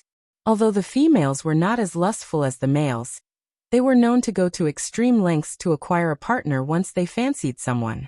Due to their nature, they did not make a good first impression, and the entire clan received a massive beating from Dragon Goddess Yaya when the males tried to go after her, and the females tried to get overly friendly with the Immortal Monarch. Their leader, the Heavenly White Tiger God, was particularly affected. He was beaten so severely that he lost all sexual desire, becoming as pure and chaste as a monk. He would also become the fifth of the 9 Divine Supremes. The Heavenly White Tigers. She merely sucked her teeth in an annoyed manner after being reminded of her encounter with Bai Xiutao. The Dragon Goddess should have just killed all of them back then, she casually commented. She looked at Xuan and continued, by the way, how's Feng Feng's recovery? I've been feeding her my blood almost every day. Her appearance has changed a lot, but I still don't know when she'll return. I see. Hopefully she'll return to us soon. Shi Meili said before returning to the scroll. During his campaign to receive the approval of all major beast clans, the Immortal Monarch would occasionally hunt the surviving demons that had managed to flee the war. Demons, huh? I never got to see one. They must be all gone by now, right? What a pity. Shi Meili muttered. Yuan smiled and said, You should be glad that you never got to experience their disgusting presence. Unfortunately, demons still exist in this world. And mine. They're just in hiding now. Have you seen one? She then asked. He nodded. Yes, and more than just one, unfortunately. Then did you fight them? They're supposedly immortal, with an indestructible body. Their body is definitely destructive. They just have insane recovery, so any damage they take would instantly recover. And unless you get rid of their entire being in one go, they could fully regenerate even from a small chunk of flesh. The only reliable method of getting rid of them would be demon sealing techniques and sacred flames. Unless you have one of these abilities, you don't want to meet a demon. Oh, keep that in mind, she said. She picked up another scroll and continued. After traveling for hundreds of years, the Immortal Monarch met the sixth of the 9 Divine Supreme, a powerful divine beast that did not belong to any clan, the Divine Yin Crane. The Divine Yin Crane was a one-of-kind mythical being said to bring immense luck to anyone for the rest of their life if they are lucky enough to see it. And most people live their whole life not seeing it, including immortals that have lived for millions of years. Yet, the Divine Yin Crane had personally appeared before the Immortal Monarch and requested to follow him. The Divine Yin Crane, huh? This is my first time hearing about such a creature. Shi Meili commented afterward. Me too, Yuan said. Is this information helping you regain your memories? She then asked. No, nothing's coming up. Maybe you'll recall something after hearing a little more. We still have thousands of scrolls to go through, after all. She moved on to the next scroll. The seventh to join the 9 Divine Supremes was the Celestial Turtle, a divine beast said to have the strongest and most durable body in the divine heaven. The Celestial Turtle has a massive body that was many times larger than the sun, and due to its size, it could only live in the starry sky. Rumors say that the Immortal Monarch had built a home for himself and the other Divine Supremes somewhere on the back of the Celestial Turtle, but nobody could confirm this rumor. The 8th of the 9 Divine Supreme was the Shadow Dweller, a divine beast that can enter and traverse shadows. Not much is known about this Divine Supreme due to its lack of presence. The 9th and final of the 9 Divine Supreme is unknown. Nobody but the other Divine Supremes and the Immortal Monarch himself have seen the 9th Divine Supreme's beast form. Shi Meili closed the scroll. There's not much information about the 9 Divine Supremes here. Maybe they have their own category, she said afterward.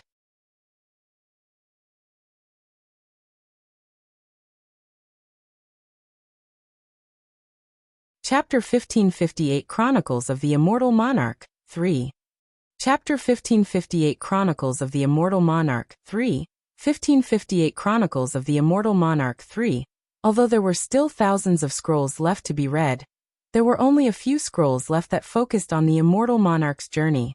The other scrolls were dedicated to miscellaneous information on the Immortal Monarch and his companions. After spending thousands of years convincing the beast clans that humans could coexist with them, the Immortal Monarch helped some of the beast clans settle around human settlements, allowing them to experience it firsthand. Of course, the humans weren't happy about having beasts as neighbors, but there wasn't anything they could do to get rid of them, as the beast clans were all protected by the Immortal Monarch, someone even the Celestial Emperor had to be respectful around. Eventually, after many decades of coexistence, humans and beasts grew accustomed to each other's presence. Gradually, they began to converse and build a sense of camaraderie, transforming from wary neighbors to unlikely allies.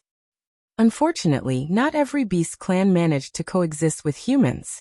The Immortal Monarch did not force this on either side, and allowed the beast clans that did not want to be around humans to return to their original settlement. Eventually, the notion of humans coexisting with beasts became commonplace. Many beast clans lived alongside humans, collaborating to build thriving cities and communities, breaking down the barriers that once separated them.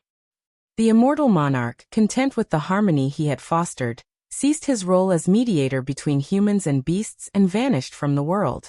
For several thousand years, his whereabouts and activities remained a mystery. When he finally reappeared several thousand years later, he seemed like a different person, transformed by the unknown experiences during his absence. His demeanor had shifted significantly. He appeared more serious, less approachable, and carried an aura of profound gravity. The cause of this transformation was unknown, but it was unmistakable. Not long after his return, the immortal monarch sought a private audience with the celestial emperor. At that time, no one thought much of his audience with the celestial emperor, as they were known to be quite friendly and had many conversations before. However, this time was different. For reasons unknown to anyone but the two, their conversation sparked a fierce battle that lasted 7 days straight. The celestial palace was flipped upside down and turned to ruins as a result. The celestial emperor survived, albeit heavily injured from the battle. As for the immortal monarch, he vanished once more, now branded a criminal. Despite this, the celestial emperor refrained from hunting him down, wary of the immortal monarch's immense power and the might of his 9 divine supremes.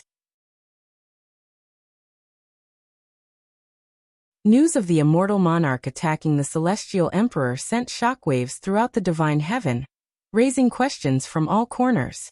Speculations quickly followed, but with so little information to go on, most of these theories sounded like pure fantasy. After a few more thousand years of silence, the immortal monarch reappeared and confronted the celestial emperor once again. With all 9 divine supremes by his side this time, the celestial army was prepared to fight to the death to protect the celestial emperor, but to their surprise, the immortal monarch only uttered a few words to the celestial emperor before leaving. Yet, the celestial emperor's face remained etched with fear long after the immortal monarch had departed. The words uttered by the immortal monarch were only, "I control my own fate, nobody else."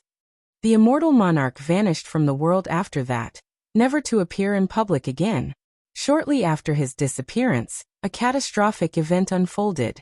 The sky turned a bright red, as if painted with blood, and the divine heaven was split into 9 different realms, becoming what we know today as the 9 heavens. It's evident that the immortal monarch had something to do with the event, but nobody knew why, except for the celestial emperor. However, the celestial emperor remained silent despite being questioned by the entire world. She merely returned the scroll to the shelf with a bewildered look on her face, clearly taken aback by what she'd just read. Even Xuan wore a pondering expression on his face. So the immortal monarch caused the divine heaven to become the 9 heavens, and it had something to do with the celestial emperor. I wonder what happened after he accomplished his ambitions that caused him to change so drastically? Xuan muttered to himself. Whatever happened, it was disastrous enough to split the entire world into pieces. She merely commented. Can you think of anything powerful enough to split the divine heaven? Xuan asked. She merely pondered for a moment before shaking her head. While a cultivation god may have enough power to destroy the world, splitting the divine heavens into several pieces while keeping the world intact is a different story. Maybe a treasure? I have no clue honestly. What do you think? She then asked. It was most likely a fight that caused it. As for the immortal monarch's opponent, there's too little information to go on, so I cannot imagine. A fight? The immortal monarch had the 9 divine supremes, who were considered the most powerful entities in the world, each strong enough to rival a cultivation god. I cannot imagine an opponent the 9. 10 of them couldn't defeat even working together. She merely shook her head, finding it hard to believe anything could defeat the 9 divine supremes when even the celestial emperor was powerless before them, not to mention the immortal monarch himself. Xuan couldn't argue with Shimeli's logic. However, he couldn't shake the feeling that it was definitely a fight that caused it. Suddenly, a particular term appeared inside Yuan's head. Outer God. He recalled the Black Death uttering this word for some reason. What if there are existences out there that defy the laws of this world? with power that surpasses the 9 divine supremes. He wondered inwardly. It wouldn't be the first time something extraordinary existed beyond their knowledge. Take Earth and Cultivation Online for example. If it weren't for Cultivation Online, Yuan might never have discovered the existence of the 9 heavens, a realm far beyond their world's understanding and reach. That you're tuning in to the Li Mei Sword of Destiny YouTube channel. We're so grateful for your support, and don't forget to subscribe to join us on this incredible journey through captivating stories. Your generosity through donations truly makes a world of difference, as it's the primary source of revenue that allows me to expand and enhance this channel for you. Thank you from the bottom of my heart for being a part of this adventure.